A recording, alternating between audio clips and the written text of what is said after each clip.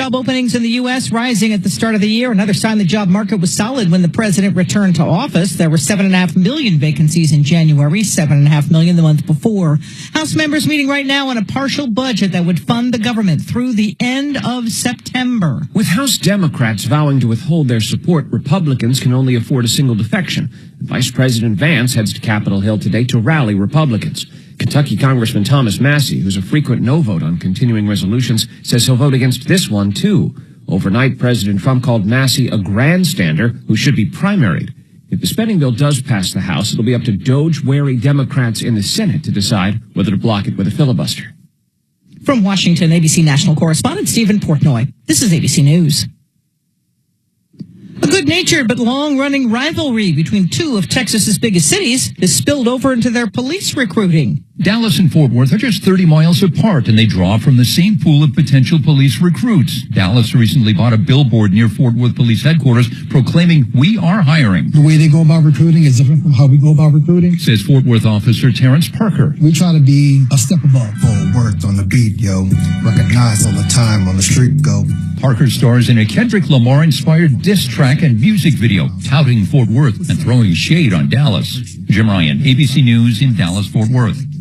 Tesla stock has been falling sharply since President Trump took office, and now the president says he's going to buy a Tesla. In his words, quote, "It's a show of confidence and support for Elon Musk, a truly great American." Trump also blames the sales drop on radical left lunatics who are trying to boycott Tesla.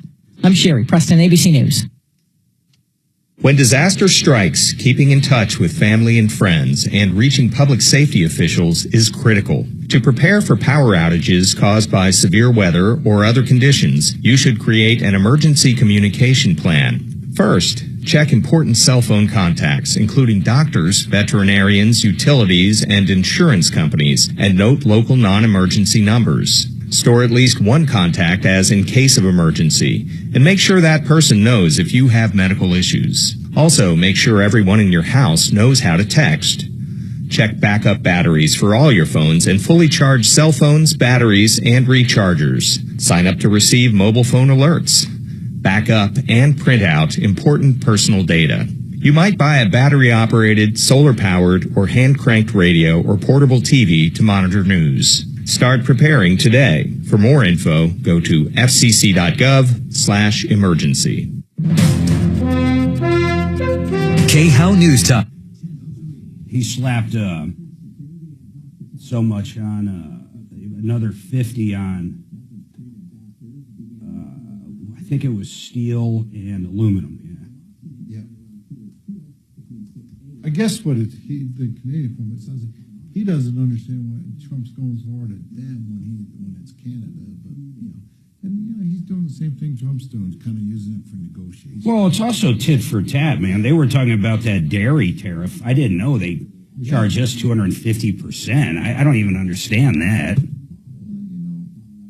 Trump's goal is not to keep the it's for the other countries the tariffs to come down. Everything should be even tit for tat.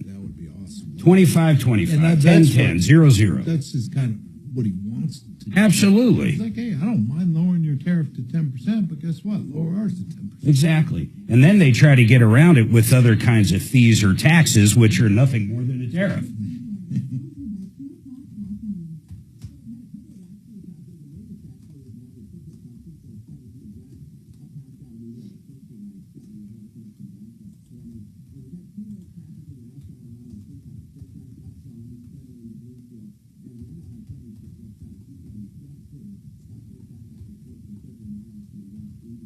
If he hits their car market, I mean, he'll basically put them out of business. That's what they said. That's the big bomb, man.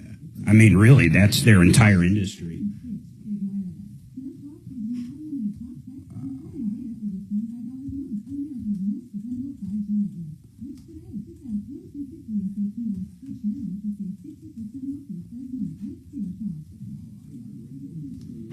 What is this $19 to, oh, this is our development site. Okay.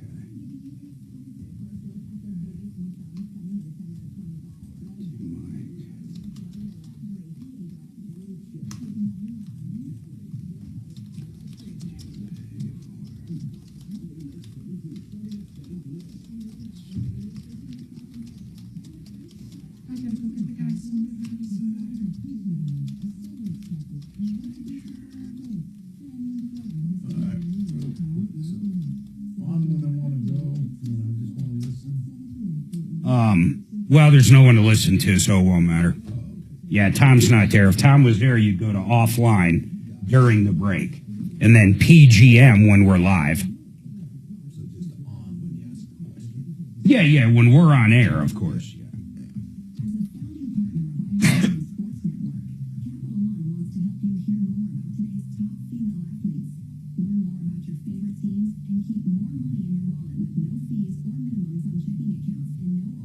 Yeah, you should be able to create a nice report with these two. I'm not sure. She must be here. Yeah, you guys see I'm assuming that's going to take to Michael.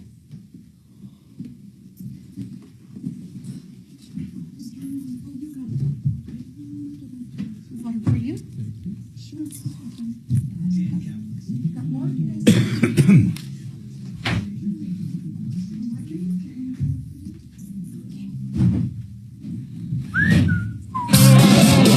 Ripped off, bad news.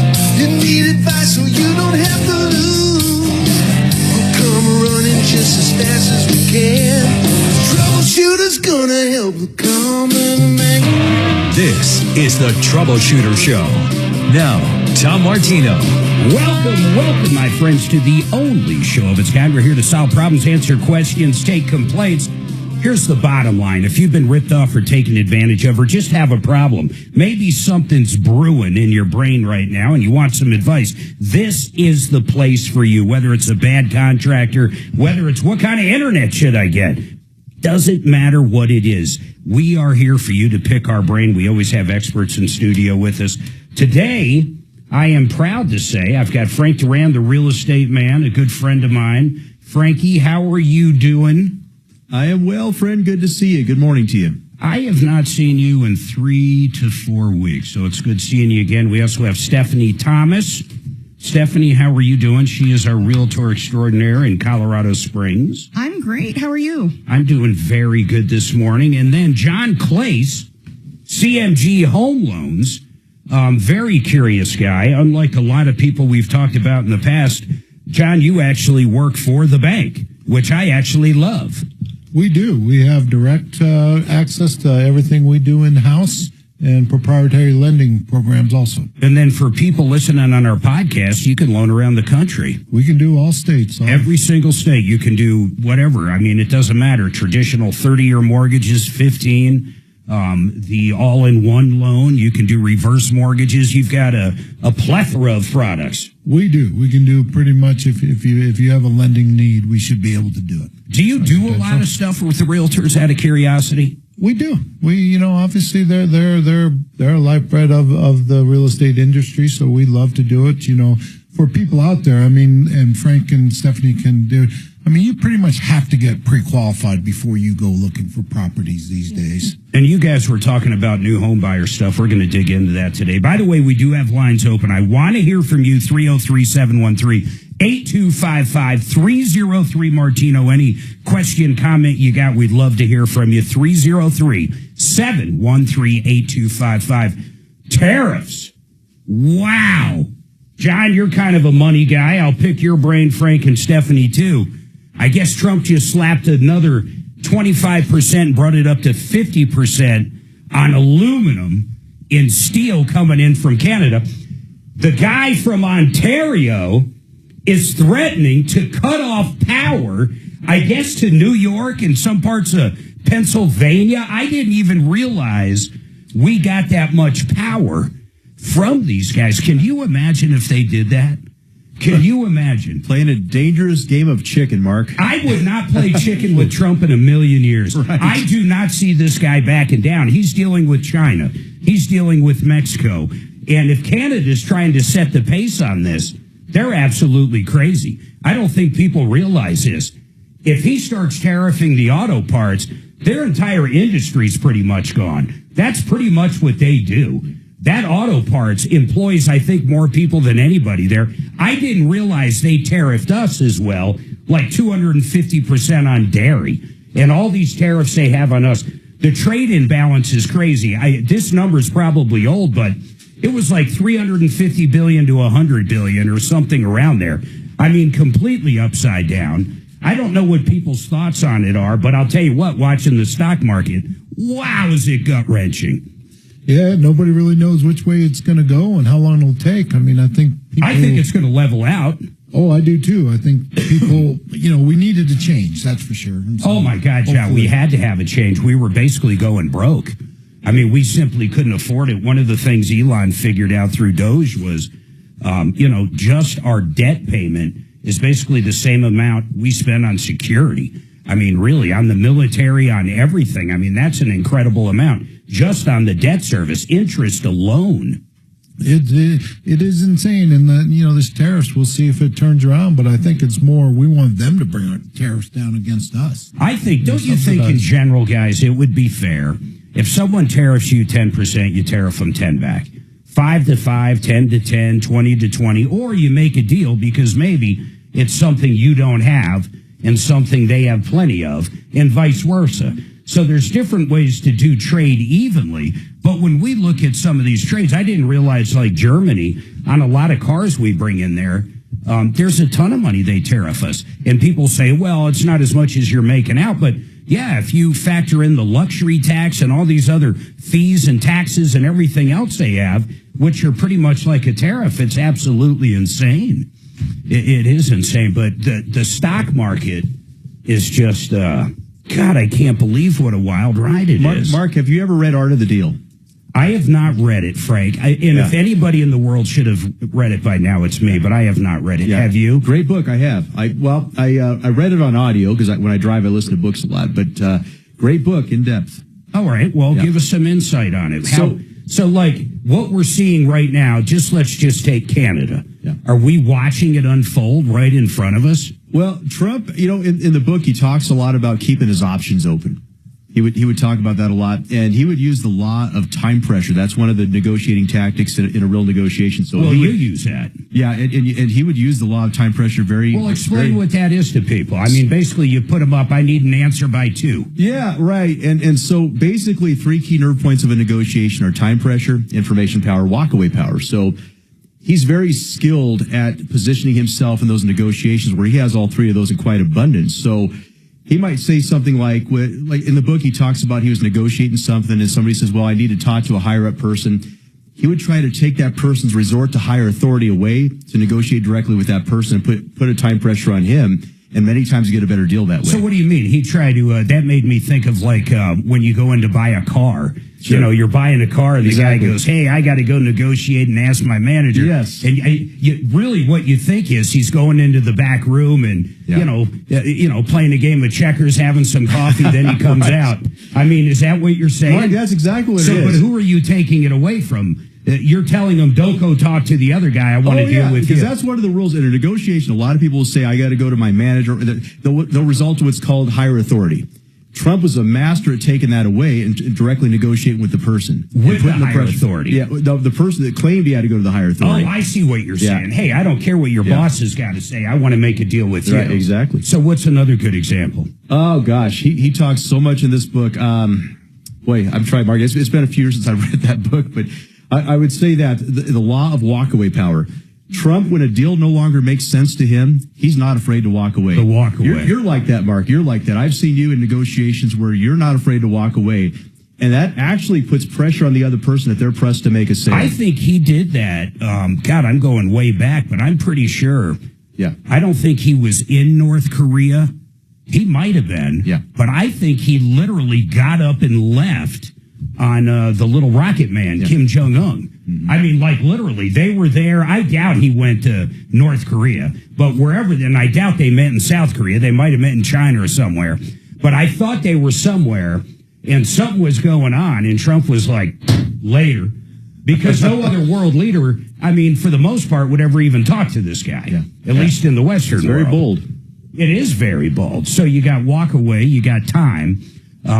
It's kind of nuts. I'm just watching the sausage being made can get to you a little bit. You got to agree with that, John. I mean, we're kind of used to Biden, and Biden, we wouldn't know anything. I mean, literally, we would know absolutely nothing. And I think we found out that it really wasn't Biden. I think I read that everything was robo-signed I mean, I don't know how true that stuff is, but I mean, really, regardless of what, we've never seen anything in front of us unfold like this. And it can be a little much watching the sausage being made. And I think that's why the market's doing what it's doing. It is. People don't know what to think about it. Yeah. And you got to think long term. If we actually bring all the jobs back, first of all, I don't think there's going to be a tariff war for that long. But God, I don't know. I mean, when that guy from Ontario steps in and basically says, we're going to go ahead and cut the power off, I'm like, what the hell? I mean, Manhattan talk about an escalation. Yeah. Can you even, how do you think we would respond to that?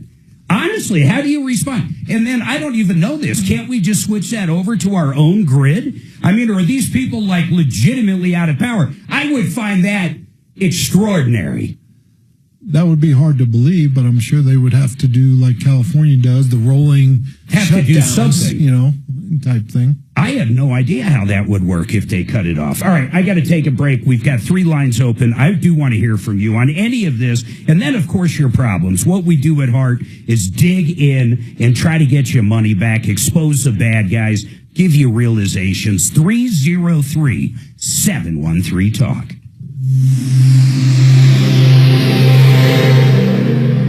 Do you feel a burning, tingling, or numbing sensation in your feet? It's Trump, man. I heard him on the radio this morning. Oh, he is, but he's trying to stand up. The problem is we have a good economy. I mean, they depend on us. Everybody in the world depends on selling goods right here. I just talked to somebody from Canada the other day. They said it's so expensive up there and the dollar, because their money's so weak. It's crunched. Yeah, their money's just gotten killed. And they said it's, grocery, it's 3 times as bad as here as far as the pricing.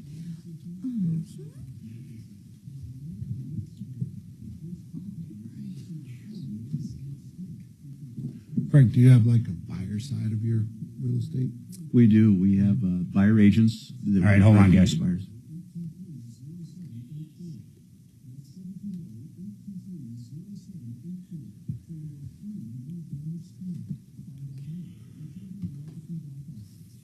K&H Home Solutions, man, do I love these guys. You realize they have been around. Listen to this, 1956, 68 or 69 years ago. Absolutely incredible. You're going to love these guys. Whether you need new entry doors, windows, siding, they have it all. And now they feature Alpin windows. These windows are made right here in Colorado for Colorado homes. You're going to love them. The energy efficiency and the beauty of them is something just to check out. Check out KH Windows and all their products at khwindows.com. That's khwindows.com. Joseph A. Lazare, an attorney I hope you never need. Criminal defense attorney. Maybe you got popped for a DUI, assault, domestic violence, shoplifting, you name it, murder. This guy can either get you the best deal out there because he knows the judges, knows the DAs, or he can get in front of a jury and fight for you. He also has flat rate pricing on things like DUI. Put this number in your phone, 303-429-6200, 303-429-6200, Joseph A. Lazara. All right, go ahead, guys.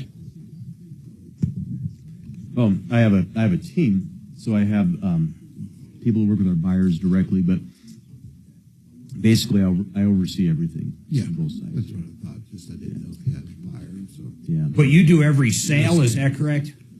Listing. I negotiate all the listings. That's what I was looking Yeah, for. yeah, every listing. And then on the buy side, I'm still directly involved with them.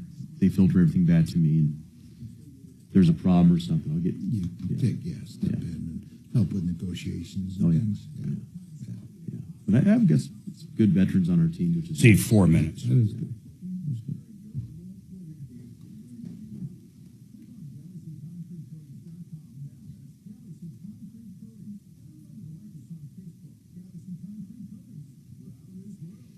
Do you have a lot of people stop the buying process with rates gone up so high or couldn't qualify? stopping the buy. No, not really. I mean, they're still, yeah.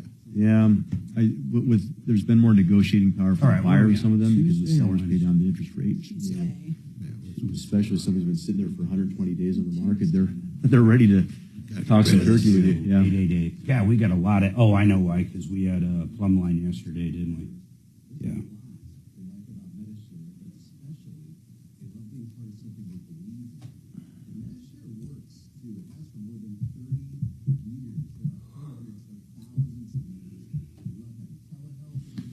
Mark, we were watching the library cop from Seinfeld the other day. I watched that.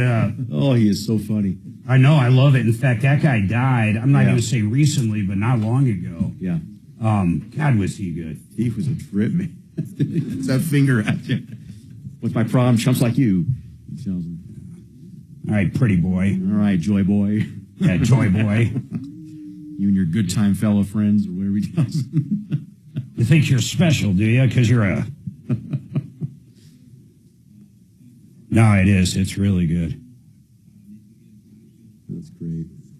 And then Kramer with the librarian in that one. And then, of course, they generally have three things. Yeah. And then the other one that was great there is can't stand you. Can't stand you. Gave him the atomic wedgie. Yeah. Can't stand you. Those were the early ones. The show actually got a lot better. That was pretty funny. I really like one I can go either way on. I'll watch it occasionally, season 1. But I really like 3 through 6. Yeah. And then I like everything else, but I do like going back and watching 3 through 6. Yeah. They're on enough. Oh, man. God, can you imagine how much they make just off the royalties? At least Jerry and, who's the writer? Larry David, yeah. And then occasionally he'll have some of those cameos. He played the owner of the Yankees, Steinbrenner. He also, who else did he play? The library guy? Larry David. Oh, he was the voice. Yeah, he did the voice of Steinbrenner. Like 3 or 4 things. Oh, he played the lawyer with the cape.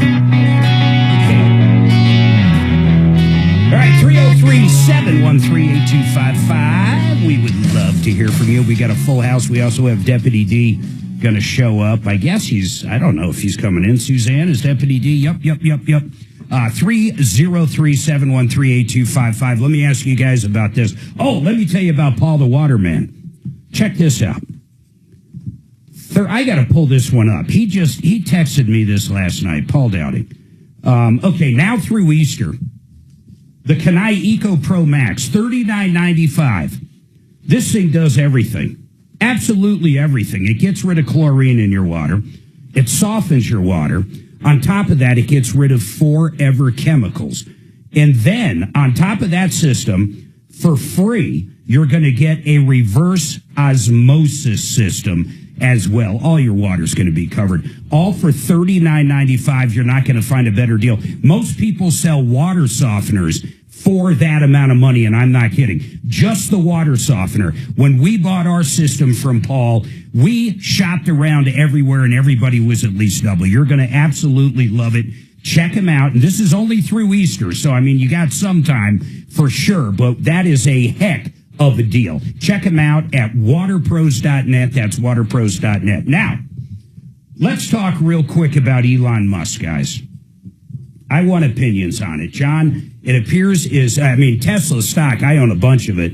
Luckily, I'm in around $110 on most of it, but I definitely have bought some at higher than that. Wow, is it getting hit? It was at 480. Now it's down for whatever reason. It's doing a little better today, but do you think it's fair he's getting punished for this? People are firebombing like charging stations. Molotov cocktails. I think right here in Loveland or somewhere, some dealership, somebody was trying to set a bomb off or something. Something happened. Yeah, that was national news. They said they've hit them like 3 times. Yeah, I mean, it's crazy. And they're punishing this guy big time on it. Yeah, it's kind of the opposite of what you see when, let's just say, the Black Lives Matters. your violence. We're trying to get away from the violence, and it's terrible. Well, the Democrats lead this. I mean, it's that pro resistance. I mean, look what happened. It wasn't the State of the Union, but whatever they call the first one, the meeting with Congress, the joint session. That guy got up. I forget who he was, but he just didn't want anybody talking but him, and got up and screamed and got censured eventually. Don't you think it's crazy that the environmentalist 3-4 years ago, Tesla. Oh, and now that he's finding they loved this side, they just completely switched, but nothing different with the car. Well, same thing they did to Vance. Vance was their sweetheart years ago. Vance didn't like Trump at all, and he was the sweetheart. I mean, big time. But it's amazing how they flipped, and I think the stock's probably up today. Trump said he went out and bought a Tesla. Yeah, he's morning. buying one. So we've got one on order. But I'm going I almost wonder if you give up the $250 and wait a little bit. But then with the tariffs coming from Canada, I start thinking this, my God, Tesla might be the only affordable car here. So, I mean, you're over there smiling, Dimitri. Join in on that. What do you make of this beating of Elon Musk right now? I mean, they're beating him up, man. People are afraid to invest in him. They're fireballing stuff. And all he's doing is going into government and cutting waste. It's absolutely amazing to me that even Democrats, I can't understand why. I mean, I guess some of them want a transgender play in Europe or whatever the hell all this weird money from USAID was going to. But the majority of them don't. I understand some of them do. But, I mean, I just don't get this beating up on Musk. Yeah, it's not surprising, right? I mean, we've been dealing with a really hysterical minority all these years, and they truly are a tiny, tiny minority, but boy, are they loud. Well, yeah, that's exactly why a lot of us were under the impression that there were a lot more of them. And that's underscored by the number of politicians on the left side that are pandering to what turned out to be a tiny and probably insignificant minority, as we'll soon find out. I used to say that to Tom all the time. He says, everybody over here is saying there's no way Trump can win and there's no way Joe Biden's going to step down. And I'm like, who are these people you're listening to? Because as I travel the country, whether it's California or Montana or New Mexico or Wyoming, California, Las Vegas, Georgia, all these places Suzanne and I were in last year multiple times, everybody was Trump. So you're right, it is a small minority, but the voices are so loud. And they're so, people laugh at me, the louder he is, the righter he is. But there is some truth to that. I mean, they are very loud and vocal. Yeah, I mean, that's the hallmark of hysterical people, right? I mean, that's actually the origin of the term hysterics. And so that's why they've been so loud and so visible. But frankly, I think we'll find them to be less and less significant in the coming months. I think the economy is going to start turning. I mean, it could be 3 weeks. It depends how this tariff goes. And when I say the economy, I mean that in general. The stock market, I think interest rates, John, this is what you do for a living. Where do you see interest rates? Yeah, we've seen them just even drop this week, come down a little bit. What are they at, 6.5, 6? Yeah, you got 6.5 down, maybe a little bit lower, depending on... What's the high you guys remember, including you guys? I mean, did we ever see over 8? Were you closing loans at 8 or no? Yeah, we closed 7.5, close to 8, but never really got above 8, but... didn't get below 7 for a while, so 7.25. So 6.5's good. 6.5's good for right now. It's been good. I mean, and the way this market moves, it could go right back to 7. What's your crystal ball say? And say, I don't know, 3 months. What does it say? We should get the rate cut. The Fed, they should do a quarter now with what's going on. They should do because the job market came a little weaker, so... Yeah, it wasn't that bad, though. No, it wasn't that bad. Those numbers weren't bad. I wonder how people are going to panic when the government numbers come in. Well, then that's kind of what they're talking about, is those numbers. But, so I think 6.5, you may creep down to 6.25, but you won't get... they're not going to... Do you know anybody that works for the Feds personally? Personally, no. Dimitri, do you? In the federal government? Not know of them. Yeah, do you know anybody that's got a Fed job? Not know of them, but know them. Oh, no, I just have an acquaintance who had a very responsible job in the Social Security Inspector General's office. I mean, is his job okay? He retired at a very young age a few years ago, and he made a ton of money. And all right, so he wasn't affected by any of this. No. How about currently? Anybody? In the federal government? Yeah. I don't know anyone. Frank, do you know anybody? Not that I can think of, Mark. Stephanie? No, I mean, I've got clients that are... It was remarkable. My parents, who are pretty big liberals, actually made the comment to me, "Oh, you don't know anybody in the federal government." And I turned around the question on them, and I said, "Who do you know that works for the feds?" And they couldn't name one person. They could name one person that retired years ago, but other than that, they're like, "Oh, don't you feel bad?" I'm like, some of these people haven't showed up for work, apparently, forever. They do a really great job staying invisible, staying off the radar. All they had to do was answer an email and then possibly go back to work. What's the big deal? When Facebook, when Meta called everybody back, when Google called everybody back, but when Trump calls everybody back, and these are people we pay. That, ultimately, we're the ones that create their payroll.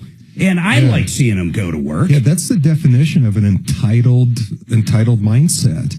Is you're not even you're put out by the mere request to say what you did last week. It's just a couple of sentences. What did you do last week?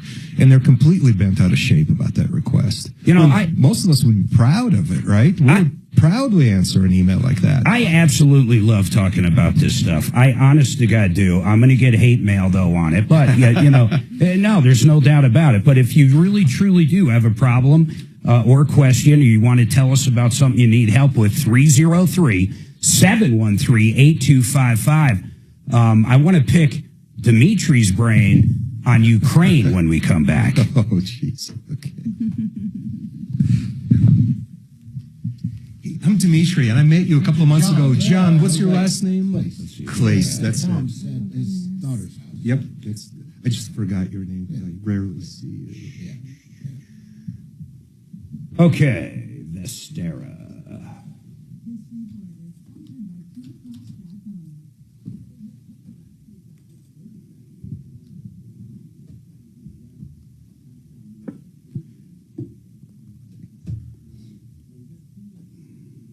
Ukraine.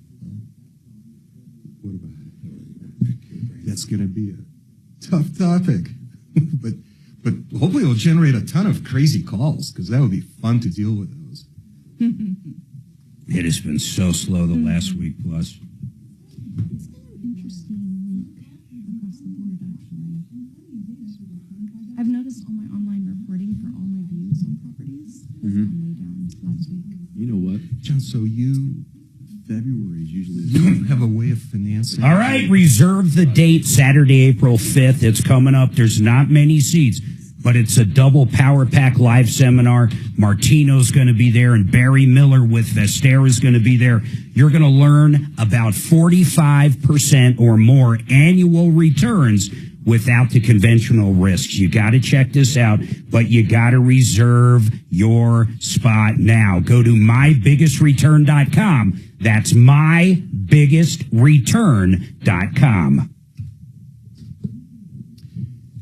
You have a way of financing a home purchase through a reverse mortgage? Yeah. Is it okay if I ask you about that? Because I'm gonna have a few stump the mortgage guy questions. I've never heard of that. Basically, what you can do is save it for the answer, because I think it would be very interesting. I had to suck down 96 ounces of colon blow. What the hell does that mean? When is it? 2 o'clock or 3 o'clock. 3 o'clock today? That's always fun. What's colon blow? Colonoscopy. 96. Feel light. What do you mean? It's supposed to have 5 a week. Oh my God. We got to do big time makeups. Big time makeups. Mark, I'm sorry to hear about it, whatever that means. Colon blow. You don't know what colon blow is? I can imagine what that is. Is that an actual product? Well, no, they don't actually market it as colon blow. I don't know why, because that sounds like such an attractive product. So I had to drink. It's crazy because you drink 8 ounces every 15 minutes for 2.5 hours last night. Then this morning, 8 ounces every 15 minutes for an hour and a half. Does it at least taste nice? It tastes like, actually, it has almost no taste to me. It looks like water. If it's cold enough, it tastes like water. But, if you drink that much water, you get bloated. For some reason, it doesn't. I think it doesn't sit in your stomach. I think it absorbs into your intestines or something. Okay. Yeah, it's different. You can be done with it and you feel thirsty, which is really weird. Well, good luck today. How old are you? Like 50-something. Oh, you've had a colonoscopy. No. Really? Well, I have blood tests for that kind of stuff. Usually that's mandatory. I'm going to smack you around on air about that one. But isn't it sufficient to have blood tests? Hell no. Yeah. Hell no. Just consider maybe. I love how you take such good care of your body as a temple and get things checked out. I watch you, but you don't get that done? Yeah, so I was That's gonna like ask you, the most preventable cancer until it's not. Yeah, I think you're right. I know I'm right. No, I guarantee you're right. I just happened to be, the reason I'm late, I was at my primary care provider's office for a pellet injection. So I'll follow up. She has mentioned it before. They're 45. Right now, Kaiser just moved it to 45 because 50, they're catching it too late. I really am going to very seriously look into it and schedule it through Kimberly later on today. I'll be at her house anyways. That's scary just hearing you say that. Oh, God, Mark. When'd you get your first? 50? Because it's in the fam. Unfortunately, so I've had 2 of them. Yeah. This will be my third because my first one, I had a polyp and they cut it too close. I had to go back in the next day. None of it hurts, though. The remarkable part is it doesn't hurt. She's going to have her second one within a week of her first one. She did. A family that does colonoscopies together stays together. Now you can really find out they really have a buyer, but also say, So you get like the family package discount. Oh, no discounts, man. We just basically end up paying cash till we hit. That's true, but you can keep your contract. Well, whatever what do they charge for that service, roughly speaking?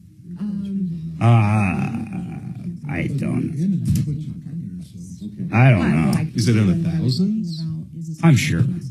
Costs Because you have to Well, what kind of health care do you have? Right, that's true. Oh, really? Shitty. Well, like what, though? Do you have something? No. Oh, well, then it is shitty. Yeah.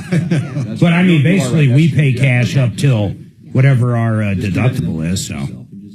Yeah, everything I looked at was going to be like a $12,000 deductible, which doesn't bother me, but I get to pay out of pocket for $12,000, up to $12,000, and I still get to pay $12,000 a year in premiums. That's how we are, basically. So, yeah, man. Huge benefit unless it's just the people who don't do their homework and look. That's true, too, at the same time. Oh, wonderful. Thank you. It doesn't look as impactful. To boldly go where no man has gone before. Well, thank you for that, Shannon.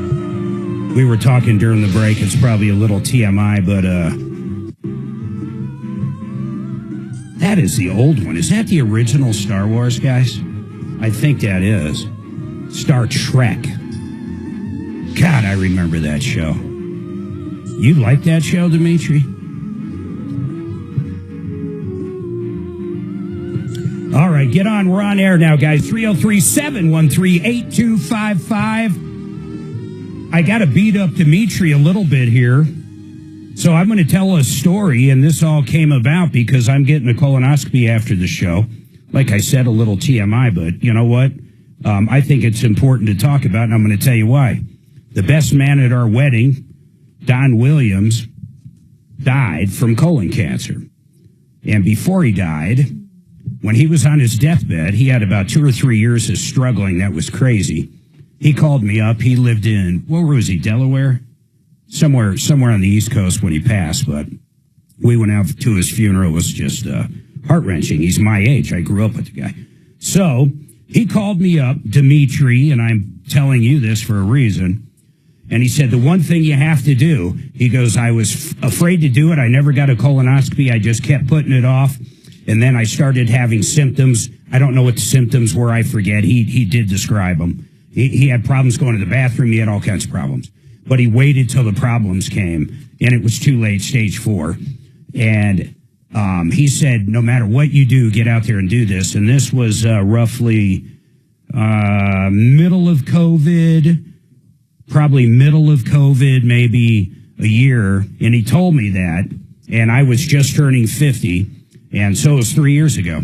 So I immediately scheduled mine, and I ended up getting it like a month early. Funny enough, though, Kaiser now starts at 45, not 50, because too many people are having trouble waiting till 50. So I went in and I did have polyps, and what I learned is if you have polyps, they cut them off, they're gone. They do it all in the same procedure. And the bottom line is, if they didn't turn cancerous, you're fine. I mean, that's it. They got rid of it. It's done. And there's absolutely no pain to it. But when you told me your age and the fact you've never had one and you rely on blood tests, I'm going to tell you story number 2. We know someone very well, Suzanne and I, not only relied on blood tests for a colonoscopy. One of them actually did this. You take a sample and you send it in. It's called Cologuard. Yeah, that's what I just got signed up for. Yep, they took Cologuard. And the Cologuard came back fine, negative, no problem. 2 years later, roughly, 2 years later, stage 2 or 3, colon cancer. It didn't find it. It was there the whole time, and Cologuard missed it. And we were just told by our doctor, what did they tell us about that? Not only a week ago in Kaiser, the nurse said. A couple weeks ago, I went in for my first colonoscopy, getting ready for my second now. But I said, hey, I did that Cologuard thing a couple years ago. It came back good. She goes, oh, the only thing that finds is hemorrhoids. She just poo-pooed the whole thing. Notice my little play on words there, poo-pooed the whole thing, but you get what I'm saying. It's ridiculous, man. You have to get it, and that goes for anybody listening out there. I don't care what age you are. After losing Don Williams like that, and then having a good friend of ours, now thank God she's doing okay. I think she's good, actually. But that doesn't mean anything for a lifetime. I mean, I hope she's good forever. But, no one wants it. It can always come back, and it can always pop up. So, I mean, it's cancer. Who knows? We all deal with it in our lives, and it's really scary. You have to get it done. I mean, you really do. There's no doubt about it. Now that I beat you up on that, you're going to get an appointment, and right? By the way, I appreciate that. That is a wake-up call, and sometimes we'll need a reminder of something that's super obvious like that. Yeah, you're so healthy. You're always trying. You're trying to lower your cholesterol. You're losing weight, which I mean, you don't even really got to lose weight, but I know that last 10 pounds, whatever. Yeah. And you exercise, and you almost eat zero carbs or very low carbs. Yeah, I'm on a ketogenic diet and have been there for 5 years now. It changed my life. And, and I have full blood tests twice a year to see what's going well and what needs attention. And then you overlook something so massive.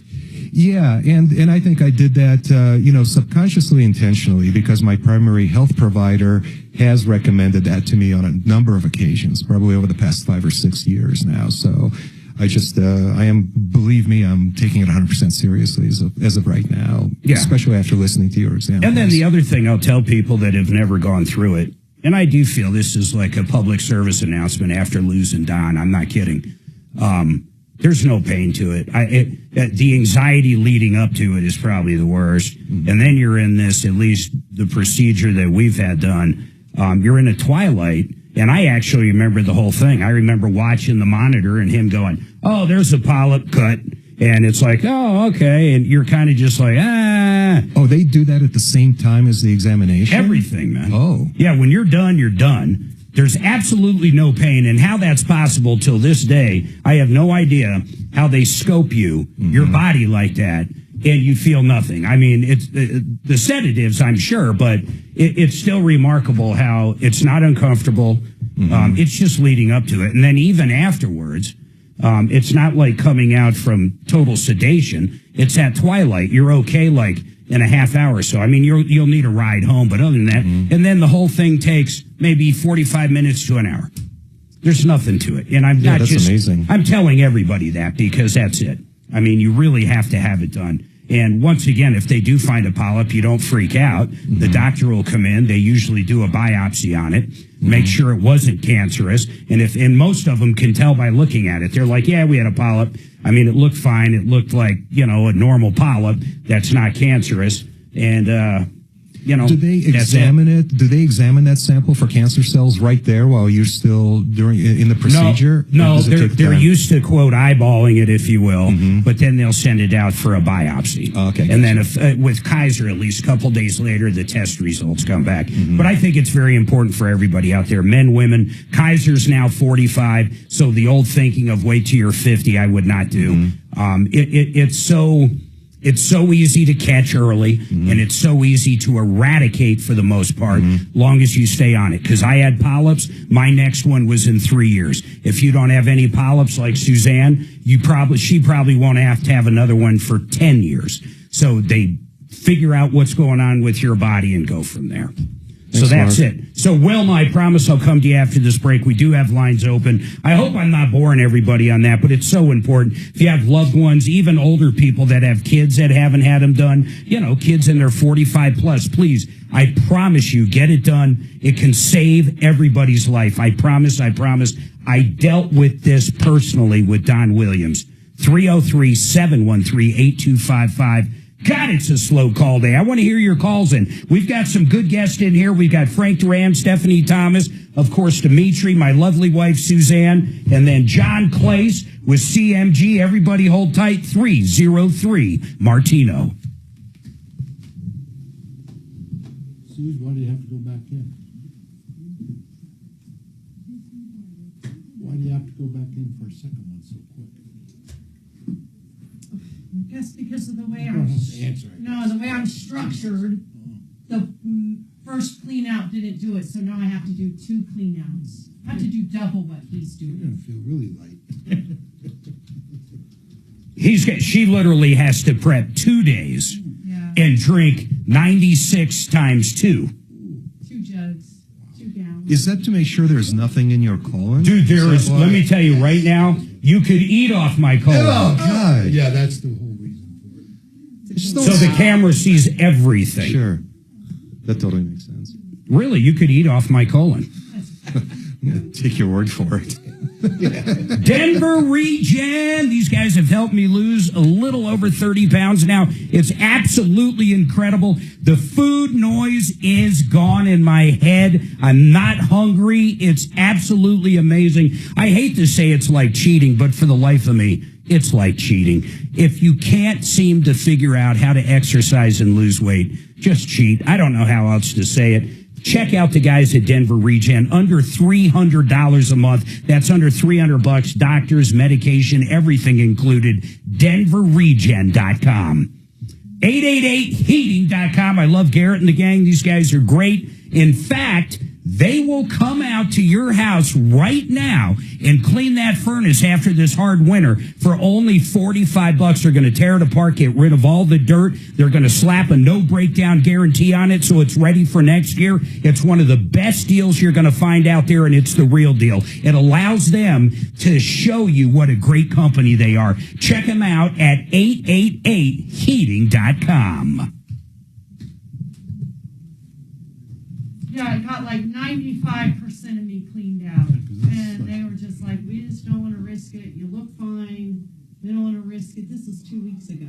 When that doctor walked in, I said to the nurse, I said, so no polyps or anything? And she goes, no, we didn't see any polyps, but the doctor's got to talk to you. I'm going, oh, great start. Yeah, but they already said no polyps, so that's good. But she shouldn't have used the word but. Well, I don't know if she said but in my head I was thinking, oh, that's not good. So, but just drinking that stuff for 2 days, have you ever drank that stuff? Yeah, I've had 2 of them, luckily 10 years apart. It's just a little So yours are 10 years apart? Yeah. So you've never had polyps? Never pops. It's Yeah. always osteoid. I had 2, man. I had one little one, and I had one big one. He was like, it's a good thing you got in here. And I said, thank you, Don. What's the big one? I don't know. Oh, okay. I don't know. What's that? Today. Okay. 3 years. She doesn't say anything. Right. You're a 7. That's even more than a 10. Did you have a polyp? You must have had a small one or something. Yeah, but I have to start those two. And I got to tell you, can you hear me on offline? Yeah, I got you off. I thoroughly enjoyed every stage of the situation. I liked the drink and the stuff. It was fine. No, it's just... I understand. It doesn't taste disgusting, awful. but it's a care. lot. People make it out so bad I didn't care. Yeah. And I loved being empty. I'm not. Loved being cleaned out. Holy crap. Yeah, people talk about like a flush or a cleanse. There is no better cleanse than this. Stuff I ate in middle school emptied out. It was great. Well, I was telling Dimitri he could eat off my colon right now. I heard that. That's awful. Maybe a hot dog or something. But maybe a hot dog or something. But then I was not put under because I had to go do a CU game right after, so I had no anesthesia. If I swallowed a cashew right now, it would come out perfect. Yeah, you could eat it. Flawless. So I did not have any anesthesia because I had to How go about do a a game. payday bar? And I watched just like you did, I watched the monitor and talked about everything with the doctor. It was awesome. That's what I did. I had questions. Love it. I remember like 50% of it. I don't remember anything negative. Right. Does your butt hurt afterwards? Not at all. I didn't. Actually, that's shocking. There's no pain, man. How large is the device? It's like no bigger than a tennis ball. There's no way it's in. Oh my! There's no way it's an inch thick. It's not even that, I don't think. I've never. Okay, honestly, I don't know because I didn't want to see it, so I have no idea. Okay, racquetball. The thing made a turn inside of me that I could feel. They had to push on my stomach for a moment, push on my belly, whatever. When I drank that last night, when I drank all that in like 2 hours, I was so bloated, man. It was absolutely insane because all of it's in you for a period of time. Yeah. It's just sitting there and your belly's like this. I started going, that's how boxers do it, really. That's how they go up and down on weight. I mean, they can drop weight with laxatives right before weigh-in big time and then drink a shitload of liquids to bring it up. That's what messed up Roberto Duran against Sugar Ray in that second fight, though. What happened? When he said no mas. He had bad stomach cramps. Oh, from what? Because he dropped weight too quick. Sugar Ray's just a smart fighter. He put it back on so quick. Yeah. He ballooned up after that first fight. Isn't weigh-in usually the day before, right? Or is it the day of? I thought it was the night of or something like that. I think it's the day before. It's kind of weird because we're getting to the point where you can drop or lose or gain weight fairly quick. Oh, yeah. All right, 303-713-8255, 303 Martino. Hey, Patrick, what is going on with you? Wilma, I'll get you after this. What's going on, Patrick? I'm just looking for a auto body shop. You guys recommended Michael's Auto Body to me. Yeah, they're gone. I don't know. They were great, but they're gone. I was seeing if there's anybody else in the Elizabeth, Parker, Brinktown, Castle Rock area. Man, nobody that I'm going to put my name on there. I just don't know. I haven't had to use one since Michael's, and it drives me crazy. They're gone. I love Michael. He lost his wife from cancer like 5 or 6 years ago, so he went through a tough time. And basically, he found himself just working all the time. I think all of us would kind of fall into that. And he built that, and he used to be in a little shop or a medium-sized shop in Castle Rock. Then they went to that big shop down in the industrial area. They worked on a ton of listeners' cars. They worked on 2 or 3 of our cars. Never had any complaints. Every time I picked something up, it was great. Then he sold. And I was a little bummed out, but I was like, okay. I stopped in after he sold, and I saw that some of the same faces were at the counter and the guys in the back, more importantly. And I'm like, okay, the guys doing the body, besides Michael, are still here. But, fast forward less than a year, they're out of business. I'm blown away. But if anybody, I'll throw this out there. Does anybody know a good body shop in Douglas County, maybe Monument to Castle Rock, and then possibly east. I know there's one in Franktown, but I know nothing about them. Absolutely nothing. I would love to hear from somebody that's got a good one, because I'm going to need one eventually. And Patrick, it sucks, man. I don't know who else to tell you. We have calls on body shops all the time. In fact, the biggest thing right now, Patrick, is time frame. I mean, we have people calling in and, you know, they're told a month and it turns out to be a couple months. It's horrible. What's wrong with your car? So I bought it. No problems with it. And then slowly, after about a year of owning it, the rear side quarter panel, all the paint just started coming off. That sucks. And it's like, so it wasn't just paint. It turned out to be Bondo. It previously was in an accident apparently, and it's on the cheap fix. Yep, it was. Let's see who did it. One of the big shops that work for all the dealerships and stuff. Yeah, did it, and they didn't do a great job. It sounds like. No. Well, we'll see if anybody calls in. I mean, we got to find a good body shop. I know there's some out there. I would assume there's another good one in Castle Rock, honestly. I'm just not sure who they are, nor if I used them. But when I discovered Michael's years ago, I couldn't have been happier. We had a little faux pas, or they did, when we picked it up. And, I mean, they immediately took care of it beyond just great guys. I hate when a business sells. Have you guys ever dealt with that? Hey, thanks for the call, Patrick. 303-713-8255. Have you guys ever dealt personally, anybody, I don't care if it's a restaurant or anything, where the business sells and then it just goes to hell? I mean, like literally. So I sold my computer store, and the computer store sold two computer stores, and they both went out of business within a year. Stephanie, how long that Parker one? As soon as I think that was less than a year. Less than a year. Yeah. I mean, the guy gave me $200K out of his 401K.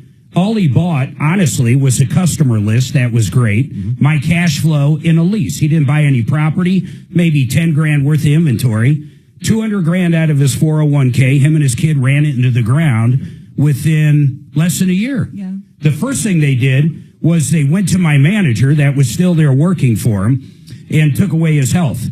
As soon as they took away his health insurance, I mean, you can see where his thoughts went. Mm-hmm. He was no longer that loyal to him because they weren't being loyal to him. They just couldn't do anything right, and they wasted all their money. I mean, that's the bottom line. And then same with the last Goodyear store, except a little different. The guy ultimately, he did okay because he sold the building. I sold him the building and the business, but he ran the building into the ground within a year. And that one was all commercial accounts. It couldn't have been easier to make money. It was all commercial accounts. You always get paid, and the driver is not the one approving stuff, so they could care less. It was the easiest stuff in the world. You couldn't run it into the ground, and somehow he did it. Wilma, hold tight. Whoever's on 2, hold tight. 303-713-TALK. Restaurants happen like that. Oh, yeah. Wonder why that is. Does anybody want something from the break room? Restaurant. Does anybody need coffee? Point him to make sure he doesn't get locked in the red room. Yeah, I'll show you the other one. Coffee? No, I don't. I'll take a water. Room temperature. Oh, I got a water. Okay. Right? I'm good, my friend. Thank you for asking. Oh. Mark, I don't think they're running our spots during the day. Suzanne is literally dealing with that. Is it? Right now. Okay. You don't think they're running? I don't think they're running at all. I mean, maybe I'm just missing them, but usually, like, you'll hear at least a few spots through the day, and I've, like, heard nothing in the last maybe week. I don't know. She literally is that his order? Yeah. Literally looking at your order now. Michael, when I was changing over, he goes, "Is that Frank?" I said, "Yeah." He goes, "I haven't done for a live for him in a while." And I said, "Well, what do you mean by a while? You should be doing 5 or 6 a week." Yeah. And that's what made me think about it. So I told Suzanne to dig in. Yeah, I was going to ask you, and I thought, well, I'm going to see you today anyway. You might be heavy as hell next week if they're all going to be makeups. Well, this is that time of year where it's good, Mark.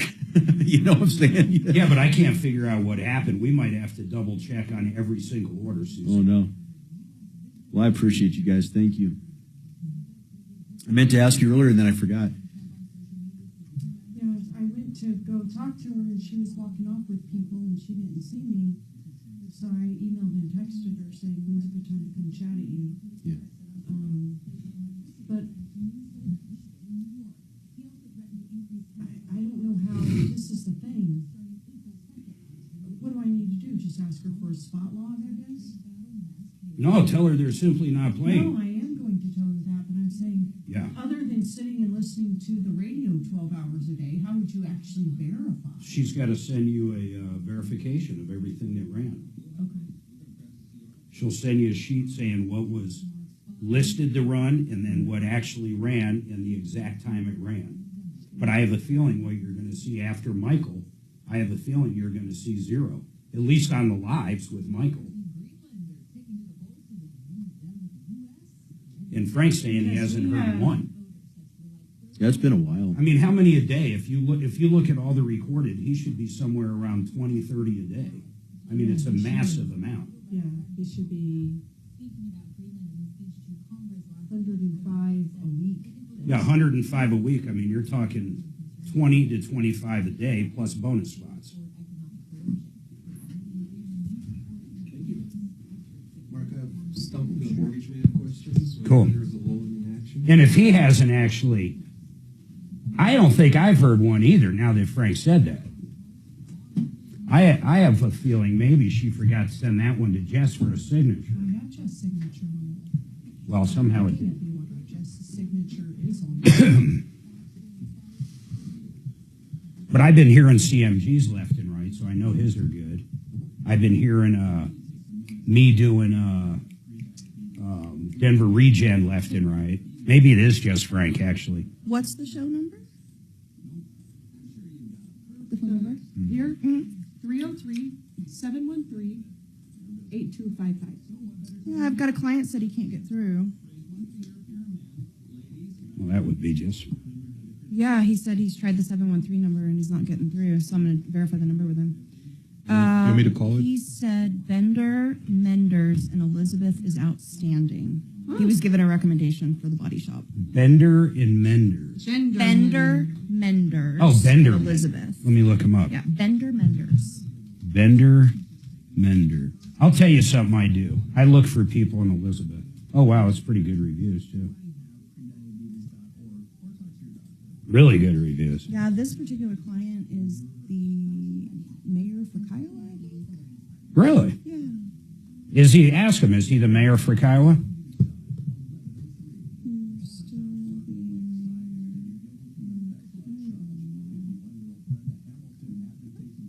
He listens to this. So. John, where's your office? Landmark. Oh, okay, very cool.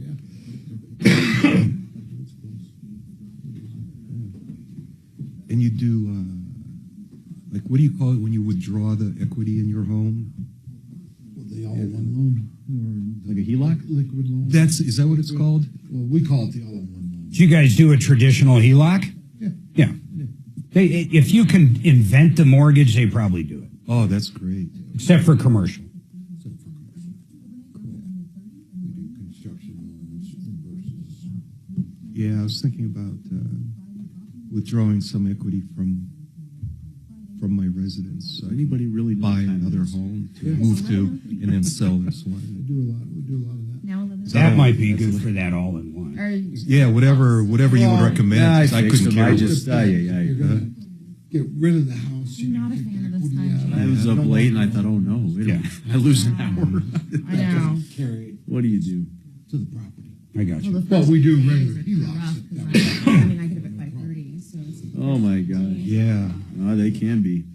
I mean, Ella's doing okay? yeah, my idea is just to eliminate mortgages. What's nice is you do She's the a nice all-in-one lady. on the house you're gonna buy, and then when you sell, you just take that money and apply. Thank God. Good job. When does it close? Nice work. I mean, we got on Say that again. So he puts a loan on the home he's gonna buy. And you got that other one, right? And then when he sells his property, Just like you. Got it. Down to zero. Oh, yeah. So you don't lose your equity. Oh, that's Yeah, right. so you buy the investment property with the all-in-one. Oh, yeah. It would be my helped me a lot next primary residence. I want to. Even though we send them everything. Oh, move. well, why wouldn't you buy even just a regular investment, a 2-year investment property with the all-in-one? Oh, you do. We do a lot of that. But he doesn't because it's a little better place. I need a place to live. Your private, but he buys his primary. And then we've been reaching out to one loan. And then when you Tom's got that big basement. There is a bedroom in there too, and a cat. Yeah, so I love when that cat just jumps up on anybody. And we don't want you to jumps on you. We don't want you to feel like you're being. I've never we been. want you to feel like impression. It's on video. Yeah, she sleeps in my lap. Came right up to Bob Logan yesterday. Yeah. Oh, she's such a sweetie. That's right. Her name is Princess. Oh, you remember the cat? with the drum set there, that. Yeah. Yeah. Oh, yeah. The drum set. Yeah. Some of that too. I miss that little kitty. Do you have a cat? Oh yeah. Two. Oh, no dogs? No dog. Well, I live downtown, so it's not a good environment for a dog. But when I move, I'm gonna have cats and dogs. It's a great environment for a Doberman. You don't see a lot of those. Trips. Plus, get premium benefits at a collection of luxury hotels when booking on Capital One Travel and access to airport lounges worldwide. What's in your wallet? Terms apply. Lounge access is subject to change. See CapitalOne.com for details. That's not good.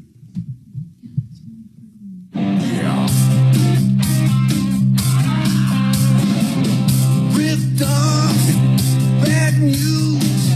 Did you like emails? So you don't have to lose. We'll come running just as fast as we can. Troubleshooter's gonna help the common man. This is the Troubleshooter Show. Now, Tom Martino.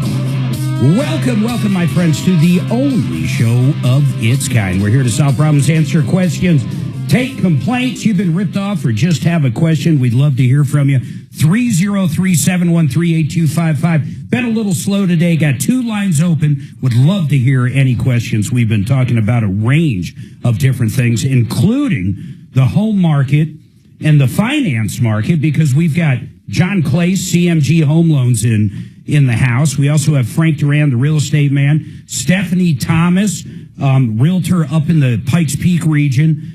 Real quick, guys, Pikes Peak region, how's it? Up, down, medium? When it comes to buying and selling a home, like what's your average inventory right now, Steph? So Colorado Springs has a little over 1,700 current active properties. Is that norm? We're actually up a little bit for properties, but our days on market are really increasing as well. So that means everything's slowing down. Oh, definitely. How about new builds? Do you guys have a lot of new construction? We do. We really have a lot of new construction, especially in that kind of the northeast and southeast sides of towns. And there's some others, kind of scattered around, but primarily we see them building up in those areas. Something I tell people all the time, Frank, you've helped us with this on the show a few times, but and John, you might know something about this, but new home contracts are nothing like standard real estate contracts. I mean, you have no idea what you're getting into. In fact, I'll give you one from a lending side. How does this work? You guys represent new home buyers, right? And you're crazy not to use a realtor and possibly even an attorney if you're looking at buying a new build. I don't care if it's a custom builder or KB Homes or Lennar or whoever's out there building track homes these days. I think you're absolutely crazy not to use a realtor at minimum, possibly an attorney. In fact, I'd say I'd use an attorney, but here's the deal, man. There's a lot of clauses in there that say, hey, if lumber goes up, and look at the tariffs we have coming right now, seriously, the cost of building a new house could be a hell of a lot more, just like it was in COVID, than anything. We had so many people, in Colorado Springs, there was not a townhome, a condominium. Yeah. And there was about 8 people that called us, all in the same amount of time. They finally finished it up, John, and they wanted $50,000 more, $75,000 more per unit to people that bought them. They had no idea there was a clause in there that if certain prices went up, they could charge more. How does that work from a lender's aspect? When you look at those contracts, is that like, wait, we don't even know how much this is going to be? Well, a lot of times we'll pre-approve somebody at a top end, but also at what their purchase price is. And we'll raise as long as the houses will appraise, which usually if the contracts. If the price goes up, generally it's going to appraise at that. Correct. And usually it'll still be the loan, just a larger amount. Now, the larger amount could make people not to qualify in the debt to income ratio. Yeah. And then they got to have a realtor that'll protect their earnest money. That I don't know. I think Frank and Stephanie would know a little bit more about protection. How does that generally work, guys? Have you dealt with one? Like those condos we were talking about, Frank, where, all of a sudden they put down whatever. They put down 20,000 earnest or 10 or whatever the average is on a new build like that. And then next thing you know, the home's going to go up $75,000, $100,000 because of materials. Have you dealt with something? Yeah, Mark, and I'll tell you, that's where transparency on these new builds is very important with buyers, because some builders are more aggressive than others. And we had one builder where they made the earnest money non-refundable. It was like $50,000. Totally and I warned the buyer, look, you're taking a big risk when you do that, because look what the contract actually says. It's not like the ones that we do at the Colorado Real Estate Commission, much different. So wait a minute. In this particular one, it didn't matter what happened. In other words, even if they couldn't get financed, they lose their $50,000. It's gone. There was a timeline, but it was a short timeline. And that is amazing. It is. It's unreal. Yeah, and then, so what ultimately happened in that one? Did they buy it? He decided not to get into contract with it. Yeah. So we found him another property, which I think was smart, because I think he was taking a big risk. Now, how does that generally work? Pull the skirt up on the industry. When you walk into a model home in a neighborhood that's building out with new builds, and there's all those, they're not realtors, but they're people showing the homes. Yeah, the builder has sales associates that but work they're on not realtors, are they? Some might be realtors, but a lot of times their licenses are inactive so that they can work within the builder's contract. Because as Colorado realtors, we're supposed to use the Colorado real estate. So forms. You're not even supposed to be a realtor and actually sell something on a contract that's outside of the norm. Right. I mean, that's kind of the typical. There are realtors that work with builders on an individual basis, and I'm sure their brokerages and attorneys have to go in and approve things. Wow, that's crazy, though. So those people generally make a commission, right? Yeah. I know a builder's so what rep, and they happens do. like this? I walk in, and I'm looking at KB Home, and someone's showing it to me, and we like it. I'm not going to put any earnest money down that particular day, but it's all good, and I get their business card. But then I go out and say, hey, Frank, or hey, Stephanie, we're looking at buying this. I want you to look over the contract and represent me in this. So now what happens? Now it's who's representing me? The person from the home or you guys? It'd be your individual broker, Mark, because the builder's rep is for the builder. Mm-hmm. Period. They work for the builder. Yeah, they're on the sales side. Yeah, and some builders are more flexible than others. Some will say, "Yeah, just bring your realtor over and bring a card, and we're good." Others say, "Hey, you didn't show up the first time with the realtor. We're not going to work with them or pay him." Really? Yeah. That's so right. Wait a minute. So if someone gets there and then understands the earnest money and stuff, there's some builders that'll say, well, we're not going to deal with you because you want to use a realtor. It's too late. No, not quite. In other words, they might say, if you bring your realtor on the first visit, we're willing to pay them a co-op. But if you show up by yourself, we're not going to pay. Now, others are more flexible, Mark. It depends. Yeah. And some of that depends on the supply and demand, how fast they're getting rid of these properties, too. Wow. We got an update we're going to go to. Wilma, let me recap this real quick. Wilma bought a 2016 Denali. And basically, she had a lot of work done, too. In fact, I think with the purchase price and all the repairs, she's $40,000 into this. But she spent $8,000 at a dealership, I forget which one, and still had a problem. Then she needed basically an engine and had an engine put in. And Wilma, I forget off of the top of my head the people that put the engine in. We had them on air last Friday. What was the shop's name? I just forget. That was Hummel's B&B. Yeah, Hummel's B&B, yep. And then Hummel came on and said, hey, we're going to take care of this. And that's kind of where we left it Friday. And what's going on with it now? Well, I got my car back yesterday. Tell me it's running good, please. Great. It's shifting properly. Yes, it's running perfectly good. The whole thing why I had an issue is because I bought a brand new engine. You guys kept saying it was rebuilt. I was like, no, it's brand new. That's why it's like, why should I be having these issues? My car should be running like a brand new car. And it is now, right? That's why I had a lot of problems. Yeah, it is. Great. Did you and Hummel get along, or whatever his name is? Stewart. Stewart, did you guys make up? Well, I mean, he still wasn't pleased with me, but yeah, I mean, he didn't like the fact that I called you. But Yeah. it's like, well, it wasn't just you. It was also about Shortline GMC. Yep. It was on Havana because they're the ones that charged me $12,000, not just $8,000. $8,000 was for the manifold, exhaust thing, water pump, all that stuff. Yeah, I And then know. And it 4,000 turned out you need an engine. It really sucked. I hope that vehicle lasts you 150,000 miles, Wilma. That would be to have a lot more than that. Yeah, take Need a care brand of new it. Make engine, sure you because get it's the a oil brand new- changes done it's and a stuff. brand new engine. Yep. All right, I am Wilma. happy. I mean, he does provide a car service for you when he has his car. Great. He did fill up my gas tank this time, so I'm Nice. happy because last time when he put in the engine, he did drive over 100 miles. That's why I was a little 100 miles. You know, I didn't know you had to drive that far. Yeah, well, With he's a trying brand to new break engine it for in. Test driving it. Yeah. Yeah. All right, So, Wilma. but I wasn't expecting it. I appreciate the follow-up, and I'm Very sure Stuart does. satisfied. Hummel is a good place. Good deal. There's nothing wrong with Hummel. All right. Appreciate it. Bye. Thank you. You're welcome. Bye. She was so. Did you hear that call, Dimitri? She was so upset, guys, at this guy, and he came on, and could you tell in her voice she's a little hard? Does that make sense? A little. I don't want to say difficult. A little. Let's just say detail oriented. Or A personality, type A, and so's he. So when they were both on along with me, it was crazy. It was I don't want to say fireworks, but it got a little nuts. But ultimately, I'm so happy for her. The vehicle's running the way she wants it. She's got a full tank of gas. Stuart came through. I was pretty sure he was, and he did. He's been there for a long, long time. Catherine, what is going on with you? Yes, I wanted to give a compliment to Oleg with the furniture doctors. Yeah. He's fantastic. Oleg, he's done work at our house. He really is. He's like a furniture doctor. He came out and fixed. What did he fix for you?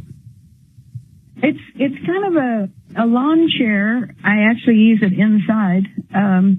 This kind of a semi rocker that moves back and forth. Yeah, like a slider. Sort of.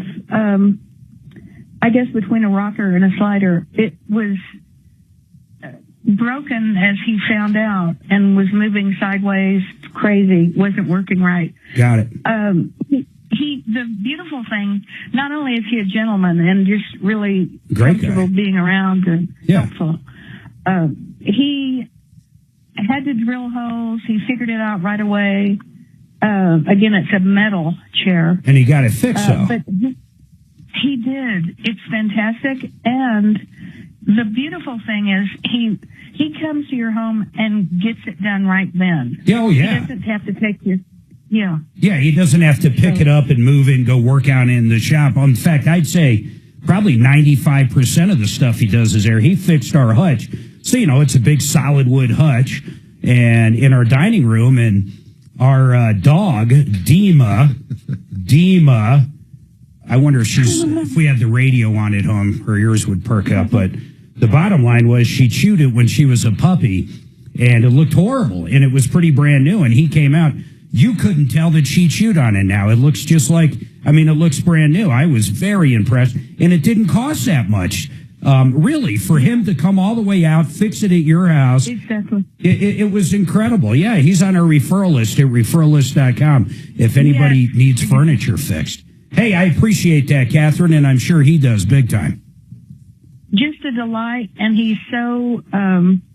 personable. His experience. Oh, personable. Excellent. Yep. Just beautiful. Yeah. To Excellent. Did you know to call him from us? He had on the side of his vehicle. Yeah. He has referrallist.com. Cool. So that's how you remembered it.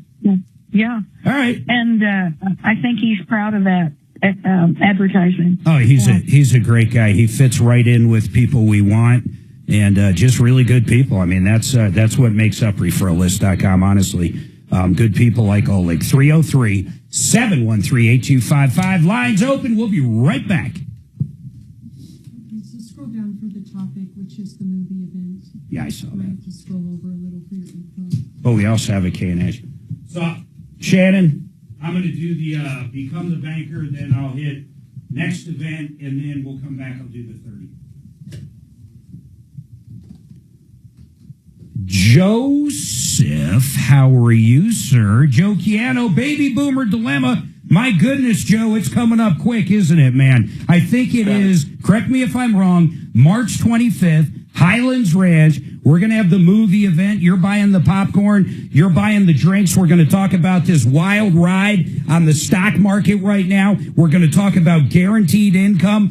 And we're going to talk about tariffs. We're going to talk about everything that affects retirement, right? That is right, And one of the things, Mark, that I want to mention is that we've been talking about the stock market volatility for years now. I've been doing financial planning for the last 50 years. Yep. So I've seen the market go tremendously high, and then all of a sudden comes crashing down. And people they're concerned, they're fearful of losing their hard-earned money to this volatility. And just a couple of weeks ago, the Dow Jones and the S&P 500 suffered the worst loss since September, Mark. Check this out, Joe. Joe, listen to this. February 13th, we were the Dow is at 44,711. I'm staring at it right now live, 41,266. 3,000 point drop in less than 30 days. Imagine if you were a month or two out from retirement, or even a year out from retirement, how long it would take to make up those gains, those losses. It's incredible, Joe. And what I love about this movie coming up, and I'm just a little pressed for time, so I'm going to tell people, here's what I love about it. It's a real Hollywood movie. This is a real deal. It's enjoyable. It's at the Highlands Ranch, AMC 24. It's 100% free, including concessions. I'm going to be there. You're going to have a great time there. And any questions you have, we're going to be there to answer them. Register now, 303-779-6600. It's basically whatever seats we have, that's all we have. And it's not a huge theater. 303-779-6600. Call and register now. Yeah, I will right after this.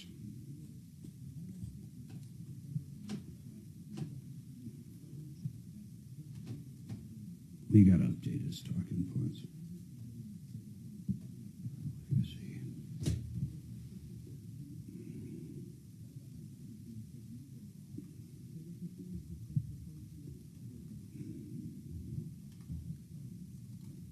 Legacy is so important. K&H Home Solutions has been around, listen to this, since 1956. That's almost 69 years. It's absolutely remarkable. If you're looking for siding, if you're looking for new windows, new entry doors, these guys have it all. They actually have efficient, not only efficient, I got to tell you something, Alpine windows are more than efficient. They're super insulating. They're thermally efficient windows. They basically act as drywall with it's like having a wall. And if you're in Colorado, it's the best thing out there. Please check out their entire product line. Their warranties are great. Their people are great. Their sales are great. Service, installation, khwindows.com, khwindows.com. We still have all this. Get rid of the bathroom shit on here for me. Okay. It's the bathroom shit that drives me insane. I just don't want to get yelled at. Just get rid of the bathroom shit altogether. Which one is it? Okay. Shower remodel. They don't even do that. Okay, and then email. Oh. Shower remodel. Just get rid of. Just get rid of everything.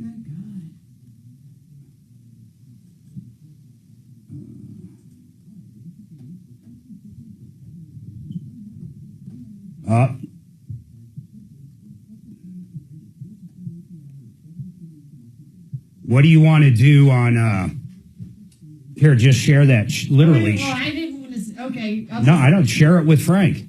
Just text him it or verbal? No, you can say verbal. So, Frank, here's the bottom line. They signed the order when they were supposed to, but it never got submitted, so nothing has ran. She wants to know, what do you want to do? Tomorrow, but needs to know, you want to double up for makeups?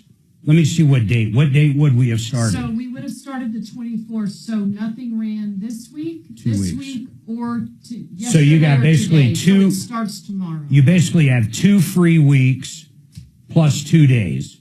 Meaning, plus 1 day, Monday, yesterday. Yeah. So do you want to cram everything in the next 3 weeks? It's a 5-week month. Do you want to do all 3 weeks all 5 weeks in the next 3 weeks?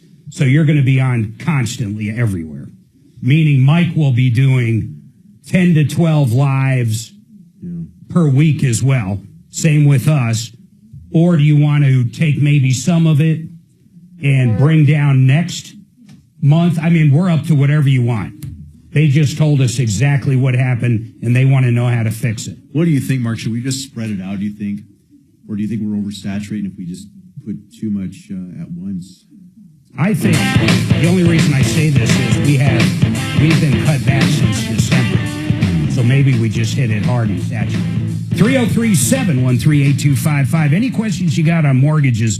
I do want to dig into some more information on that. We're going to talk about that all-in-one loan, big time from yesterday. I have no idea what this CRV, what is this CRV call? Why does it say from Friday? What is this about? Kelly, do you know? Christy, what's going on with this CRV? I remember it made some noise. I thought the dealer said it was all normal. Yes, he did, and so you recommended that I go to Honest Accurate Auto for a second opinion? Oh, yeah. What did they say down at Honest Accurate in Colorado Springs? Well, there's 3 things I need to tell you. First of all, the air conditioner is not blowing cold, and we had a hard time thinking past that because it was so warm in the springs yesterday. Yikes. So I drove it right back to Honda after I met with Austin, and Honda tested it this morning and tells me it's testing fine. The air conditioner? Yes, and it is not blowing cold. It is blowing warm. So I asked them to test it again at 2 o'clock today because maybe it's a little warmer outside. And they said, well, when we stick the probe inside the vent, I said, well, put your hand in front of the vent. You can feel it's not blowing cold. And he said, well, the test is, and I said, well, could you go a little step above and beyond and put your hand in front of the vent? He's like, yes, we can do that. He said, okay, my text says the ticking noise is normal operation. It's a solenoid, blah, blah, blah. Yeah. And I said, well, then can you tell me why when I drove the identical vehicle on your lot, same year, makes, model, hybrid, it was the same flipping color, why that car did not make any noise? And what did he say? He said, no, he couldn't answer that. I'll have to talk to the tech again. And I said, well, could you repeat back to me the question because I want to be sure you understand. And he said, well, I don't really understand what you're asking. I'm like, okay, well, let me explain it to you again. Under what conditions is this vehicle supposed to tick? Because sometimes it does and sometimes it doesn't. And the other one I drove didn't tick at all. Yeah, so, but honestly, Christy, you didn't drive that other one a ton. I mean, maybe it does tick sometimes. I don't know what to do on that ticking problem because I've actually looked it up and a lot of people complain about it, but they are saying it's normal. What did they say that solenoid does? And then what did Honest Accurate say just about the clicking or the ticking?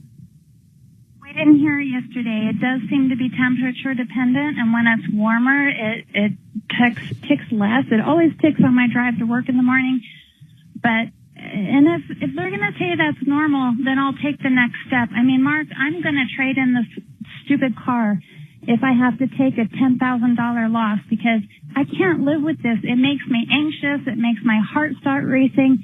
It makes me sick, this whining noise. So the third issue is this whining noise. It's like this high pitch, and it starts from 0 and it goes to 75 miles an hour and the pitch gets higher and higher and higher. And then when you decelerate, the pitch gets lower and lower and lower. But it is there the whole time. It is this constant whine. Hey, Mark, did you guys listen to the video I sent you guys last week on this? Was it her car? It was her car. I sent it to you, what Kevin, you and Jeff on Friday. I didn't listen to it because I wasn't in. The first video I sent you, you said there was too much road noise, and I'll give you that because I was trying to take the video while I was driving. But I sent you another one on Friday when the car was ticking at idle. It didn't matter if I was in park, reverse, drive, or neutral. I was sitting at idle, 0 miles per hour, and you can hear it going tick, tick, tick, tick, tick, tick, tick, tick, tick, tick, tick. See if it's something we could, the video part doesn't matter, Suzanne. See if, Shannon, if we get you this video Suzanne's got, can you pot it up to where we can actually hear it? Do you have a way of doing a video? All right. I'd like to see if we can do that. Hold on, Christy. I do want to hear it. Plus, hopefully we can amplify it. I'd hate to see you lose 10,000 because that's exactly what's going to happen. You trade in a brand new vehicle. Maybe, did you ever think that maybe you're just not made for a, either a hybrid? I doubt you'd buy one again, right? I mean, they do. My electric makes some noises. I'm used to it. Not as annoying as what you're describing, though. I'll give you that. Yes, I've decided I'm probably not agreeable to a hybrid, but if it didn't make any noises like the other one I drove What's that on thing the lot, Addie has when she was a kid? Hold on. I want to ask my wife something. What is that called? I believe it's called mesophenia. Do you have that? Have you ever heard that, Christy? Yes, I've heard it, and I can hear things that other people can't hear, like my husband's docking station in the office. Yeah. I can't stand to be in the same room. Our daughter, if she just sees you chew, she hears it. Yeah, it's pretty crazy, and it's real. I mean, there's nothing. It's a real deal, so I feel for you because our kid has it. Oh, man. Hey, I got an idea. Ahead. Mark and Christy, Christy, I think you're in the Springs. I'm in Denver. If you happen to come up here on a warm day, which is when I'll be there Friday. Oh, how about I'll give you my phone number and I'll be call me when you're on your way to town. Okay, I'll be happy to go who for are a you? ride. I didn't hear who you are. It's this Dimitri. is It's Deputy D. Dimitri. I help Mark and Tom with some consumer issues all the time. I'll be happy to go for a ride with you around here. I assume you have a good driving record, right? Yes. Okay. Yeah. So I'll be happy to go for a ride with you, and then I'll listen for the ticking and the whining and all that stuff, and I'll be an independent witness to this. Hey, Chrissy, why not turn up some tunes in your car so you don't hear it? No. That's what I would do. No. If I turn it up loud enough, it will drown it out. But honestly, most of the time my radio is off because I'm usually praying because this world is so screwed up. All right. Well, look, just Kelly, if you can give Christy my cell phone number. Christy, I'll wait to hear from you. And I vouch for him, Christy. He's been with us forever. And my office is in downtown Denver, so if you don't mind stopping by there to pick me up, we'll actually go for a ride. that, or have her maybe swing by the station. Oh, yeah, and that way... When are you going to be down here, Christy? We're in the tech center. I have an appointment in Golden at 1:30, but I can be there anytime, like before 12:30. Well, Friday's car day. It'd be perfect for her to stop by. Maybe like around 10:30. Yeah, our show starts at 10, so just come on up here. When you call me, I won't answer the phone because I won't recognize your number. Not only that, we're going to have a message. So Dimitri can go for a ride with you, but we're going to have Kevin Calkin in. Who owns Sheridan Auto Tech. We'll both go for a ride in it. Yeah, and let's get a couple opinions on that, and maybe we'll get a little more firepower. But the other thing, what you might have to do, D, is go test drive after you go for a ride with hers. Act like you're buying one of these, same year, make, model. Oh, that's a great idea. And go test drive one at a dealership to see if you can see the difference to where hers is a lot more obnoxious, or if it's just her. No offense, Christy, we just don't know right now. Yeah, Christy, believe me, I question my own sanity and my hearing and my memory, but my daughter was with me. She's 24 years old, and she's one of those people who's very in tune with life, and she confirmed that yes, your vehicle is making those noises, but no, that vehicle is not making those noises. And if they're quote unquote normal functioning, normal operation. And I get it. We'll look into that. But the AC, by the way, it's pretty standard. When I had my shops to check an AC, we would take a simple, almost like a meat thermometer, and you just put it in the vent, and you're looking for whatever you're looking for. I mean, it either is there or not there. Mark, Shannon should have the video. Maybe after break, he can play the audio on it. Yeah, we'll see if we can hear that. Everybody hold tight. And then Deputy Bo's got a body shop idea. We got lines open 303-713-8255. We're going to talk some mortgage information, too, after this.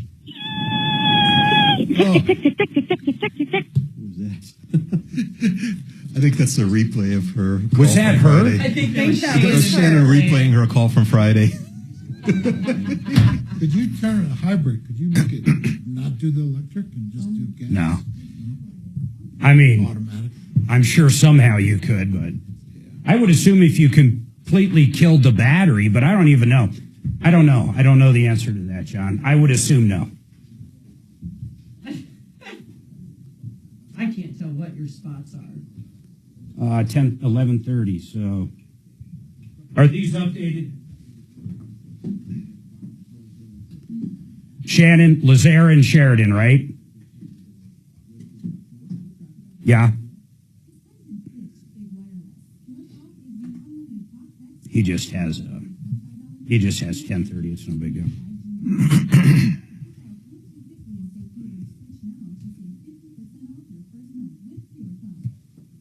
We were just talking about him, Uncle Kevin, Sheridan Auto Tech. You've been looking for that place that can maintain your car, do all the oil changes. If an alternator breaks, replace it, diagnose it if it has a noise. You name it, Kevin can do it. SheridanAutoTech.com. They're great people. I love their warranty. Check this out. 3-year, 36,000-mile nationwide warranty on everything they do. If you're looking for that repair shop and that maintenance shop, you found it. SheridanAutoTech.com. That's SheridanAutoTech.com. Joseph A. Lazara, an attorney I hope you never need. Criminal defense is his specialty. DUI, shoplifting, assault, domestic violence, murder, been accused of anything, you need a good attorney. 2 things. 1, you're innocent, you need someone to fight for you. 2, you're guilty and you need the best deal. He knows all the judges. He knows the DAs. He's respected up and down Colorado. You have to put this phone number in your phone. Do it right now. Joe Lazara, 303-429-6200, 303-429-6200.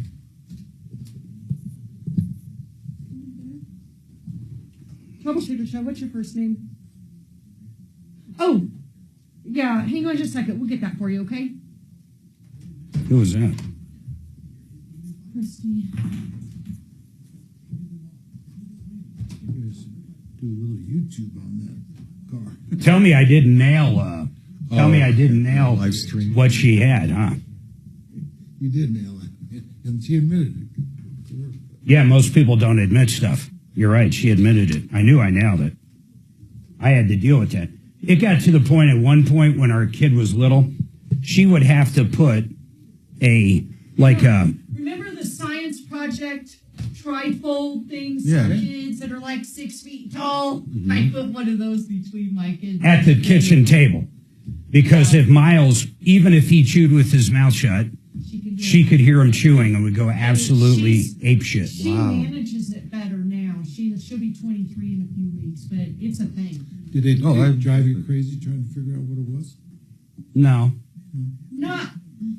I only figured out what it was, John, because my cousin, who's my age, mentioned it a few years ago. Up until then, it was just driving me crazy, like, how much can 2 kids fight at a dinner table, you know? And she'd be in tears. Just, you know what I didn't know, you know? So, yeah.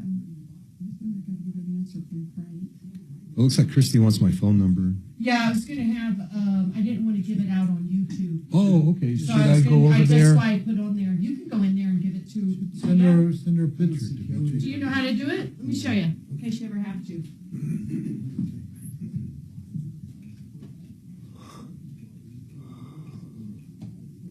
What time's your deal? 2:30? Yeah, we got to haul ass because you're supposed to be there 45 minutes early. It's right at Lincoln and 25. It's right down the road. I'm a little... Yeah, it's always. I'm not hungry, though. It surprises me. So, I just... the diet med, if anything, the one thing I've learned, John, is I got to almost make myself eat. I went through that period, and then now it's Different. I got back to work, but I went through that period. And usually I only eat once a day anyhow, so it wasn't like getting used to not eating breakfast or anything. So, Frank, do you want to double up? What kills me is friend, I beer. thought about it. Like we were in Vegas. Just go for it. We'll just and thank you very much. I didn't eat shit.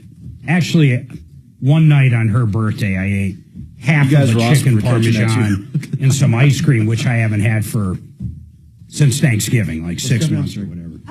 But other than that, I just didn't eat anything. But I lost maybe a half a pound in 4 days because of the beer calories. Literally because of the beer calories. Just a long story short, I- we have Excel. at first, they ice cream say was hard for me to eat because that it didn't necessarily have to be repaired. See, I haven't, that was the first time I tried ice cream since I've been on They it. could repair it. I didn't even think about that, and it killed me. Yeah, that's what I'm. And I don't drink dairy. I don't eat even yogurt for that matter. Yeah, that's what. And I said, this is what Had to learn that. not my words, theirs, but this is what they say. And I said, I really feel for your buyer. I'll tell you what doesn't affect me at all and I love is I calzone. think there's a little bit of miscommunication. I can eat about a half a calzone from Perry's. Thing about the roof. That's it. I can eat about a half.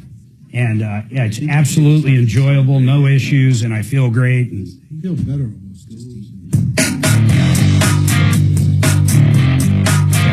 all right, 303-713-8255, 303 Martino. I'll be looking forward to that on Car Friday.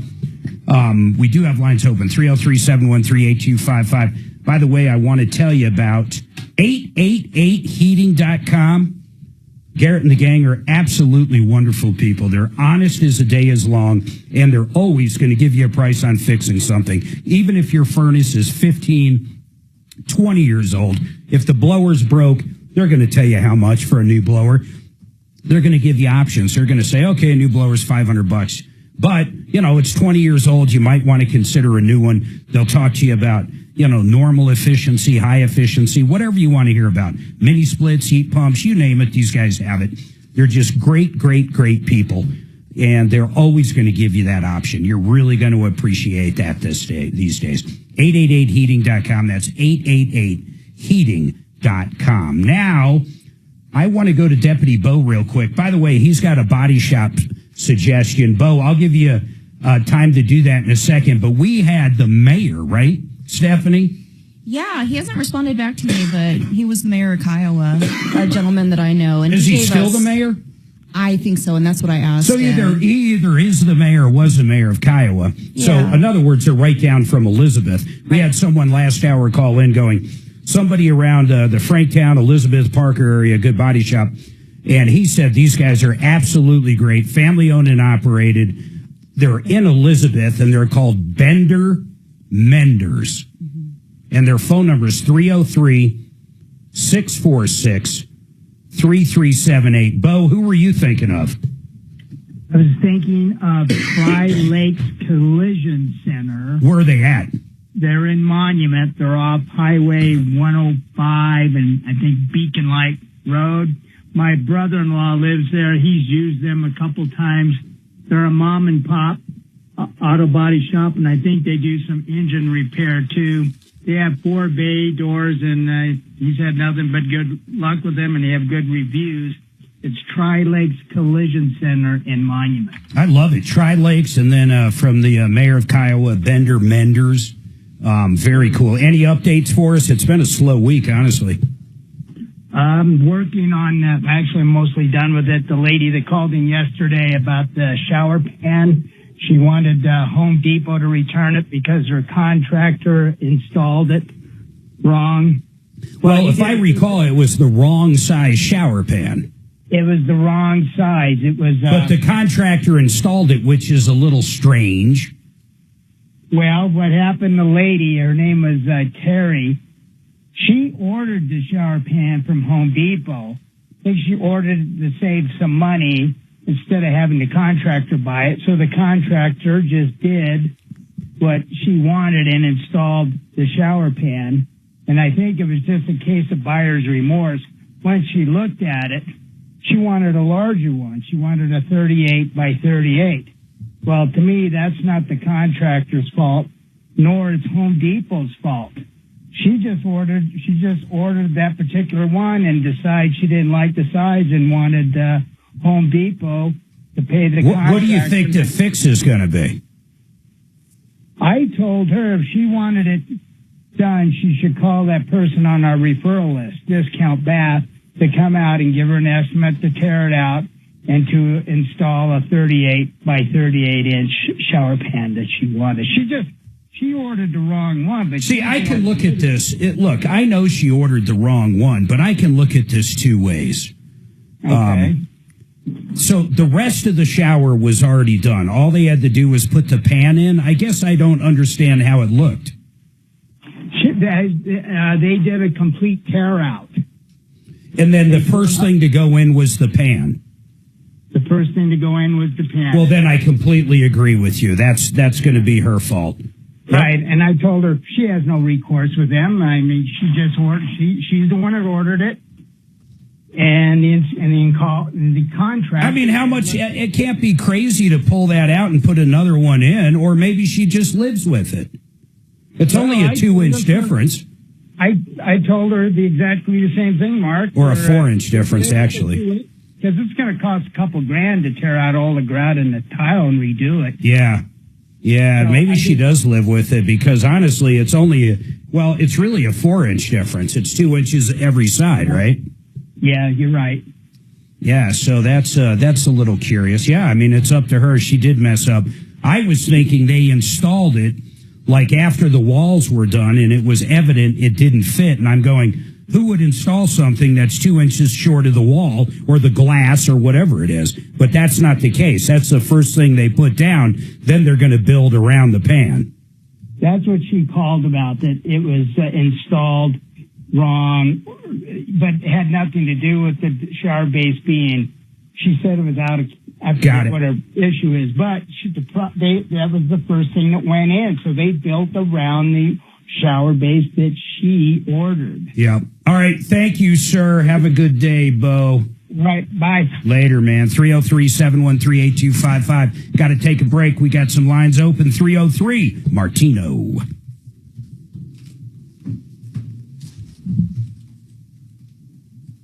do we got here? Come to banker.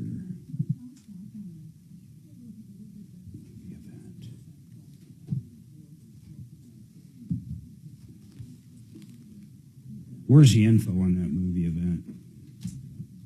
It's March 25th at 6:30. I don't know where the info is. I just know that. March 25th, 6:30.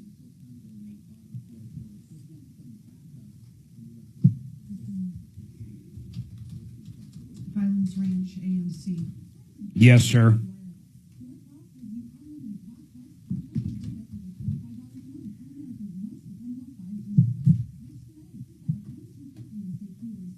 Yeah, let's do it.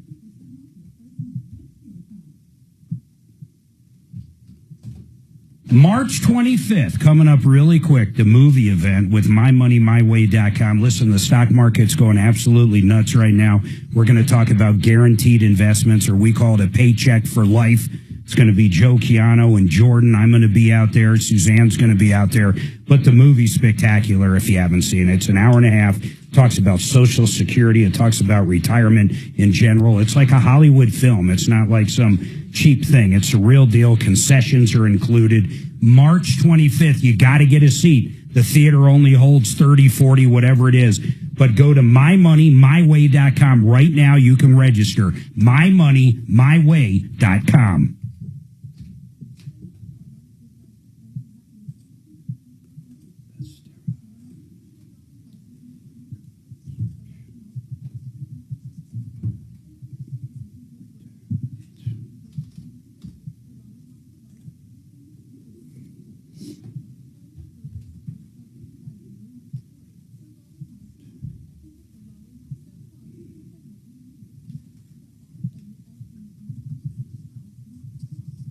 Retirement Planning Center of the Rockies. When you're thinking about retirement, they put it all together. And I am not kidding. A lot of people just think of different financial tools, basically different investments to make.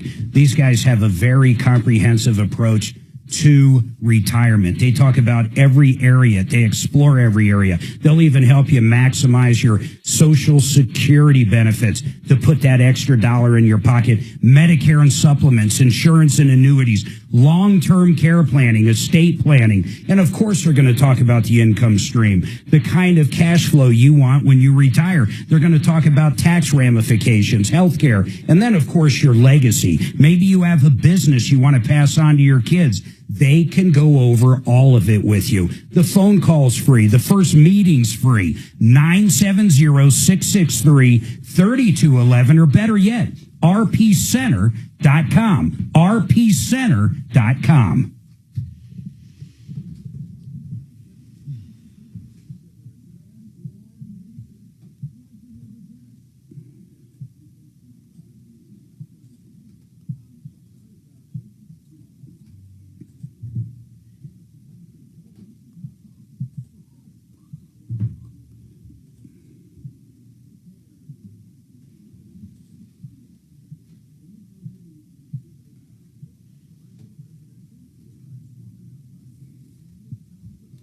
What's your number one loan right now, John?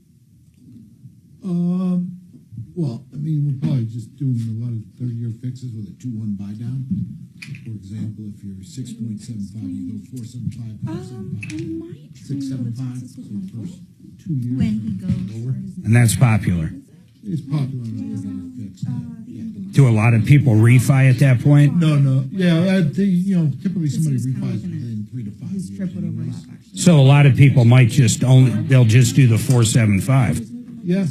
It's almost like an ARM, but it doesn't come due.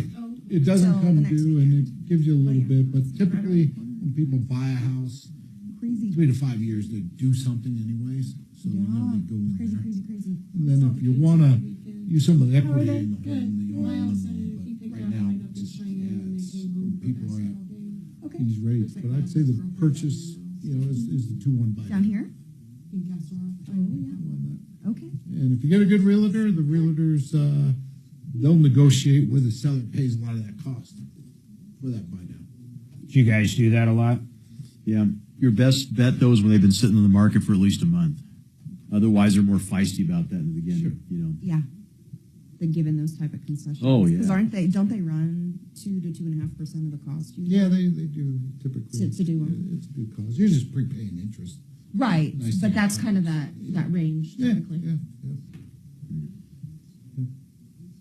Whew. I think I did a closed one Thursday. Oh, shit.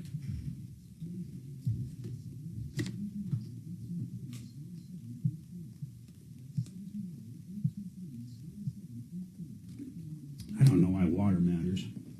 Because of the anesthesia. Yeah, that's right. Really? Nurse Sue's cracking the whip.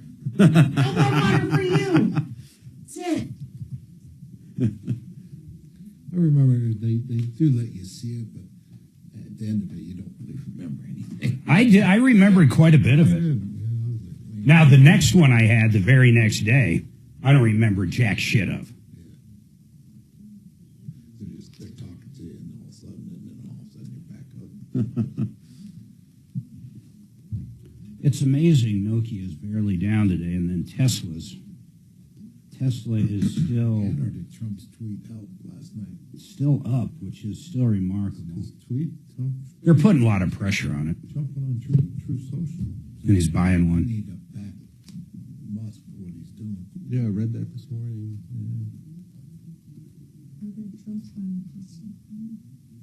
Son-in-law Terry has additional info on the shower pan. Mm-hmm. Riveting.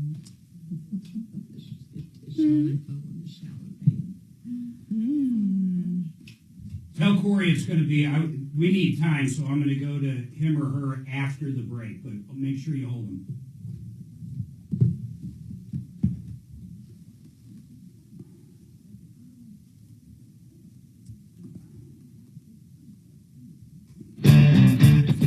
Hey, John, CMG. We were talking during the break. I got a question for you. So, typically when you're dealing with a mortgage broker that's shopping different banks, different products, sells different products, compared to you where everything you sell is the bank, CMG, right? Correct.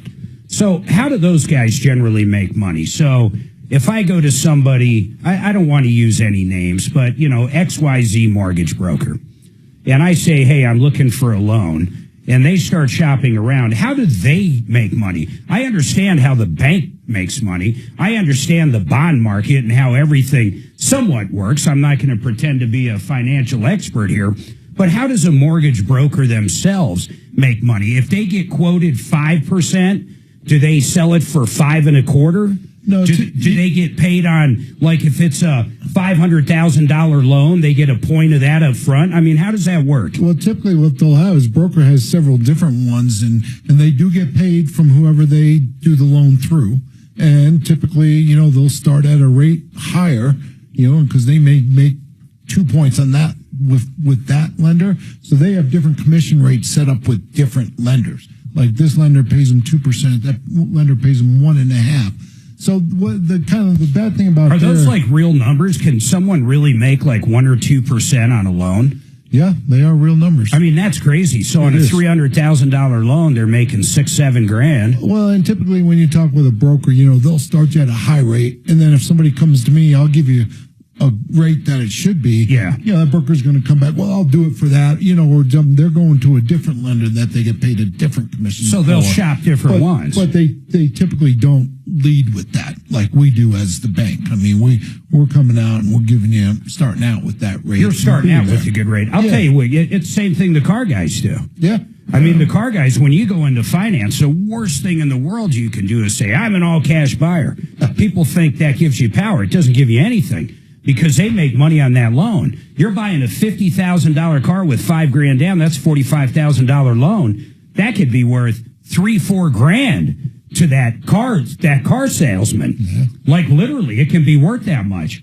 And then the brokers also have recourse too, because if I pay it off or refi in 90 days, they typically will lose whatever they were paid, Unless right? they claw back. You're right. They typically will lose it because they'll even tell a lot of their clients, hey, listen, I'm going to give you this rate, but you can't do anything with it, which is false. You can refinance it anytime you want. So typically, you're going to be less off the bat. Less off the bat, and our fees are a little lower because obviously we're doing all the in-house underwriting, all the in-house processing, everything in-house. Where you're not paying other people. Yeah, they got a processor, and then they got whoever the lender has a processor. How many millions a month do you guys do in loans? Oh boy, we're in across the whole country. We're doing almost $2 billion a month throughout the whole United States. That's incredible, isn't it? Yeah.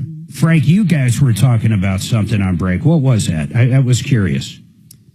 Boy, Mark, I'm trying to think. Which thing were we talking? The 2-1 buy downs. The 2-1 buy down. What is a 2-1 buy down? Yeah. Go ahead.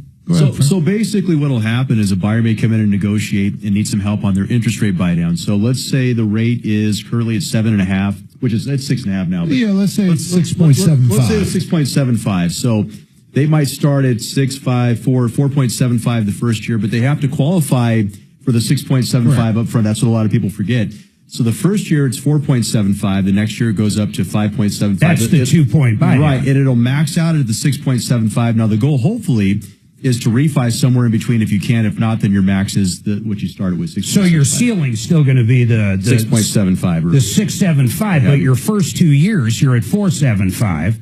Then it goes up a half. Yeah, actually a point, 1 point. 1 point. Yeah. And then it caps if you don't refi. So it's almost like an ARM, but it's not called due. Well, and the thing about that is most people do refinance within 3 to 5, 6 years. Typically. So if you're going to if you think you're going to do something within 5 years, which most people do, it's a good way to do it. And also it gives you that lower interest rate for those first 2 years. And how much I want to know how much a buy down like that is in general. So everybody hold on. 303-713-8255. We got another 2 hours coming up. Corey and Eric, I promise I'll bring you guys up. Corey says he has additional information on that shower pan. So we'll dig into that. And I have 2 lines open for you. 303 Martino. All right, I'm headed.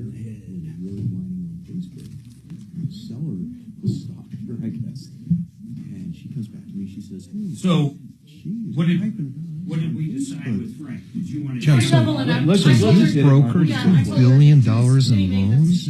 Tell her, too, I want 20% added bonus. Seriously, tell her 20% added bonus. $2 billion? Because we missed 2 weeks. Yeah. No charge. Thank you, buddy. $2 billion a month? Do you know how much money that is? That's a boatload of money. Holy crap. She doesn't have my permission. I'm like, whoa. So I go on. And that's one thing. No, she did cross that up. In a month? That's one thing. Congratulations. I mean, I wish I had bigger pieces of it, but Good God. Takes a text that I sent. Oh my, how many people work at this company? And look what the listing agent says, puts my text on it. And she says something to the effect of, Oh, geez. Okay, so that's huge staff. So I texted her, and she's putting all this math. It's called, what is it called again? CMG. So here's the deal. I didn't do anything. CMG Right? home I figure we're not in 7th grade, right? That's really cool, man. I had no idea. Number one is unprofessional. Number two, this is like childish, you know? Yeah. So I How much does he make I'm going to keep my eye on the per ball. year? And I politely told him in our email, I said, look, I will deal with you on a professional basis only. I said, this other sideshow stuff you're doing. It's not bad. It's not helping your client. It's not bad at all. So let's I mean, it's a lot of responsibility, of course. And let's take these sideshow. Yeah. And then she cooled her jets. Yeah. But I have a snapshot. Holy shit. I'll even show you. Look at this. This is the stupid. It's childish. You know, I've never seen anything. $2 billion a month is $24 billion a year. It is unethical. And taking home $25 million is a pretty thin margin. It's good money. Don't get me wrong. It's really thin margin. the margin, yeah, I mean, they're shooting at just off of know that agent. Do you? Do you? Oh, of course. Yeah, that's what that's what I was getting at. His costs are huge. Yeah. We Yeah. We did a transaction years and years ago. Sheesh. So do you like fund the purchase with your own company money? We fund Just to it spin it like too, so typically you'll make I your wouldn't payments talk to to her. CMG. And then you put the Sell mortgages. some of the services. Yeah. And then you package them into securities and sell the security to an investor. So she's a Oh, even they buy Yeah, them. well, Okay. yeah, reviews about people. You do the coupon. On Excel. Yeah, do an average weighted coupon. So you're going to sell, you're going to sell 200 million That's of kind of that agency. average coupon. Some of the things I've heard her post. Oh, about yeah, people. it's pretty bad. Maybe some loans at 6.5. It's just really, it's just not professional. Right? You just don't. So let's say you do all this for a guy's mortgage Keep it in the loan. transaction. I'm making up numbers. It's $1 million mortgage loan. Is there some period where if he just suddenly pays it off too quickly, you have to give back the commission? Oh, Not your personal commission, but I mean, yeah. Did you catch that shit, Suzanne? that's like you have to guarantee the loan. It's called Excel. They'll- Excel Roofing Alley. And Excel says, look, in our opinion, it could be, like the roof could be repaired. We don't recommend They'll take a that. refund. Certified. Yeah. So I was relaying to the agent. Even that's what they said. the guy like you. Excel Tell them to down, come back to me. shooting us down because we told her about it. Yeah. It was just so. Or is she the seller's agent? No, the seller's agent. Yeah. Go on. Jeez. Oh my gosh, you keep this in the transaction. You don't go put it. So if they sell, not your company, but in general, in the mortgage industry, Screenshot your. a company like Let's yours, keep but it not that way. yours, sells $1 million mortgage that they just originated Not at at all. If anything, we were showing sympathy for the 6%, buyer, whatever but that it's is right now, don't do 7%, I don't know. Yeah. How much do they get paid for it? So I didn't say that. No, the company itself. Not your company, just the general. General, Oh, she's pretty bad. Yeah. those are a little bit less, but they're going to make. I finally unfollowed all of the real estate forums because some of the posts, like for the last 6 months, have been So that, so they would sell that loan It's for time to sit there and do. Yeah, I'm saying. 1.75% of its total face But, value. and that's where you deal pack with that them up. agent. Sure, yeah, I totally get it, yeah. Like, I Yeah. can't even tell you the property at this point. But I Yeah. actually- That's not much. Yeah. It got real It's just, it's really rough. And instead of just trying to solve the problem, she's more like. Is that considered It skinny? used to be Thinking where that- you She's could- running her like mouth on on a social regular- media, trying to like make on a her seem like component. she's So let's say the one who's protecting her client from the shady agent and Aye, man. which is not Even right now? No. Oh, okay, so that would have been a better example. Okay. That's the way it is. They said, and she's trying to say the guy Excel's unethical, and it's like, are you kidding me? So 3.5%. 3.5. The roof was old, Yeah.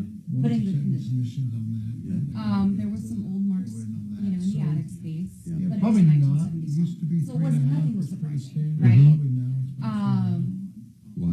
So, you know, of course, years inspector ago you'd sell goes and says, has to be replaced. 304. Jeez. There's not bad at all. there's that. So we get It's gotten a roofing skinnier and company there's out been a lot there of with moisture consolidation. meters in the attic, looking at everything. On your end of it, the origination end? Yeah. Is that it? Give us So your honest more- opinion, let us know what's going on.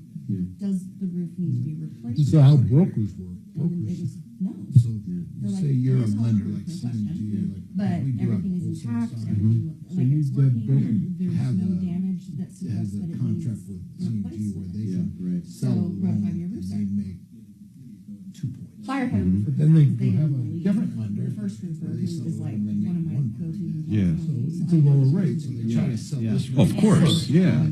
Anyway, Yeah. so they bring So a that's roofer how out. the brokers kind of work. Not from the is they area, have doesn't know anything different about, like, options in codes that or sense. whatever, and goes, nope, stop. Do they ever, in this whole process, does this loan ever get lost and then the consumer never gets charged for a monthly payment? Does that ever happen? Not really. I've seen it to where, they've, hey, we haven't, nothing, we haven't gotten the payment coupon in 90 days or so. But nobody just forgets about it and the guy gets a free house. I haven't seen that. You probably wouldn't hear about it. Yeah, exactly. No, I haven't seen it. Pretty good. Because title companies, they're the ones in charge. They put the liens on the property. Yeah, that's right. That's a good point. There are a lot of safeguards in place. Do you guys do your own title insurance? Do any banks? A lot of lenders will own part of a title company. But really, if you really think title, there's a lot of title companies. There's only basically 3 underwriters: Fidelity, Stewart, and Heritage. But there's really all these smaller companies. They all, it's all They all floated in. 3, 4, yeah. And really, there's really only 3 or 4 insurers. So if you have a 30-year mortgage that originated 25 years ago and has gone through 6 or 10 services, does anybody still have that thick stack of paperwork? Does that even exist anywhere anymore? It's somebody kept track of it all? So mortgages still, as we try to go electronic, Yeah. So somebody can get their hands on it if they wanted to. They could. I thought a lot of what you're talking about 10 burned seconds, up. guys.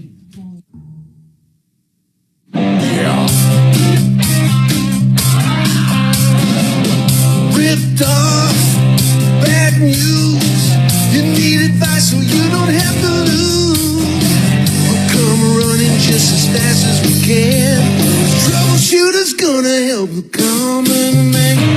This is the Troubleshooter Show. Now, Tom Martino.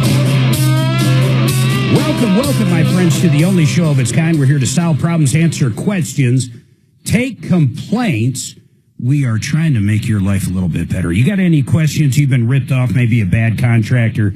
Maybe you're facing something you've never faced before and you just want some advice. That's what this show's for. I've got a group of experts at referrallist.com. And by the way, some of them in studio with us today. John Clace, CMG Home Loans, Frank Duran, the real estate man, Stephanie Thomas, realtor in the Pikes Peak region, who I've known for, over 20 years. I've known everybody in this room, actually, at least 10, if not 15, all the way to 25. These are really good people. You have any questions on buying a home, selling a home, anything along those.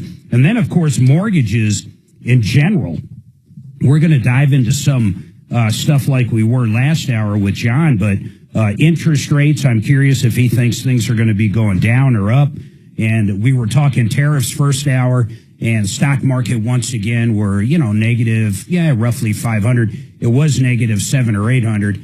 Tesla, interestingly enough, is actually up a little today.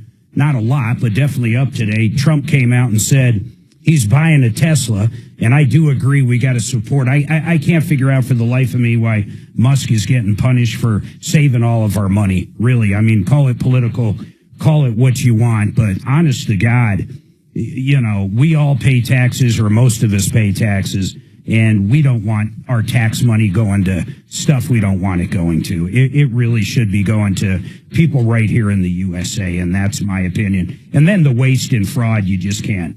You just got to find it. Maybe you shouldn't take a chainsaw to it. People say use a scalpel, but I can't think of the last time anybody's done anything like this, guys.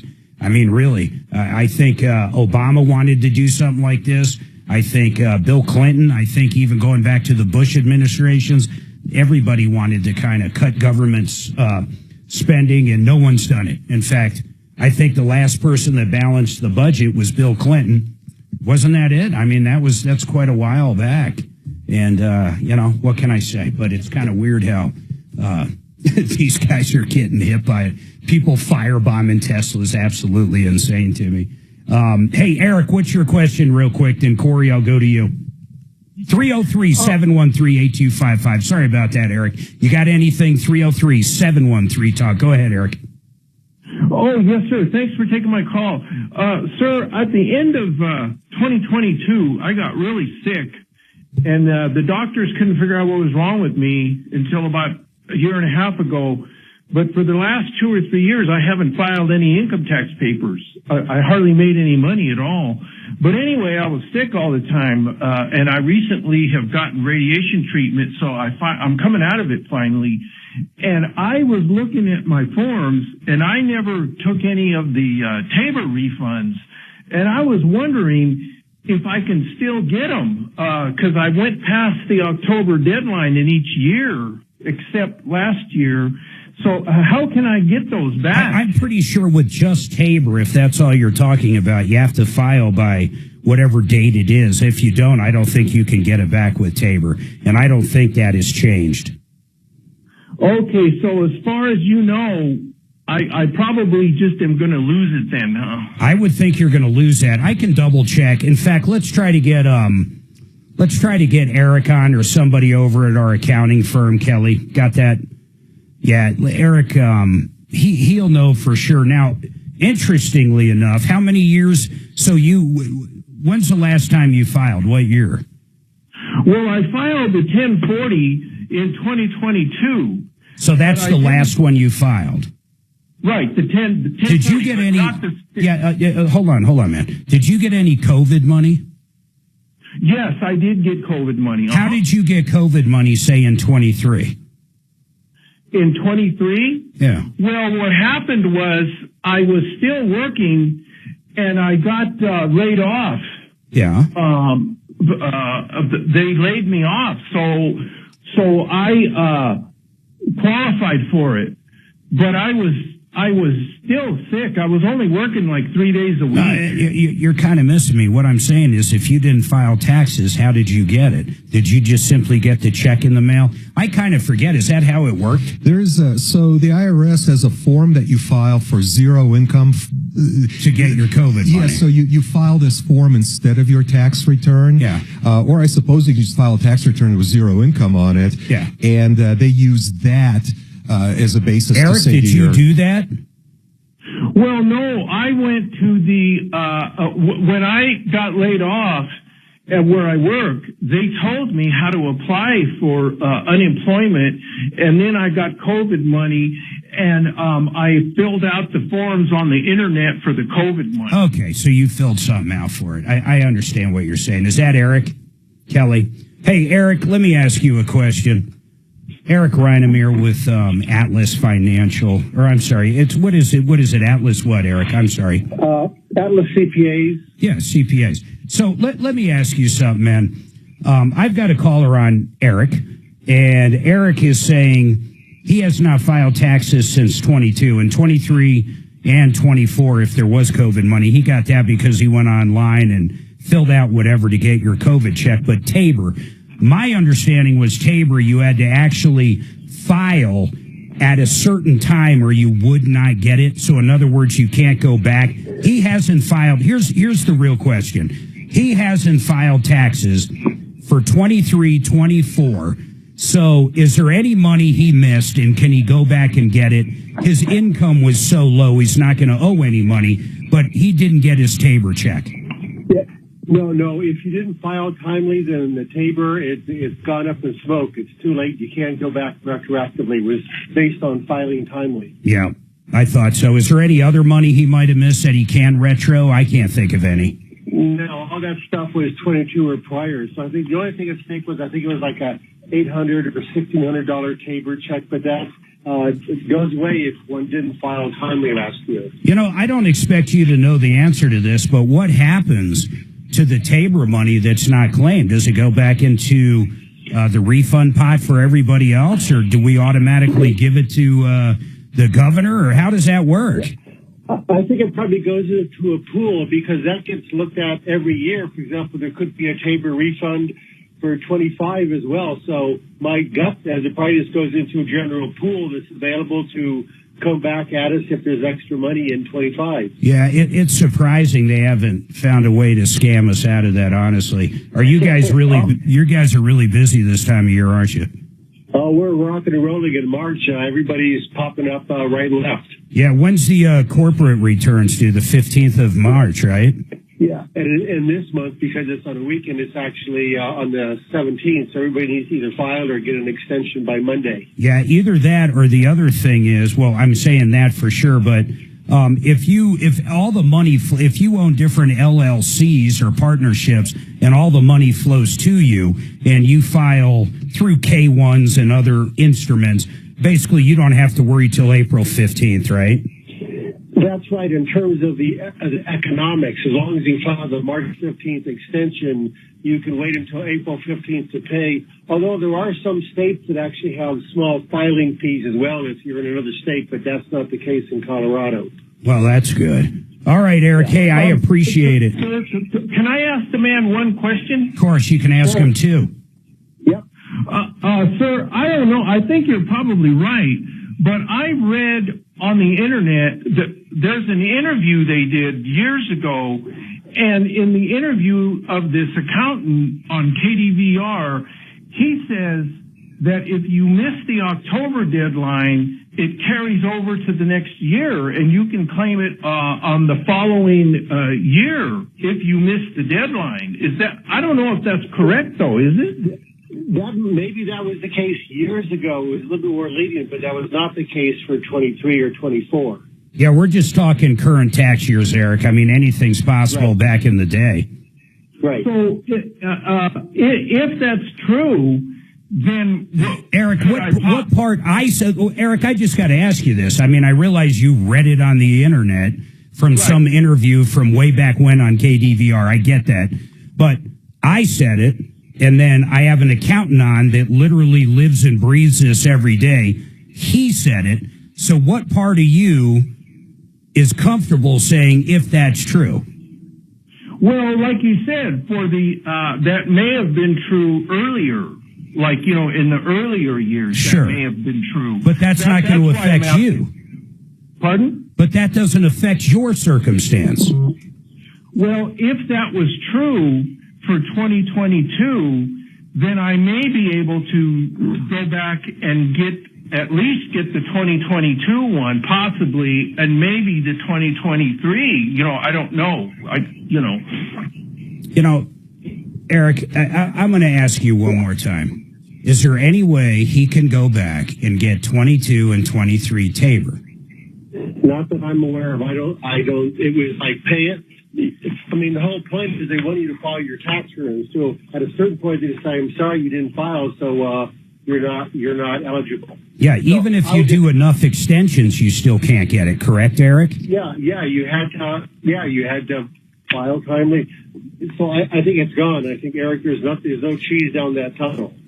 Oh, okay. Yeah. So it doesn't carry over to the next year then? No. No, not at all.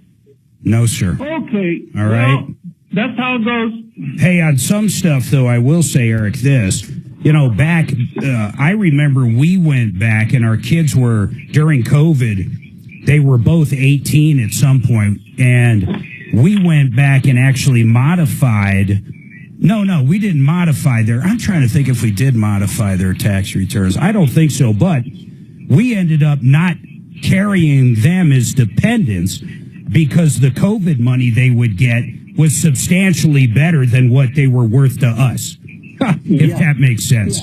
Yeah, that was the case for giving that, the IRS federal money back in 21 and 22. I remember that. That was to your advantage. That's great. Wasn't that wild? So it's like, because usually the child credit, I mean, depending on your income bracket and everything else, is one thing. But to us, I mean, having them as dependents meant almost nothing, like $500 or something, where they could get money like $1,500 or $2,500. I mean, it was ridiculous. Yeah. Cool. Boy, let me ask you something. You're an accountant. What do you make of tariffs, man? Just while I have you, you don't have to get political on me, but I mean, everybody sees the stock market, but what is your general opinion?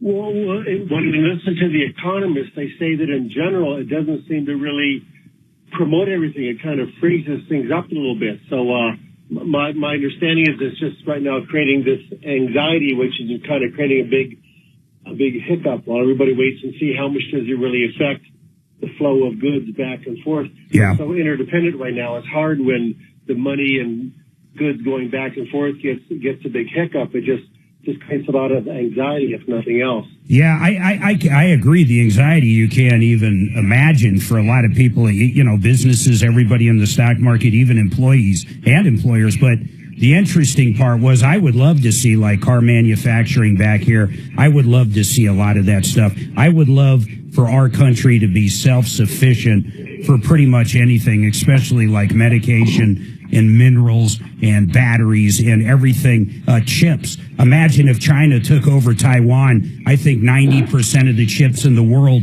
China would have control on. We got to bring some of this stuff back. Hey, Eric, I do appreciate it. And anybody out there, especially small businesses that need a great accountant that know how to get the best taxes for them, period, end of story. That's Eric and the gang. You can call Eric at 303-799-9111. 303-799-9111. Everybody hold tight. Thanks for your time, Eric. Really appreciate it. Okay, bye.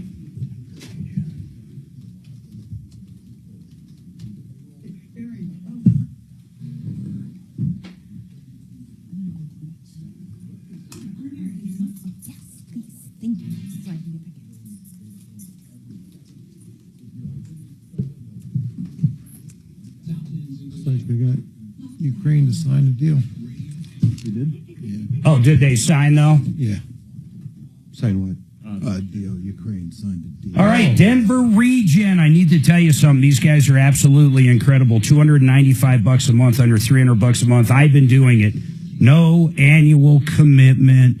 Basically, you can cancel when you want after, I think, the first 90 days. You can just stop. Simple as that, but for less than $300 a month, you get the new weight loss drug, you get the doctor visit, and that's all by Zoom, by the way. You get everything you need to start losing weight, and it's incredible. What is the difference? I'll tell you what the difference is. Generally, I'm struggling through a diet this time of year coming after the holidays, and I'm not eating, I'm miserable, all I'm thinking about is my next meal, or I'm doing keto and broccoli starts to look like a Snickers bar. Trust me, I've been there. The difference now is that weight loss is way easier. You still should do everything else, but honestly, you can kind of cheat with this stuff. The trizepatide is unbelievable. That's one of the generics, and the semaglutide, they're generics, but these guys go to a compounding pharmacy and they get them for a great price, and you're just going to be so happy. I've lost 30 pounds in about 12 weeks. It's incredible. I got about 15 more to go, and I hit my weight loss goal. Check him out at denverregen.com. You're going to be so happy. Tell him Mark sent you. You are going to be so happy with Joel and the gang. Dr. Joel's a great guy. denverregen.com. John Fuller Law. John Fuller has done so well for Suzanne and I in two incidents. One, we got T-boned. Car was totaled. Every airbag went off. Suzanne basically broke her nose. She had some back problems. I had some issues. John got us 100% policy limits from the other driver. The driver had caused, by the way, that woman was yelling at her kid in the back seat and blew a red light and hit us. Then our daughter got rear-ended on I-25, same thing. Thankfully, she didn't break her nose or anything, but she had some back problems. Same thing, though. Outcome was crazy. John got us 100% policy limits on that case, too.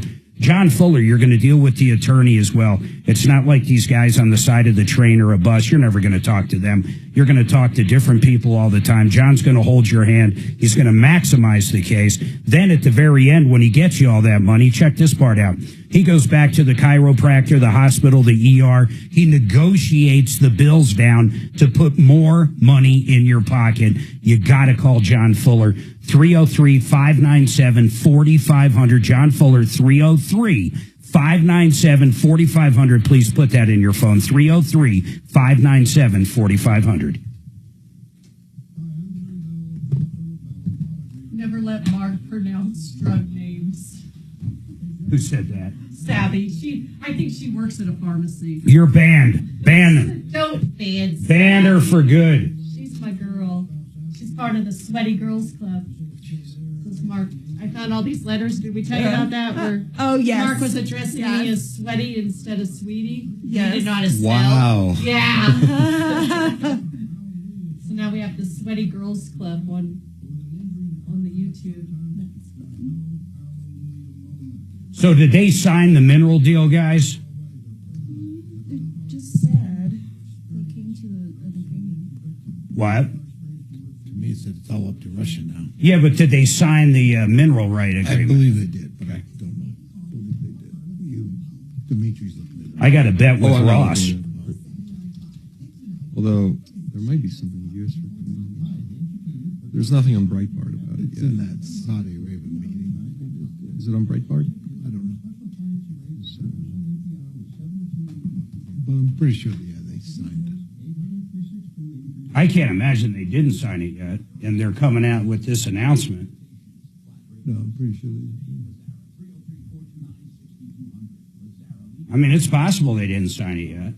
So it's not on Breitbart yet. And Yes. It's not on And you know, Social unless Press. if Russia's looking to cover more territory, and it looks like, if you look at the map, I think they've pretty much recouped what they wanted to recoup. A ceasefire would do nothing but save lives, because during a ceasefire, no one's moving. You're not giving up territory. Whatever that was. Anyway, right. I'm usually Russia hasn't agreed to the ceasefire yet. No, of course not. And actually, it's not so bad. And then it's really forcing me to mix things up. Because I usually just run along with my yoga, but on the tread. Beneflex shuts down teenage son's request for $6,000 shoes. But it's crazy. That's awesome, though. Tough problems to have, huh? Can you imagine $6,000 shoes? So I was going to go back this week. So I'll probably get in there Wednesday and go officially sign up. Just so you know, for when you're here, are you doing the black tag, or are you paying by class? I haven't signed up yet. I just got a preview. If you do sign up, just so you know, there's 2 studios. Good afternoon, Tom Martino Show. 5 or 10 minutes of here. Oh, nice. If you ever want to do one before you're here or after, or whatever. In fact, there's one at Landmark now. There's a Core Power. They just opened. You can't shower there. Gotcha. But then Cherry Hills at Hamden and Happy Canyon. Okay. That's where Mark and I go a lot. If we're doing right weekend. They have a Core Power in Landmark? Just opened. Do you go? Do they do hot yoga? They do, but I it's buy the infrared. Well, Tom is not here today. I haven't tried it yet. But you Some can people certainly love it. call back tomorrow when he's here, and then we can ask him next. Which one do you usually go to? I'll do the hot yoga off of Happy Games. Okay, Is no problem. Is it a Core Power? Yeah. No, we've never seen you there, huh? We go all the time. Which Do you one? hot yoga I'll or go to the, HDM? I'll Cherry hot Hills yoga, right here. But I'll go to the 5 o'clock class. We might see We're up there. morning. We're usually morning, but we might see up there sometime. Who's your favorite teacher? Do you have one? There's only like 2 of them and 3 of them that teach hot yoga. Yeah. Nancy and Nancy's great. Yeah. Nancy's the one that hugged me a couple days ago. That we've taken her HPF. Oh, yeah. Let me tell you, her Hot coffee, HPF I haven't done that in a freaking while. hot. Yeah. Is it? Nancy's is hot. I'm like, holy shit. I haven't done a hot forever. I just do HPF. I wonder what that infrared's like. Check it out. It's right by my office. It's so good for you, man. Yeah, it is. But infrared heat's different than humidity heat. That's what he's talking about. 10 seconds. Local fiduciary advisors. TrajanWealth.com. All right, 303-713-8255.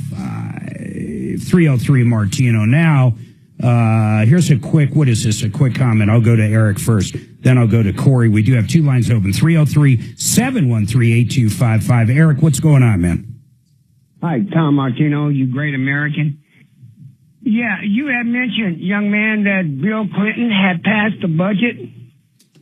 But if you remember that it was Newt Gingrich, the Speaker of the House, the Republican, that passed the budget. Yeah, they came together on it. That's true. Yes, sir. Yeah, Bill Clinton, he just took credit for it, because he was in office at the time. And he never did speak upon that, Tom. Bill Clinton did. Okay. All right, Eric, thank you for your clarification. Earlier this morning, Tom? Say that again. I think earlier that you talked about the tariffs this morning at the beginning of your show. Yes. President Trump, I love him to death. He is now the tariff sheriff. I think he's doing great. I do like tit for tat, Eric. By the way, I'm Mark. I'm not Tom. Oh, okay, Mark. After 5 times, I have to correct you. Generally, I won't correct people. You guys sound so much alike. It's crazy. That's nuts. In a good way. Yeah, that's great.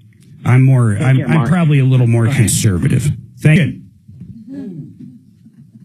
Hey, Corey, I don't know what we're going to find out about this, but you say you're the son-in-law of Terry, who had the problem with the fan, the shower pan. Shower. Yeah. So what more information? But basically, for people listening, Terry called in and said, "Hey, I hired a contractor to install a shower, and I ordered the shower pan from Home Depot. The shower pan showed up.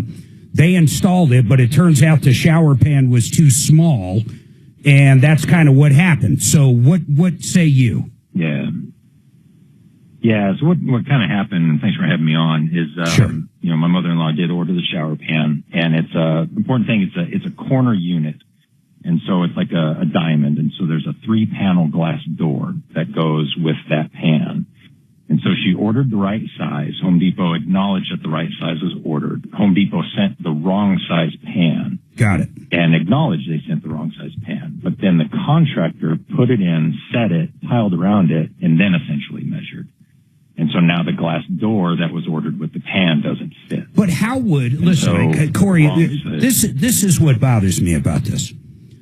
So how would the contractor know if the shower wasn't already there? In other words, the pan goes in first, right? Right. And so it was a replacement. And so it was an exact size replacement. Well, I know that, but the contractor, right. Are you saying it's the contractor's fault? To call in. Well, the frustration is where it came in, is that they didn't measure. And so they knew they had the door, they had the pan, and so... What do you mean they had the door? What do you mean by that? They had the full enclosure? Oh, yeah. Yeah, it's a separate door. I want to get... Hold on. I want you to stay on. I really do. Listen, I want you to stay on. Kelly, I want you to get Chris from Discount Bath on, or Mark Szymanski, or both of them, Mark with Genesis. I want to ask from a contractor's perspective of what the deal is. But let me ask Corey one more thing. Corey, I want to get them on. I really do want to kind of go down that road with you. But let me ask you this. Yeah. No Is Home Depot, are they willing to do absolutely anything for sending the wrong size? And I'm not even saying it's their fault. Right. And that's why I kind of, I had her call, because I was more interested to see what people would think and what they say. Because it's kind of that gray area, like you're saying, and so... It's crazy, but hold on. We're going to get one of our experts on, if not two. I'm going to give you an idea of kind of something similar that just happened to Suzanne and I. We had a contractor do our bathroom, did a great job. It's absolutely gorgeous. And we got a steam shower. And in the steam shower, we have speakers, and we have a light, and we have a touch screen panel that operates the steam shower, and it operates. I know people are out there like, oh, must be nice. Well, you know what? It is nice. It's beautiful, and we love it. But anyhow, listen to this. So everything's white, and the touchscreen died. So I called up Mr. Steam. That's the manufacturer, not the contractor. And I told them what was going on, and they said, try this, try that. And it's got like a 5-year warranty. So they send out a new screen. I put the box on the sink in the bathroom. I call up my contractor, great guy, absolutely great guy. And I said, Luis, it went out. I'm hoping you can swap this out. He goes, oh, no problem, Mark. I'll handle it for you. It's no big deal. Okay? No big deal. He comes out. We come home. He installed the new one. It's on and everything. But you ready for this? It's black. There's two colors they make them in, white and black. So the contractor installed the black one. So you can look at it two ways. One, Mr. Steam should have sent the right color. Two, Suzanne or I probably should have opened the box and looked at it. Three, him being the contractor, probably who installed everything, probably should have realized it was the wrong one too. But thank God Mr. Steam is a great company, so I called him back. I had to take a picture of it. And sure enough, they sent us out the white one. So now Luis will come out and install that one in our shower. So it's kind of crazy, but everybody hold tight. 303-713-8255. So what do you think? Who's wrong on that one? Oh, my line of thinking exactly parallel yours. All three people had responsibility. All three people had responsibility in this matter.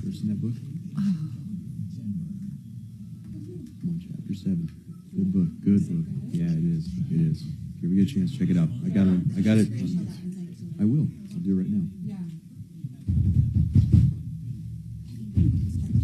I have it on paperback, but I also bought it on audio. Frank? Yes, sir. Does it cost Hey, Chris, you it's anything? Kelly I'm going to over use at you on this Martino's. commercial. We have For many resale and real on estate in Denver? No, in fact. what you Showers do if you in need to, particular. Almost fell on my ass there. Okay. You caught me. O&E. It would have been interesting. Or I can How do you do it like through this tax one? I've records. heard this is like a But cool if you have the now. name, I should be able to pull it. Hang on just a second and I'll tell you. Let's give it a shot. Oh, do you have time for that? I can do it right now. Oh, great.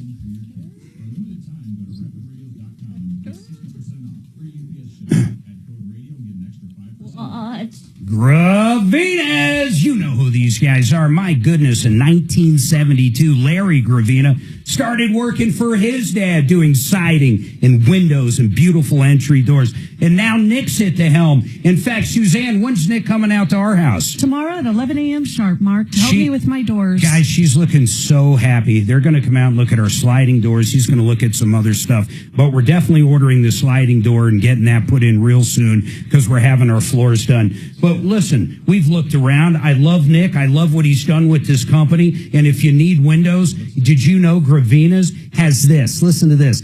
20 different manufacturers with 50 different lines of windows. High quality, energy efficiency, the beauty. They also have a value line if it's a fix and flip or some kind of rental you have. You name it, they got something for every budget. Over 100,000 successful projects. Check these guys out. GravinaWindows.com. GravinaWindows.com. GravinaWindows.com. So, you know Trish. She sends me 50 freaking gifts for my 50th. 50 in boxes. It took me 2 hours. This was one of them that she had made. And Addie saw it and she's like, oh, Mom, those, I think it's coming from here. Just try less. She says, oh, Mom, that brand is all the rage. Forget phase. Stanley now. It's all this. And I'm like, oh, I didn't know. I love this. But it's great. It doesn't Gotta be. hold. Mine's probably that size, the one I usually use. And that seems There's to different hold sizes. more. Maybe mine's a little bigger. But yeah, just, you know, clips and clips. Hey, So Kelly, there's a you're straw. accidentally writing over John's info. I know. I don't. Well, because he's on sticks. I'll put it back. I'll put it back. Is that okay? I'll put it back Last name Faye. when Chris is done. Yeah, we're just, I mean. I can put him at the bottom. Have a lot of guests. I do it like Have a lot of space. If I do it like this, there's no results. Boy, John, you really have lost a lot of weight. Unless you use a middle name or something like that we don't know of. You know. Oh, absolutely. Absolutely.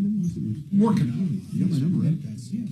The yoga's great, man. Yeah, whatever you need. And then I could also pull O&Es for you if you need. I got a couple buddies who do this stuff. I could pull like O&Es or something if you need me to. Anything you need.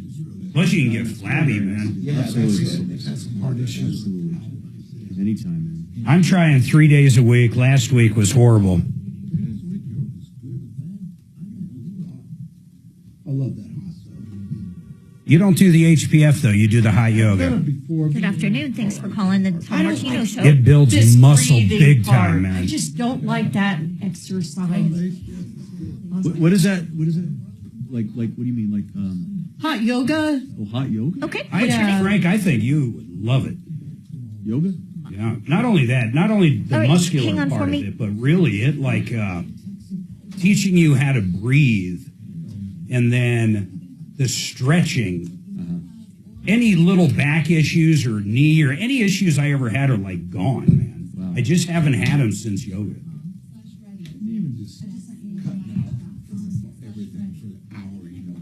Yeah, so it really is weird. Once I'm in the middle of a C2, once I'm in 10 minutes into the flow, everything goes very quick. Cool. Do you have like a little library on your phone?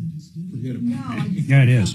No, you really do too. Then all of a sudden, it's over. I've always that's all I do. It took me a while to get to where I can appreciate that aspect of yoga, though. Oh, it'll keep your mind sharp. I bet I've got 540 classes. I got a library for my YouTube channel. That's over a long period of time, though. She's got over 1,000. Real estate contracts, I'll listen to that. Mark, you got Chris Console on. Oh, good. When I find house being business, I'll have those have to listen to. I love the stretching. I call it my. Hey, Dan, I'll get to you in a minute, so hang tight, bro, okay? Dan, hang tight. I got one guy before you, then I'll get to your comment. Hold on. It says books. That's good. I got Audible and I got books. I got two.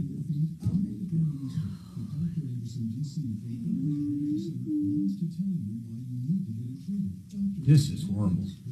Okay, guys, it's just gut feeling if you know anything about this poor woman. Did she drown, or is it, well, she might have drowned either way, but accident or nefarious? I think nefarious. What country? The one kid has lied 3 times. She's from here. Oh, Punta Cana, yeah. We've been there. We spent 3 weeks in Punta Cana. We didn't leave. Well, we left the resort one time, and I got left out at sea by the captain of the boat scuba diving. That was Punta Cana. God. Yep. Me and my daughter Addie. 10 seconds, How'd you guys. get back? 0784 for your free nerve damage screening. Find out more at denverneuropathy.com. Denver's talk station. Online at khout.com.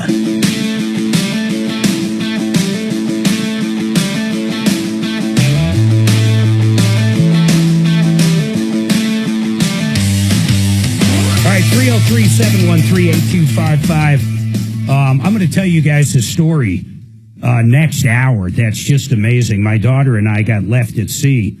No kidding. Absolutely no kidding. And the whole reason I'm thinking of this, and I promise I'll go to the phones, was this poor woman missing in Punta Cana, the Dominican Republic. Suzanne and I spent 3 weeks there with our kids years ago. In fact, it was right before I got back with Tom.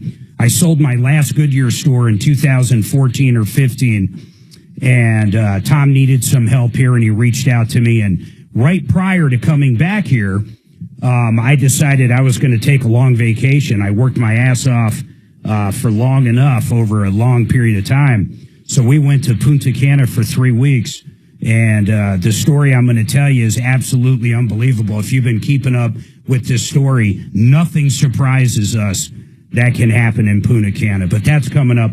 Meantime, Chris Console, discountbath.com. Chris, how are you doing today, man? Hey, Chris, how are you doing, man? I'm good. How are you? I am doing good, Chris. I've got a question for you, man. So I'm going to bring up Corey. Let me lock you in. I got Corey up, but Corey, hold on. Let me talk real quick. So, Chris, here's what happened. And by the way, Discount Bath has nothing to do with this. He's being our expert on the air. In fact, Chris and the gang at Discount Bath, you can find on a referral list at referralist.com. Great guys and do exactly what they do. Discount Bath remodels. So Corey is the son-in-law. So Terry called us up last week. And she hired a contractor that was going to do a shower enclosure. And I believe the original shower that was there was 38 inches, right, Corey?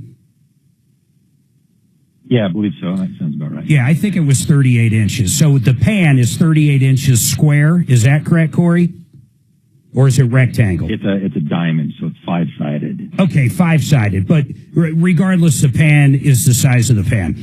So she wanted to save some money and basically ordered the pan through Home Depot and then had her contractor install the pan. So they did the demo. And Corey, please interrupt me if I get something wrong.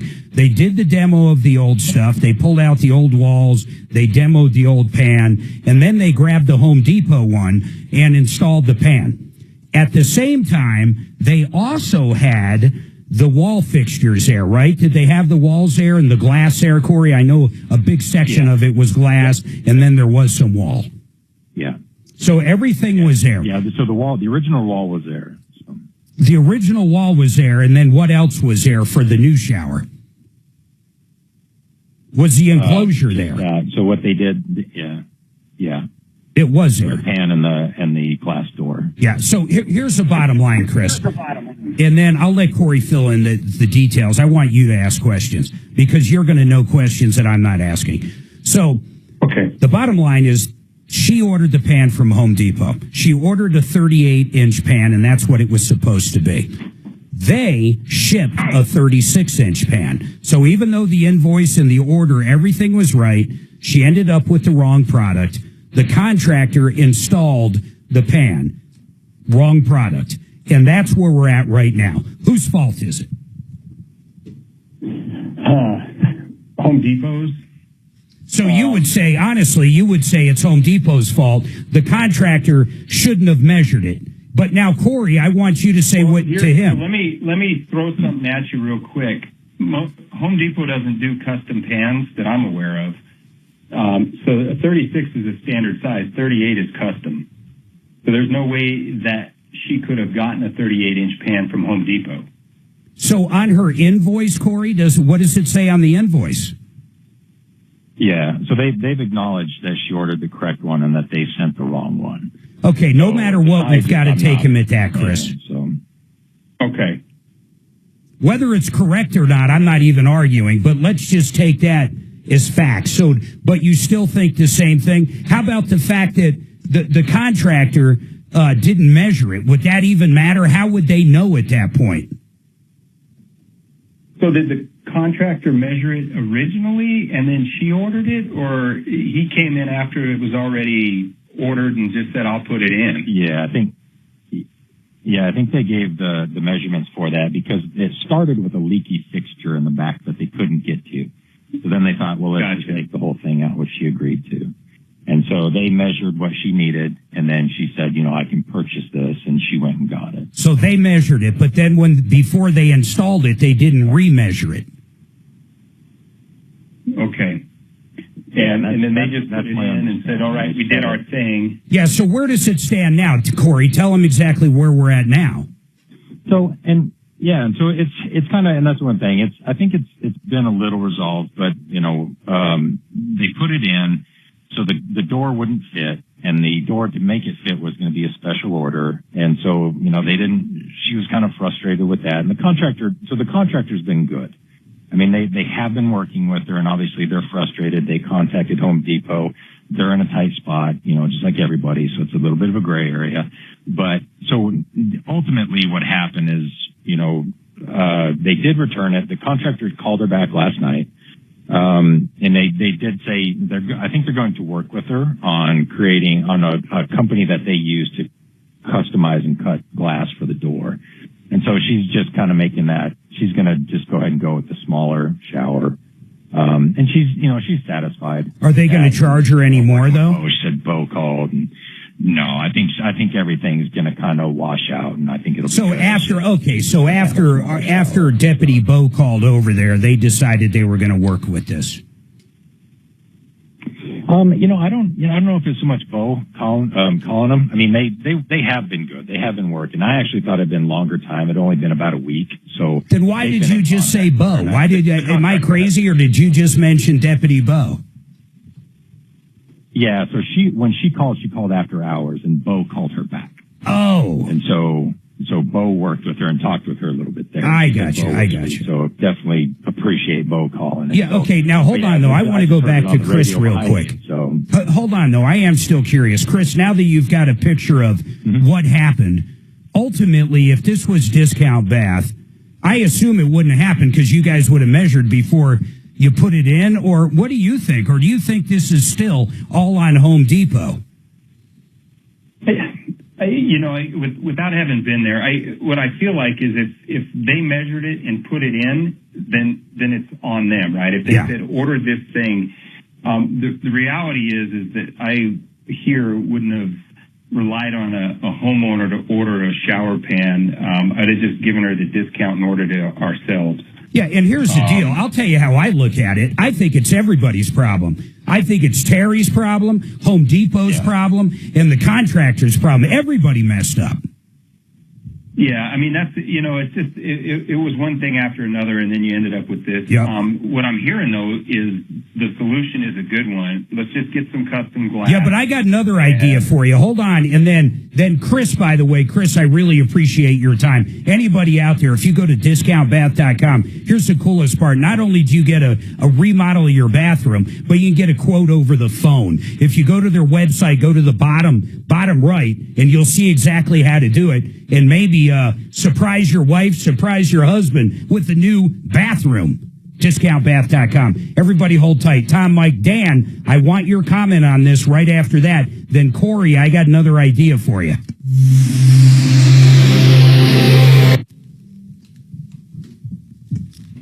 are you doing over there, John? Thanks, Chris. Later, Mike.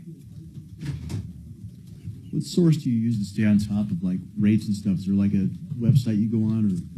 Well, I mean, we'd use the St. Louis Fed site for the St. Louis Fed site, okay. But then we got Barry Habib and mortgage codes, all that stuff at our fingertips. But then we have because we do quite a bit. We have an in-house guy that sends out everything. That's what I think it's going to be. But it's more based on the 10-year Treasury. It's all 30 years. Yeah. Some of the HELOCs. I can't plan this out any better. Who do I have up here for my first commercial? Discountbath.com. That was the owner, Chris. He was just on. He's a great guy. He's in studio with us quite a bit, at least once a month. Here's the deal, though. It's exactly what it says. Discount Bath. They do remodels at a great price. Very quality, too. Don't think they cut any corners. You can go on their website, discountbath.com, go down to the bottom right, and basically get a estimate over the phone. How that works is you basically take a video of your current bathroom, and then you upload it. It's real simple to do. You can do it right on your phone. And then you say, hey, instead of this bathtub, I want to put a shower there. You just give them the basics. And then they'll talk to you. But when they do come out, which is what they did at our house, it's absolutely wonderful. Here's what they do. They give you every idea there is. Maybe you want a bigger closet. Maybe you want just a shower and not that bathtub. They can give you any idea, and they can do it all. It's really amazing. Great company, great ownership. Discountbath.com. Another great company Suzanne and I use, 888heating.com. Garrett's the owner. They've been out to our house. They've worked on our furnace before, and what I love about them, they're not going to just try to sell you a new furnace, even if yours is old. They'll give you a price to fix it. On top of that, these guys have a special right now for new customers only. That furnace has been going all winter. It's starting to warm up, thank God. And here's the bottom line. They will come out, tear it apart, get rid of all the dirt. They're going to clean it. Takes about an hour and a half, 2 hours. They're going to get it ready for next year. $45. You got to mention this show. $45. And you're not going to get a better deal. The reason they do it is they want you to appreciate what a great technician that's servicing you and what a great company and what a great value you get with 888heating.com. Please give them a call now. Get it going. 888heating.com. And the last people I want to tell you about right now, Red Rocks. Brooke is the owner. She knows how to find all the grant money. If you're a landlord and you have a duplex or any kind of commercial property, you can literally get up to 120% of a solar system paid for, and that was not an error. I actually mean that, up to 120%. A lot of people get 95% paid for. It's got to be a commercial system. You can call her and get all the details. She'll go over everything. We've had lots of listeners take her up on it. Then on top of that, if it's a residential system, you want a new one, they can do it at the best price out there. You need one repaired because that company went out of business, they can fix anything out there that's solar. You need a generator backup, a battery backup, you need anything like that, they can do it all. They're great people, everything's in-house, the sales arm, the service arm, the installation arm, Brooks over the helm of every bit of it. RedRocksRS.com, RedRocksRS.com.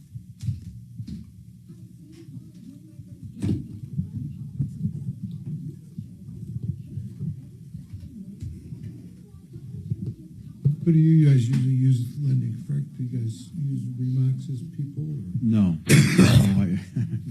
I have a few different. No, I never use in-house. I shouldn't say never, but I've had Craig Becker. He was with Ideal for a long time, and I just built a good relationship with him. And then we have. Where do you go now that Ideal's kind of? Is he still with Ideal? I don't know. Oh, Craig's not. I don't know about. I haven't seen. I don't know what happened to Ideal. I just don't know. Okay. I have no idea, man. Mm-hmm. As strange as that sounds, I just have no idea. Yeah. But Craig, he was. I developed a relationship with him through Ideal. Yeah. So, and then he opened his own place. Oh my gosh, you think I know the name of it? I just know Craig. Yeah. Yeah, a lot of small land shops kind of that UWM. Custom lending, that's the name. Custom lending. See, that just goes to show you develop the relationship more than you know. Mm-hmm. Yeah. What's your average closing? No, time-wise.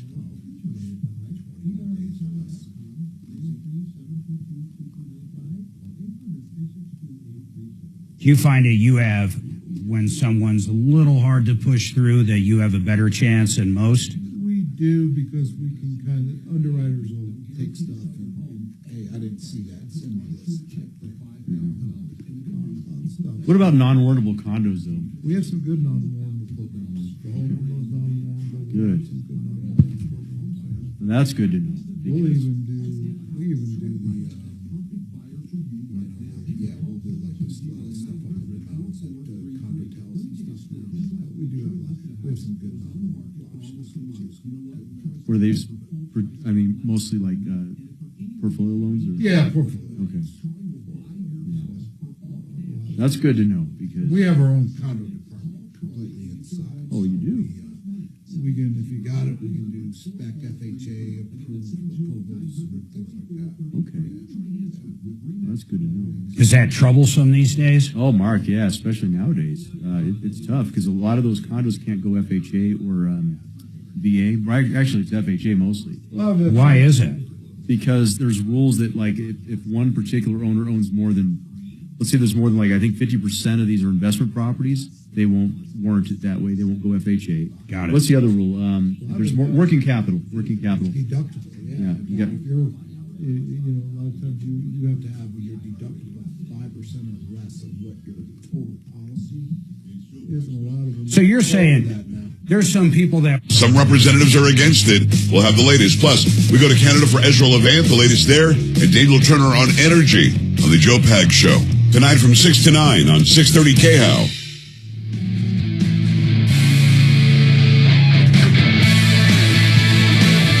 All right, listen, we've got a lot coming up. Last hour, Corey, Dan, Mike, Tom, everybody hold tight. This is the Troubleshooter Network.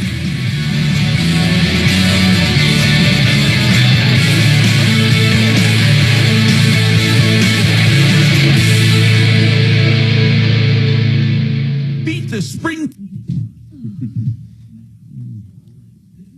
This show's so nuts. Go an hour and a half with one call, then bam. Yesterday was dead. Mark, one time I was sitting here, this was like 15 years ago, I was sitting in the studio with Tom. It was just him and I, and it was really dark in here. And I remember he was on the phone with some guy, and I was looking down, writing some notes, and Tom snaps at this guy, and I about jumped 10 feet out of my chair. Oh, man. I mean, he really snapped at this guy. And it was so quiet in the room, too. I mean, man, I about bit my tongue, like, whoa, man. Yeah, sometimes he scares the cat right out of my lap. Oh, man. I remember that day. I mean, just went, whoa. And it was so quiet, you know.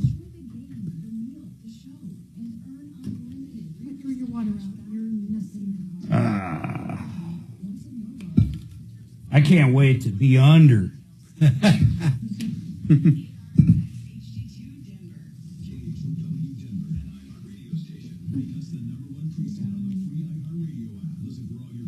It's nice to finally get it done. Like you said, if you don't catch that. It's bad news, man. It's a killer. It's literally a killer. I'm surprised they go like me. Oh, 10 years, don't worry about it. I'm surprised they can. Well, now that I have to fast today and tomorrow, last night I'm all overeating. I was like, I better back it in while I can. She ate, okay, first of all, her idea of overeating. Yeah. She had I'm a big eater. TV dinner. What? An actual TV dinner? D. Yeah. Lazy Dog TV They're dinners delicious. are the best freaking It's the full, TV it's dinners just like you ever. get there and they flash freeze. I think we met at Lazy Dog for a Yeah. little... For the Christmas D. event. Yeah. No, I'm not a TV dinner person. I Yeah. don't eat TV dinners. They're good. These are freaking good. Wait, so it's something you order Right at Lazy Dog You restaurant. buy them at Lazy Dog. So you buy a frozen one at the tavern. You buy 5, Or- get 1 free, and we bring them home and put it in the Oh, freezer. that's- Yeah, you buy So- 5, you get 6. Yeah. You get I just 3, can't get think. over the flavor. I'm just like... So you get like the Salisbury steak and that No. weird Well, cherry yeah, it's cobbler. It's like... Hungry man. Yeah. Yeah, hungry man. It's like Hungry 6 Man or were 7 double. options. And they'd have those like boneless riblets. Oh, shit. They were like 6 or 7 Or the fried options, chicken. don't they? Or the breast wouldn't even, it doesn't even look like a piece of a chicken you've had before. Drumstick was like a wing. They are so... We've all had the Hungry Man. Oh, yeah. In 9th grade, that's what I ate. So last night I had a turkey dinner.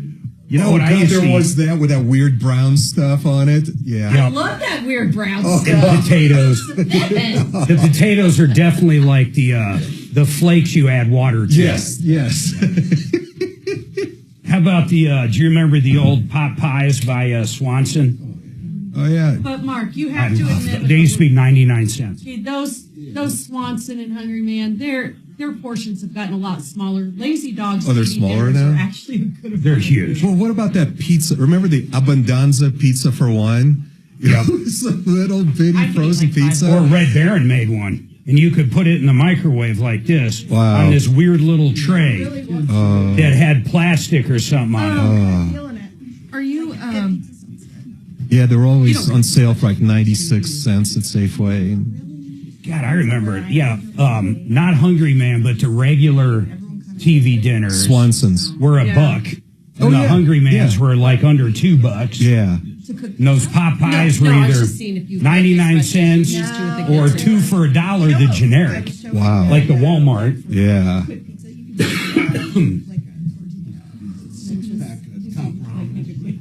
Oh, yeah. Oh, that was When I was good. in military school, that's what we had was top ramen. Yeah. So. I just wish I could buy the flavor packets now. Just the packets. Yeah, just the flavor packet, because that was super delicious broth. It's amazing how good ramen is. It's just, there's Yeah. no nutrients whatsoever. Yeah. It's just carbs. Yeah. I'll show you mine. Delicious carbs. And great texture, kind of like chewy. This Yeah, has more exactly. in it Yeah, than chewy. when And you I can make it however you tried. want. Yeah, yeah. So we were allowed a hot plate. So, I mean, think about what you can make on a hot plate. Oh, yeah, mac and cheese or ramen. Any kind of noodle. Yeah. Yeah, it always had to be a noodle. Yeah. Yeah. How about, did you guys like growing up like SpaghettiOs? I did SpaghettiOs and meatballs. Yeah. I always made my SpaghettiOs own. and those little hot dogs. Yeah, the little hot dogs were awesome. Yep. Beefaroni. Oh, yeah. In fact, our kids would eat that when they were little. You'd have these little microwave things, You would pull it off, then you put the little lid on it and put it in the microwave. Yeah, little cup, little styrofoam cup. Yeah, they were tiny. Yeah, tiny styrofoam cup. Our first year together, I was a stock manager at a grocery store. So any dent can I get for next to nothing. Yep.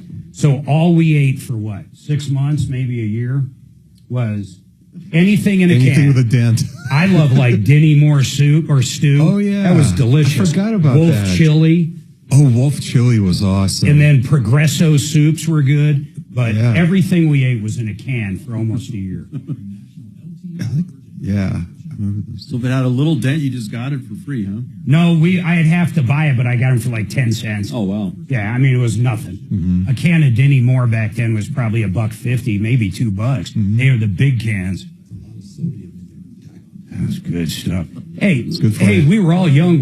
There was nothing you couldn't eat. That's right. That's right. My kid right now, both of them, they could eat like 4 pizzas and 8 ice creams and lose weight. That's awesome. You ever see Beard Meets Food on YouTube? No, but that sounds like my kind of show, Frank. If you ever watch it, he does all these challenges where he eats like ridiculous amounts of food. You just got to check him out. Beard Meets Food. So, like, what's the whole, give me an idea. Like, he might have to eat, like, you go to, like, let's say a barbecue place. Yeah. It would be typically a meal for, like, 5 people. One water. He has to eat it all by himself under an hour. Well, where's the beer come in? Just you wait. Beard? Oh, beer. He's got a big beard. I thought you said beer. That's what I thought. I thought you had to drink like that many pounds of beer. Beard meets food. I didn't get that. Does he usually finish stuff? I think he's only lost like 2 challenges. Wow. Yeah, pretty good. When he gets old enough. Check him out. He's entertaining, Mark. He's on YouTube. Beard Meets Food. Beard Meets Food. That's like our entertainment at the end of the night. We watch one episode of him. I was like, beer meets food any day of the week. Yeah, I know. I was trying to figure out what the show was. But you ought to see what he eats. It's crazy. You got to drink that many ounces of pounds of food. Yeah. He eats pizzas like triple the size by himself. Oh, jeez. That's crazy. More beef stew. Mark, I sent you a picture of my carb-free pizza. Is it days good? ago. I texted. Oh, I made those. Okay. From reaching the United States, migrants begin the reverse journey south. Well, there's some good news. Let's talk about that on Wednesday at 6:05.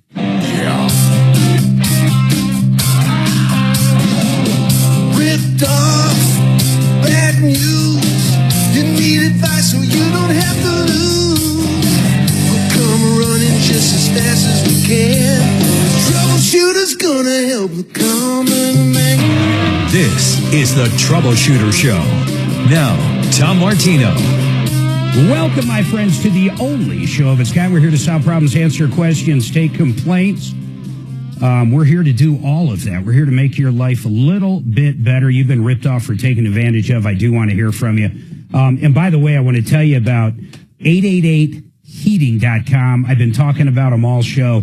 They're great guys, and yes, I'm saying this because someone emailed me. $45, new customer only. They're going to come out, clean that furnace, tear it apart, get rid of all the dirt, and just get ready for winter next year. And they're also going to put a no breakdown guarantee on it. The reason they do it for $45 is simple as this. If you have a problem in the future, you're going to call them. You're going to love this deal. And if your air conditioner breaks or your furnace breaks or your water heater breaks in the future, you're going to know who to call. Garrett and the gang, we've been talking about them forever. They're the same people that always, and I mean this, they always give you the option to repair. They don't just try to force you into a new thing. And they have high efficiency. They have everything you can imagine. You're just going to love these guys. 888heating.com. Now, we've got a lot cooking. Suzanne's helping me here. Line 2 is Dan. Oh, Dan's got a comment on the shower. I'm going to finish up with Corey. Corey, hold on. Let me lock you in real quick. And then Dan's got a comment. Basically, if you're listening last hour, how do you put this? I don't even want to recap it, but the bottom line is the caller ordered something from Home Depot for a shower. The contractor put it in. It turned out to be the wrong size. But Dan is a contractor and has a comment. Not only do I want to comment, Dan, but I'd like to know what you ultimately think. Who should take care of it? Go ahead. Yeah, Mark, hello, and great show, by the way. Thank you. Great informative information. But yeah, Chris, I really agree with everything Chris was saying. My biggest question, like Chris had from Discount, was how in the world did they get a 38-inch pan from Home Depot? I mean, the pan sizes, the standard pans are 24, 36, 48, and 60 inch. So I'm not sure how this customer was able to order a 38-inch pan. Hey, Corey, do you have any idea? Or maybe when your mother-in-law was on, she gave the wrong. In other words, maybe it was a 24. No, that would be way too noticeable, though. No, 36. Yeah, it's only 2 inches. Yeah, it's only 2 inches, and so the contractor gave her the information of what she needed to go order, and she ordered. So how? I don't know if it was a. So how Home Depot foobarred the order? Who knows? Yeah, but it is that diamond. It is a diamond shape. I don't know if that changes instead of a square or rectangle. I'm looking at the diamond shape. There's 38s that I see on Home Depot, unless I'm looking at something wrong, Mark. But they're showing them, Dan. At least Suzanne's looking at one on their website. Okay, maybe. But Chris said the same exact thing. We're talking in-store versus special order through Home Depot.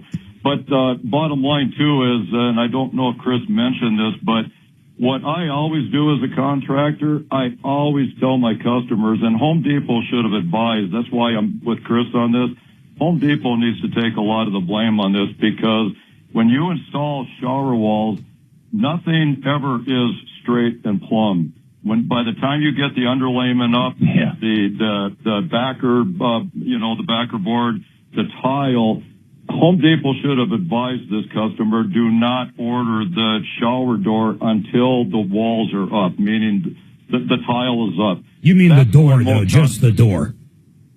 Well, just the door. Yeah. But what I'm saying, Mark, is the alignment, the plumb from one side to the other can be anywhere. When you get done from tear out to finish with the tile, you can be looking at anywhere from 1 to 2 inch difference by the time you go from the floor to the ceiling. That's why it's critical that customers do not order the shower door or the shower glass. Dan, don't you think a lot of that would be on the contractor? Because the contractor measured, told her what to order, then she ordered it through Home Depot. No, maybe, yes. You are totally correct, Mark. The contractor should have advised the customer to. Everybody plays a part in this one. Everybody plays a part. But, yeah, that's a critical information, though, that your customers and your listeners need to remember that if you're installing semi-frameless or framed shower enclosures, there's like a 3-inch difference. So if you got a 48-inch, it goes down to 46 and a half, they'll go like 46 to 49 inches, 50 to 53 inches. So it's just really good information. Yeah, they did. In fact, thinking about that, when our shower was just redone, they did everything except for the glass, and the door's glass as well was the very end. And I think it was Ken Carroll Glass came out and measured it exactly. How to fit, and that was the very last part. Hey, Dan, I really appreciate your call. Now, Corey, I do want to do something for you.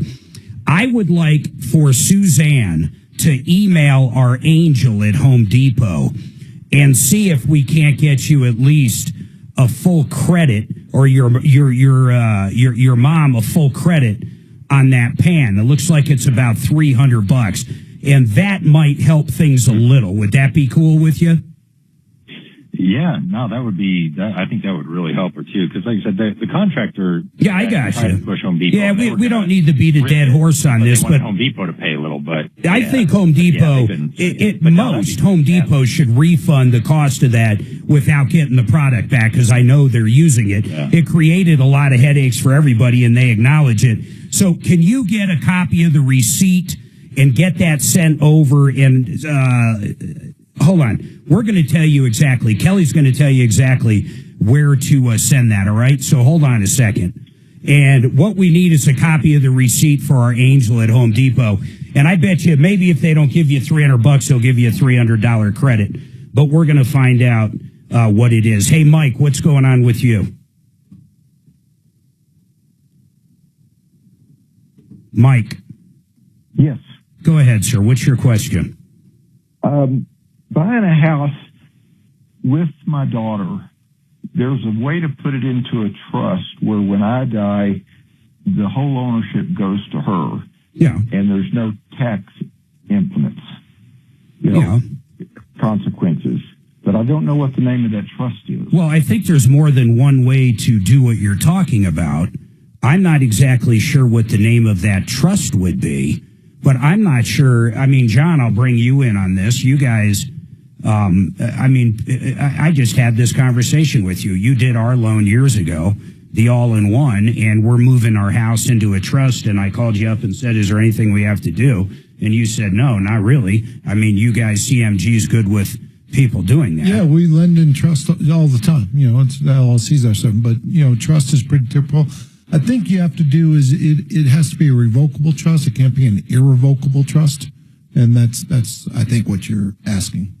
Yeah, I actually, let's get on. Hold on, let me get one of our experts on. But I don't even understand why you would do it that way. I don't know why. See, this would be. I don't know why, for example, you wouldn't buy it as. I always get these reversed. This kills me. Just buy it like tenants in common. Are you both going to live there? No. Oh, who's going to live there? You. She will live there. Oh. Then I guess I don't understand, but you said when you die, she gets it. Why doesn't she just buy it? You got to help her purchase it? Yes. Okay, that makes sense. Hold on. Let's get our trust expert on. Hold on, Mike. I like that question. 303-713-8255.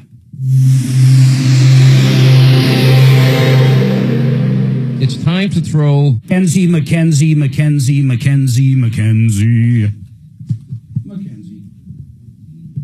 Wait, Mackenzie? Mackenzie. Oh. Yeah, it's the LLCs that are hard to lend into. I don't even know if she needs a trust, though, for what they're doing.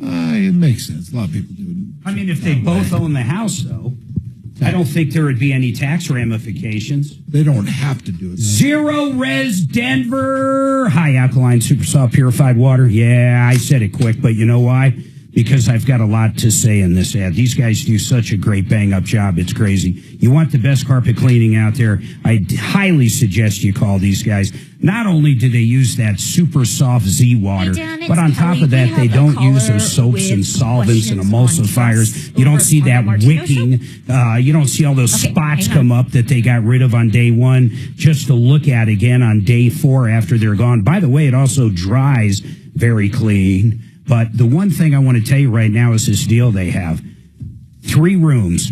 Ready for this? 3 areas, they call them, for $109. $109 for 3 areas. You're not going to get a better deal than that.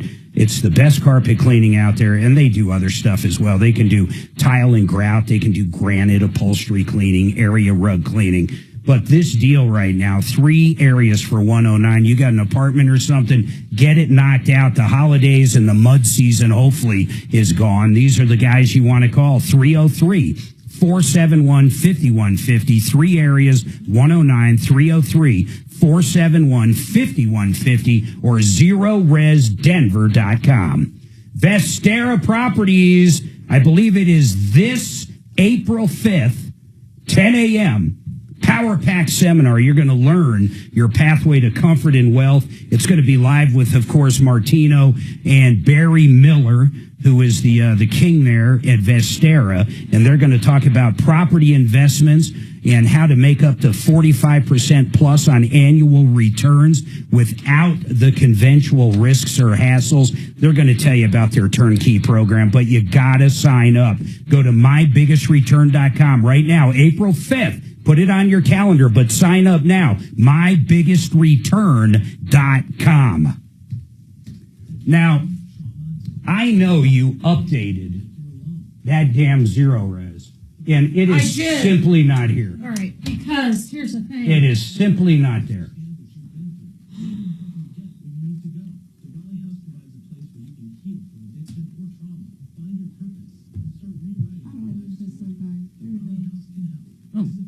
Updated February 26th. So I updated the script, not the live. Okay, switch Yeah. it. I always go to live. I didn't know that. It's So, a good source of Yep, just headlines. switch them. But Citizen Free And Press is then, my primary source. well, I know I updated it because it It's like the freaking drive. says. I think it was the very top. Oh, that's hundreds of February. links to everything. And it's very frequently updated. And they have a great February research staff offers. over there. Yep. Second half. January. We're in March, and I know I put in March. Why else would it even say I was updated? Look. No, the only new show I listened to was a commentary is Stephen Bannon's War Room on Rumble. Zero res. One of February his biggest 26th. Musk No, it is was. Bannon wants to get rid of all those H-1B. Good afternoon. Tom Martino Show. Starting Go back. right now, Let's see. canceled. Well, it doesn't matter what Well, I happens. want to make Musk, of sure I'm course, looking doesn't at the right like thing it, before I right? He's fix got a it. lot of these foreign employees. Yeah. So that's their biggest. That's their biggest problem. Yes. Biggest conflict. In fact, it's their only major conflict. So Trump. This was so, it. Beat the spring. Bannon talks. I have no idea how I would find that in a million I years. really No, love that's this just at the time when I updated it. That's what watch all came of it. up. Yeah, Or I took this. Anyway, shows. okay. Update I the just want to be script, sure though. that's What's your name? script or live. But it'll be playing. Which in one the do you go background to? when I'm I only doing go to something around the live. house, you know, so. Mr. First. On Probably get all about of an them. hour. I've never even You have seen a it. question on reverse mortgage. Like All if I go. I see is script. on for me. On my side. I Well, don't let's make see sure when you update there, I update the same shit. Zero res live. Okay. Yeah. I see that. Yeah, that one is not the one I updated. Yeah, update those from now on. The ones that say live. Okay. Yeah. 0 March 2025.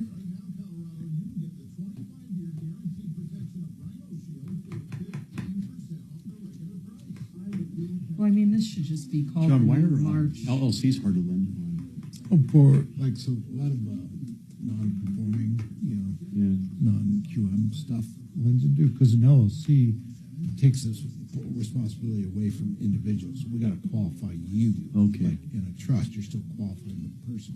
LLCs, they're trying to just qualify the LLC, which then they got outs and stuff.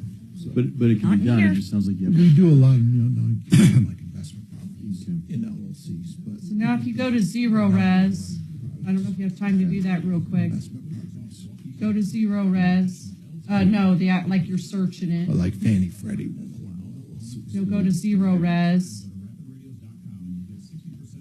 No. So type in zero. Unless everybody quick claims it into an LLC. So they might have to go 10 seconds, guys. Yeah. Trajan Wealth, your trusted local fiduciary advisors. TrajanWealth.com. Denver's talk station, 630 KHOW. All right, 303-713-8255, one line open. Dan McKenzie, our expert, Will's trust in anything along those lines. First of all, thanks for coming on, Dan.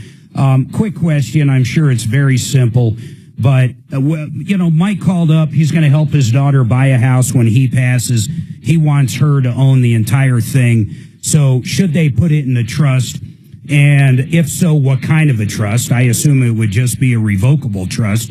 But what say you, Dan, or any advice you have on it? And I'll bring Mike up if you have any questions for him. Yeah, I guess the question really is it sounds like this is going to be a gift, and so you have some gift concerns to be thinking about as far as whether a gift tax return will need to be filed. If he's just going to give her the money to buy this house or buy the house and give the house to her, then that is a gift, and it probably is going to exceed what you're allowed to give without filing the gift tax return. And so that's one consideration. Another way to set this up that seems to be pretty popular with our clients is we characterize the money as a loan instead of a gift, and we know that they really mean for it to be a gift, but we just set it up so that there is a interest payment every year, and then the person who meant to give the gift just offsets that interest payment. So, interesting. With a gift. So Mike, you have any questions on what Dan is saying? Well, on the gift tax portion, if I am part owner of the house, there wouldn't be a gift tax, correct? Well, I don't know about that. I mean, if you're putting her on the house, Like, are you going to buy the house first and then add her to it, or is that? Or are you going to buy it together? Buy it together. Okay, and is she contributing money to that, or just you? Correct. Yes. She is. So it's almost like like a married couple, right? I mean, honestly. Yeah, I mean, the only question is, I don't know what your family situation is, Mike, but if you've got other children who would expect to get a similar gift or be upset if they didn't get something like that, you just got to think through, like, how is that going to be offset from your estate plan if you have one? And, I mean, people, I always tell people if you're going to buy real estate with someone you're not married to, you just got to be aware you do not have the divorce process available to you to help you sort that out if something goes differently than you expected and somebody wants to get out. But Dan, here's really my question on this, and I'll let Mike ask any follow-up, but does he actually, just for the tax aspect, if they're both going to own it and buy it, and let's say it's joint tenancy, I mean, would it even matter on the tax reasons? When Mike dies, she would just get the entire house at the original basis, right? No, at the new basis, the date of death value basis. The date of his death, even though they both own it? So wait a minute. So Suzanne and I right now, if we own a house together and I die, she simply owns the house wholly herself. And her basis would be the original basis, right? So it's confusing, but it's potentially half of the basis, half the value steps up to the date of death basis. And then when she dies, maybe that second half steps up. So there can still be some capital gains tax at that point. But, so what kind of a trust would Dan need just from what you're saying? I mean, when we say what kind of a trust, really, that's not even the proper word. It just needs to be worded for what he wants, the trust itself. It's not a particular kind of trust. Yeah. I mean, I guess the question is, like, what is the intent? This is going to be her house, it sounds like. She's going to live there and he's not? Right, correct. Okay. Yeah. So, I mean, I don't know. I don't know if you need a trust necessarily to give that house to her. I mean, she might want to put it in a trust depending on her family situation, but, creating a trust potentially and putting it in there, like if you were to buy it, but it sounds like she's going to contribute to it. So I just don't know if a trust would play into this or not. That's kind of where that's kind of where I keep going back to. I don't know why if this is all we're talking about is this house, she's going to live there. She's going to be on the deed, and he's going to be on the deed as well, just to basically help her with the loan. But he's not even going to live there. I mean, when he dies, it just all becomes hers, right?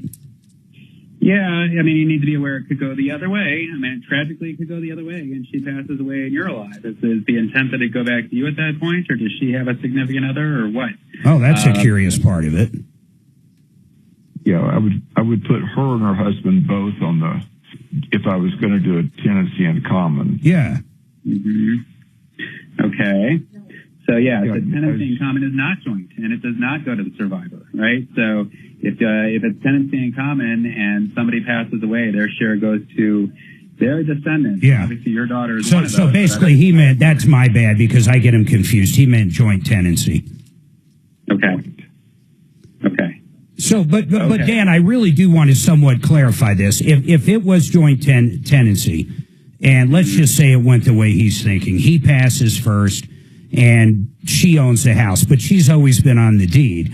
I mean, her basis would still be from day one when they purchased it, right? Yes. There wouldn't be a step up in that instance. Now, if it was joint tenancy or tenants in common, there would be for that share of it, right?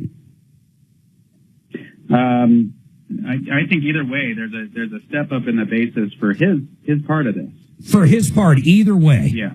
Okay, right. Where if it's in the trust, there wouldn't be a step up. I mean, these are pretty complex. I always tell people, like, look, I'm not the tax expert here, actually, but I don't know if the trust plan, if it's just a revocable trust, if it's really going to, get rid of or enhance the capital gains tax basis. She gets, she's married and it's her primary residence. She gets $500,000 a gain before she has to pay any capital gains tax when she sells the place. So there's quite a few different moving variables on that part of it. Yeah, that's interesting. Where would he take a deeper dive into this? I mean, should he call you just offline and kind of explain everything, or what? He could. I mean, you're probably, Mike, if you have a CPA, I mean, it'd probably be kind of a joint effort by both the CPA and the lawyer. Just Yeah, to make you know sure what? that, Dan McKenzie, I really appreciate your time. And for anybody out there, whether it's a simple will, a complex trust, asset protection, this guy really does do it all. So, coplans.co, coplans.co or 833-CO-PLANS. But Mike, I want to do something for you real quick. Hey, Kelly, see if we can get Eric Reinemeier back on. I want to ask an accountant that because I'm not so sure, Mike. Hold on. I'm still not sure you need even a trust just for what we're talking about. But Dan's absolutely right. These are accounting questions. I'm going to call up our accountant. Hold tight, everybody.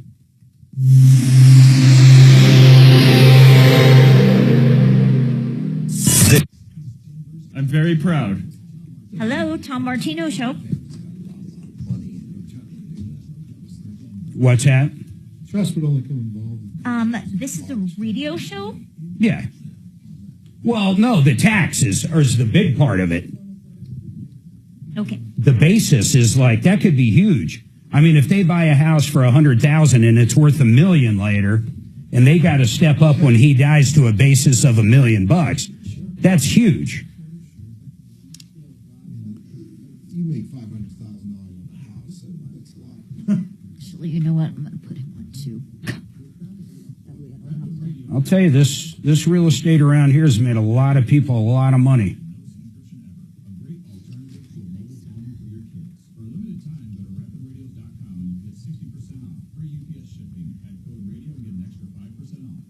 RedRocksRS.com, Brooks the owner. They're a solar company. They can do commercial systems, and they can find great grants for commercial systems and tax credits. But if you're a resident, you've been thinking of solar, give these guys a call. If you have an old solar system that has a problem, they can come out and fix it. They don't care who installed it. If you want to add a battery backup or an off-grid system or basically anything you can imagine, that's solar. That's Red Rocks RS. They do everything in-house, sales, service, installation. Great people, been on a referral list a long time. Call them with any questions. They're wonderful to talk to. RedRocksRS.com. I'm counting down to my damn ass check.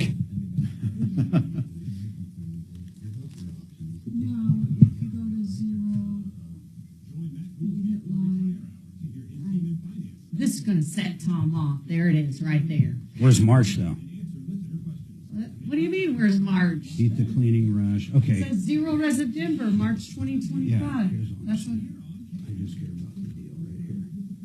Right, this part right here. Perfect. All right. And then the rest is right here. I'm not touching his, I don't want to set the poor guy off. Well, then we can just do wrong commercials all the time. That's No, but I'm other just saying, aspect. He's going to go on to do a live and it's not going to look the same to him. And then he's going to wonder what happened.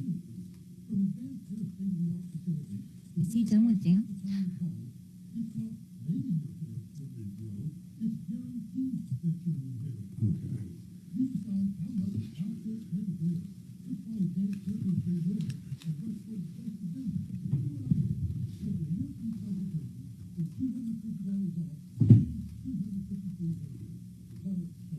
Kelly, do you hear me on Reinemeier again? Yeah, I told him that I texted him and tried to call, and he hasn't gotten back to me yet.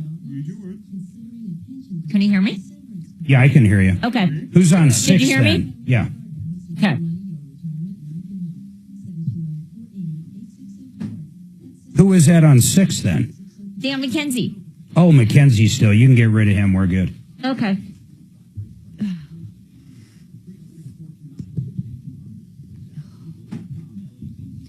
Thanks for your time, Dan. All right. Sounds good. Bye.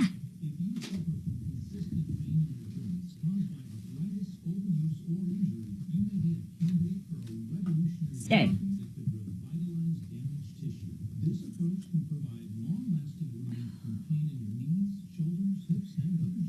What do you, I'll ask you this on the air, but Frank, what do you consider a stale listing? In this market, I would say anything probably over 90 days and hasn't moved. Okay. Hasn't moved in pricing. Yeah, it's exactly. Because average days on market right now is 55 days. But in the springs, it's 90. In the springs, we're 90, but there are a couple of neighborhoods that have certain circumstances. Like I've got some listings that are above that, but we've seen some circumstances, like special circumstances that have caused that, like HOA lawsuits, things like that. Oh, okay. So, and I've got one of those right now. Mm-hmm. And that will absolutely increase your days on market. And then Because they're hard to buy. Well, and you've got financing restrictions. You guys wouldn't touch something in a lawsuit, would you? Sure.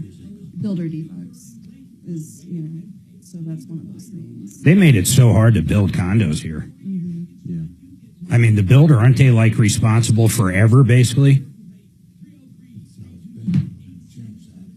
I don't know how else you free up housing and get builders and stuff. I mean, Is it the only type of HOA lawsuit that makes it difficult to sell and finance?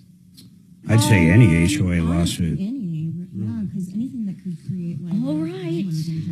Come on, somebody text me back. If you're unsure about that, it creates concern with a potential buyer. Besides like financing concerns and things like that, but I mean, just as a buyer in general, that would make it a little. Might be on the hook for a lawsuit you have nothing to do with. Yeah. Well, yeah. So it's one of those things. So in those instances, I would expect bigger days on market than like your typical. Yeah. And what percentage of HOAs would you say are involved in a suit like that? Oh gosh, I have no idea. That's a good question. 10 seconds. myage.com/ready. Trajan Wealth, your trusted local fiduciary advisors. TrajanWealth.com. All right, don't forget 303 Martino works on and off the air. Hey, Mike, I'm going to go to you as soon as we got Eric up. I'll go back to you on that question on the trust and buying a house with your daughter. And then Frank Duran, I wanted to ask some average days on the market in Denver now. How long? Okay, so the latest DMAR report, Mark, is 55 days is average days on market. And give me an idea what the shortest term was in the last, say, 5 years. Oh, short. Oh, my gosh. They're Like 11 days? 11 days, 5 days. Oh, my There was goodness. a time, Mark, when we had like 11 days of inventory. So homes were flying off in 24, 48 hours. So with it's like a multiple bids. buyer's market now.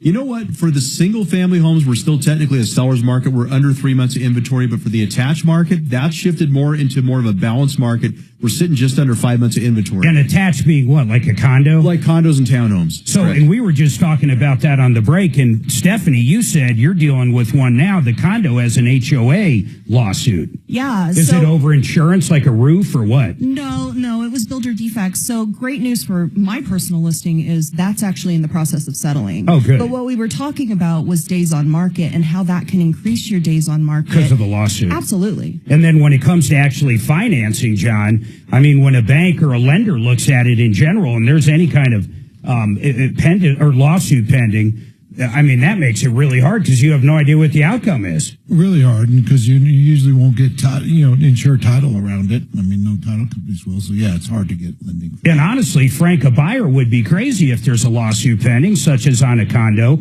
because they might walk into a special assessment of $100 trillion zillion. Oh, I mean, some crazy amount. That's true, Mark. We caution our buyers to be very careful and watch those meetings minutes because sometimes the sellers don't even know themselves.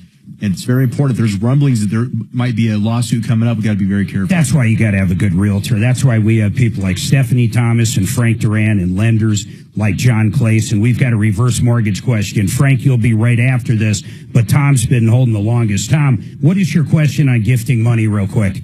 Hey, Mark, I'll make it quick. My sister-in-law was in a horrific accident back in Michigan about 3 years ago. Long story, fast forward short, she's getting a massive settlement. I don't know how much, but she considers me family and she wants to share something. Nice. Well, it is. I kind of don't want her to do that. I mean, her accident, her pain, her year in ICU, and $1.1 million of hospital bills. Oh, wow.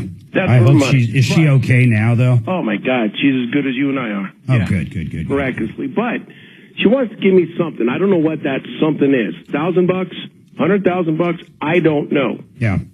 But if all of a sudden I get a check in the mail Yeah. What kind of tax am I looking at? Well, you won't have to. Well, I mean, if you get a check for over $14 million, you'll probably owe some taxes. Up to that amount, you're not going to owe taxes.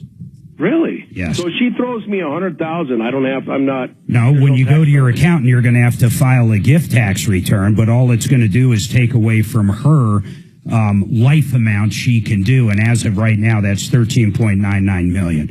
But if it's over 18,000 in any given year, and these numbers change all the time, man. There was one year, I'm pretty sure there was one year where there was no limit. I forget what year it was, but right now it's basically 14 million. But if it's over $18,000 in 1 year, your accountant needs to do a gift tax, and basically all that does is offset hers offset you the amount you can get for the rest of your life. Does that make sense? Absolutely. That's it, man. And if it's you and your wife, if you are married or whoever, you could get half. Okay. All right. Okay. Hey, what's your question on reverse mortgages, Frank? Thanks for that call, Tom. Hey, Frank. Hey. Hi, Mark. Yes. John. Hi. About a year ago, last spring, I started investigating in reverse mortgages. I'm 75. I looked at Finance America, Mutual of Omaha, and they're talking about, my house is, I'm 75. The house is worth about $350. They're talking about first year giving me like $15,000, then a year later like $30,000 or $40,000, and I looked at, I saw your ad, and again, I'm here in Cheyenne, so I don't know do you operate there, John? Yeah, John does. Yes. I got a question, though, for John and you, Frank. I don't understand where he started off. What is he talking about? 15,000 the first year, then 40. I don't even get that. Generally, it works two ways, Frank. You either have a line of credit, and John can kind of punch some numbers and tell you what that would look like, or you can get one amount per month. There's so many ways to do it, but I don't understand the 15,000 1 year, then 40,000. I think you misquoted there. So they limit you at how much you can. So of the total amount you can get, say 350. Say you can get 140 out of it. Yeah, they'll only give you 60% of that 140 the first year. Oh, and then you get the remaining the second year. If you do a fixed rate, you can get it all. But if you're not paying anything off, it's like I said, you get about 350. You get about 40% of that as a loan. At 75, it's not 50% yet. No, it's just never really gets to 50% anymore. Unless you're like 90. Yeah. Yeah. Hey, so Frank, what is your goal? I think that's where you start with someone like John. I mean, what are you trying to do besides live in your house forever? I want to, I've been here since 2005. Yeah. I've got about 70K left on the mortgage. Okay. I've got a PITI of 725 a month. So that's your only income. To be able to pay off the mortgage. Well, hold on. Is that your only income, Frank? My mortgage payments. Yeah, but I'm saying your only income, not your mortgage payment. Your income is how much each month? Oh, $1,600 a month, SSI. $1,600 a month. So eyeball that real quick, John. They just check to make sure you can afford to pay your property taxes and insurance, so you'd be good. So, if you owe 70, you're going to get that 70 paid off. Then $290. Then you're going to get about 70 grand on top of that, which of the first year you can get maybe 45,000. Well, that's why I was asking him. Wouldn't he be better off? I mean, Frank, would you rather have a certain amount monthly, or do you want a lump sum of cash you can use? I don't know. That's what I meant. What are you trying to do? Okay. Well, he wants a lump sum to pay off the 70. No mortgage. You do that.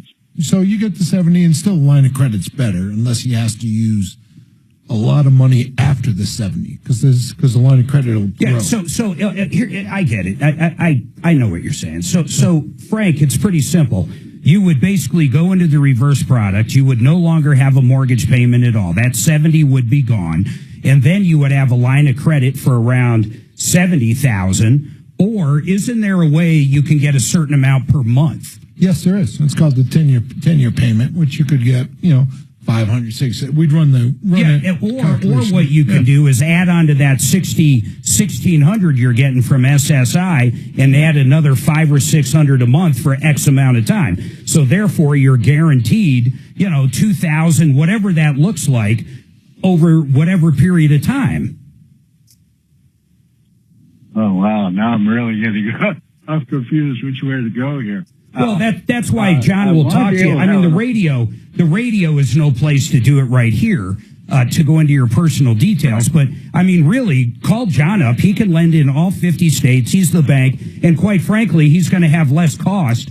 I guarantee he's going to have less cost than Omaha or anybody else you did because he's a direct lender. He's the bank. He's not even what I'd call a direct lender. He's literally the bank. So, I mean, he knows the underwriters. He knows every part of it. He's going to be your best option. So just call him off air, okay? Okay, so I should just have John call me give him my number. Here's what we're going to do. Call me. I'm going to make it easy for you and do that. So Kelly or Suzanne will pick up. I'm going to put you on hold, Frank. Sit there. We're going to get your first, last name, and your phone number. And John, you'll call him up later on. Sounds good. And let's do that for him. See, that's kind of funny. A lot of people don't even know what they want. Yeah. I would think because of his income, it would be nice to boost that, but he might want that line of credit in case he wants to buy a new Tesla. I mean, I don't know what he wants to do. And the nice thing about it is you get rid of the mortgage payment. That instantly goes to your income. Okay. Hey, Mike, real quick, I've got Eric Reinemere on. I got to take this break. We're going to quiz the accountant on all the tax ramifications of you and your daughter buying the house together. So hold tight, all right, Mike? Yep.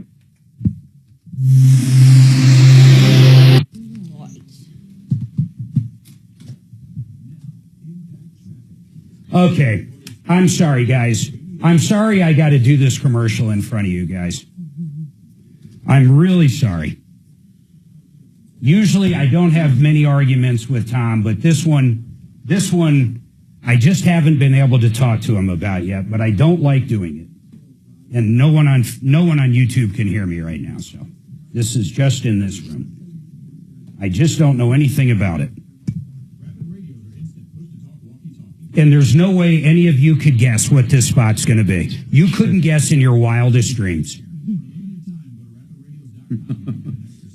Is it Fuller? All right, the BAC clinic is located in Istanbul, Turkey. Did you know Turkey is emerging as a capital of a medical tourism? I mean, everywhere. People fly there all the time to get different procedures done. And these guys over here at recoveryourhair.com got something going on that's crazy. You fly to Turkey. It's like a mini vacation. And then you get your hair transplant right there in Turkey while you're enjoying yourself. And, I know it sounds crazy, but let's listen to the real numbers. People get quotes of $29,000 plus for hair treatment. You go over there, you're looking at $7,000 plus you got a mini vacation. The aftercare is world class. These guys are great people. You can have a fun trip, get that hair done while you're gone. You got to check it out. The founder's Nick Turner. He's done it personally. Call or check him out for any details. Recoveryourhair.com. That's recoveryourhair.com. John Fuller, Fuller Law. I say it, and I'll say it again, and I'll say it tomorrow, and I'll say it next week. He got us maximum results when we were in a car accident. We had a lady hit us, and we had someone rear-end her daughter about a year later. Both times, John Fuller, personal injury attorney, John Fuller, got us maximum. He got us everything. He maximized the case. And when I say that, not only did he get us every penny of insurance money from the people that hit us, but he also took that pool of money and he negotiated down the hospital bills, the chiropractor bills, and put even more money in our pocket. Please, if you've been hurt in an accident, you call John Fuller. If you've been hurt in an accident, you call John Fuller. 303-597-4500. Please do me a favor. Put that in your phone because when you need one, you're going to want the number. 303-597-4500. You couldn't have guessed that, could you? I didn't see that coming, but I also didn't see the controversial part. It's just, to me, it's like I've never flown over there.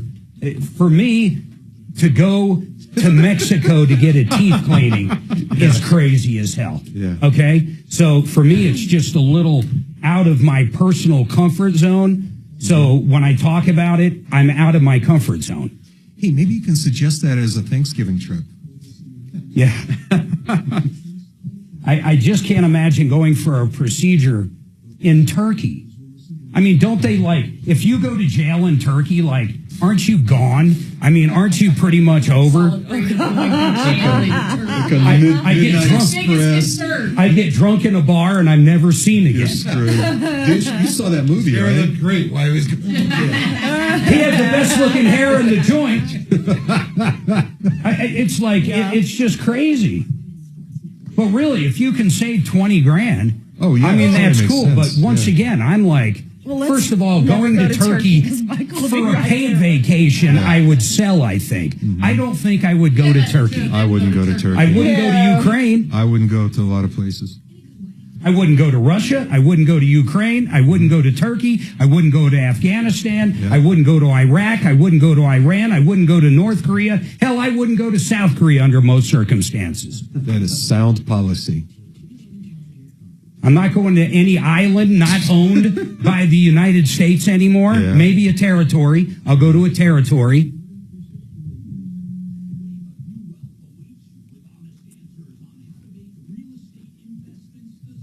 It's true, man. All of a sudden we arrest some bigwig and they need some. Oh, yeah. Oh, you're cooked, man. Just arrest you. Yeah, exactly. And little old me with my new hair is locked in some pen. Because some diplomat got in trouble.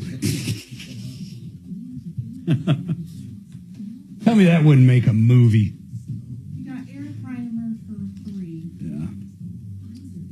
Kelly, you got to get Frank's full name and phone number for John, please. On line 1. You know his taxes and stuff will be low. Insurance, he's in Wyoming.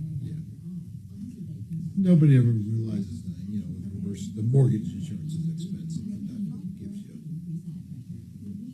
all the benefits. And guarantees. You guys ever have clients buy on a reverse? Haven't.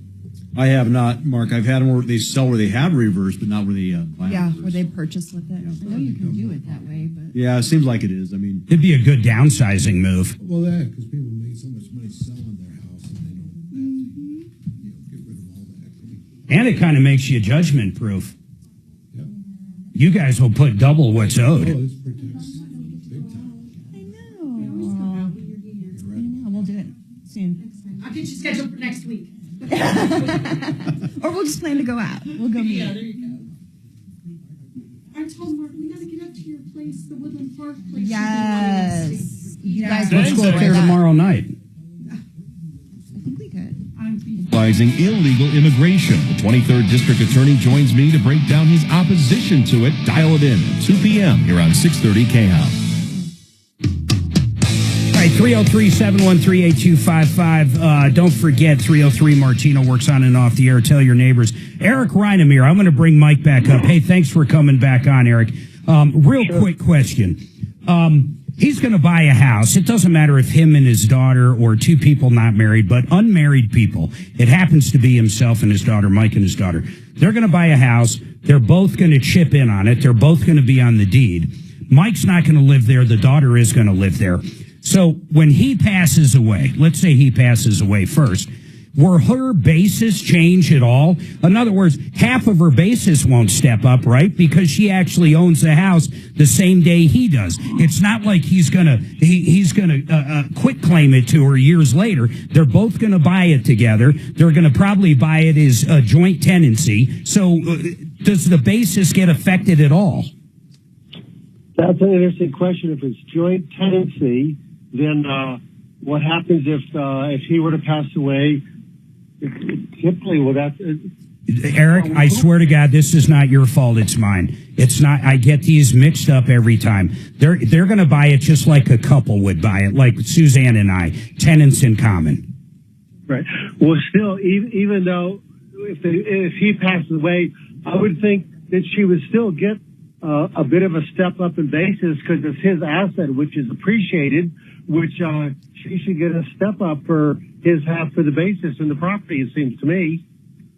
So, well, I mean, you're the accountant. If this actually happened, if he passed away and she goes to file his taxes and the house went up $1 million, I mean, what's her basis in the house?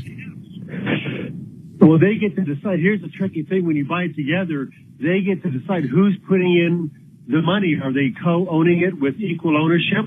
How are you doing that, Mike? Probably be co-ownership, equal. So it'll be, so you both are putting in the same amount of money? Yes. Yes, so there you go. And what's the rough value of the house, Mike, that you're buying? Probably around 800. And is it going to be her, so you're participating, but is her principal residence? Yes. Yeah, so the other piece about this is you like to maximize it to where somehow you can take advantage of that, $250,000 exclusion of gain on the sale of a personal residence. So that my guess is that for her, she might never have any tax impact whatsoever. I mean, will she live in it forever? What's the kind of the timeline? She's only 30 now, so I don't know how long she'd live in there. Yeah, but even if she lived in it for whatever, 5 years, go ahead, Eric. Yeah, this is kind of an interesting twister situation. But no matter what, it seems to me she should get a step up if they co-own the house.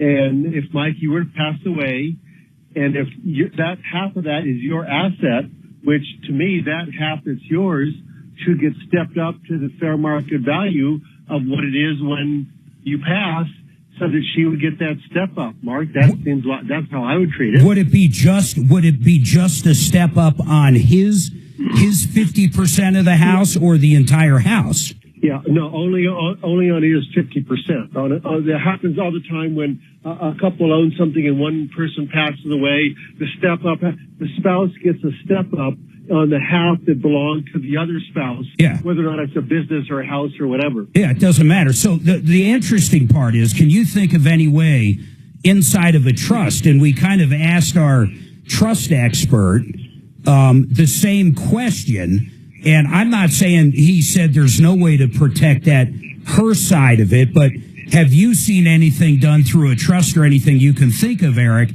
that would make it to where when Mike passed, her side and his side would both jump up to that basis? Let me give you an example. Is it possibly he could owe 90% and her 10%, so then 90% when he passed away would become the basis, but she still gets all the other benefits of the home ownership?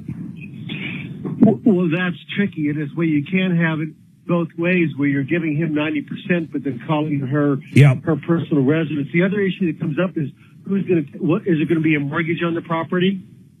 No. Okay, so you're paying cash on it. Yeah. Yeah. The only thing I'll mention about trust, I know from talking to attorneys, they often might advise that the sale of what is a personal residence, sometimes it's better to have it inside of what they call a residence trust to make it much easier in case one of the other person gets disabled. It can make it be easier for the remaining party to do things if it's inside of what they call. All right. Hey, Eric, I'm sorry. I'm up against this in a Mike. Mike, I think you should call Dan McKenzie or Eric Reinemer. They're both Atlas firms, and McKenzie are both on our referral list. Mike, I hope I at least helped you a little bit. I feel like we left some questions open. Maybe we can figure them out another day. Don, I'll talk to you tomorrow. This is the Troubleshooter Network. Follow Tom Martino at Real Tom Martino and stay connected with all of us at 630 KHOW, KHOW.com, and on the iHeartRadio app. This is Denver's talk station, 630 KHOW. As we turn our attention to friends and family and cozy warm homes, keep in mind Plumline Services with plum crazy deals on new Carrier furnaces or honest repairs and service. You'll love Plumline's mission of excellence, character, and ethics, and top quality brands like Carrier, serving Castle Rock to Fort Collins. Plumline and Carrier, turn to the experts. 25 years strong. PlumlineServices.com. Service at home. Servants at heart. Hi, Dan Cicchini. For custom kitchens or cabinetry facing done right, go to drhi.com. Great cash incentives for a special financing rate of 0% APR with 72 equal monthly payments with approved credit. Call for details, 800-362-8370. Beat the spring cleaning rush. ZeroResDenver.com. $109 for 3 rooms and a $75 discount for duct cleaning. 303-471-5150. ZeroResDenver.com. To protect her home and family in a disaster, Karen was willing to wade through water, mud, and insurance paperwork. Yep. Yeah, I can do this. You go, Karen! By simply understanding and updating what her insurance covers and doesn't cover now, she'll be better prepared no matter when disaster strikes. Learn other simple ways to protect your home and family before a natural disaster at ready.gov. That's ready.gov. A message from FEMA and the Ad Council. KRFX HD2 Denver. KHOW Denver, an iHeart radio station. Make us the #1 preset on the free iHeart radio app. Listen for all your music, radio, and podcasts. Free never sounded so good. ABC News, I'm Michelle Franzen. A possible breakthrough in the war between Russia and Ukraine. Talks between the U.S. and Ukrainian officials ending with a month-long ceasefire deal. Emerging from talks in Jeddah, Saudi Arabia, held with senior aides to President Volodymyr Zelensky, Secretary of State Marco Rubio said the Ukrainians have agreed to an immediate 30-day ceasefire. We'll take this offer now to the Russians. And we hope that they'll say yes, to peace. The ball is now in their court. As a result of progress in the talks with the Ukrainians, the administration says it will now lift its recent pause on intelligence sharing and security assistance for Ukraine. Stephen Portnoy, ABC News, Washington. The tariff rift between the U.S. and Canada widening. President Trump today adding additional 25% tariffs on aluminum and steel set to begin tomorrow, bringing the total to a 50% hike on both metals. Heavy rains in the forecast for the West Coast, along with the threat of more mudslides in burn-scarred areas of Los Angeles County after those wildfires. This is ABC News. The U.S. facing another government shutdown.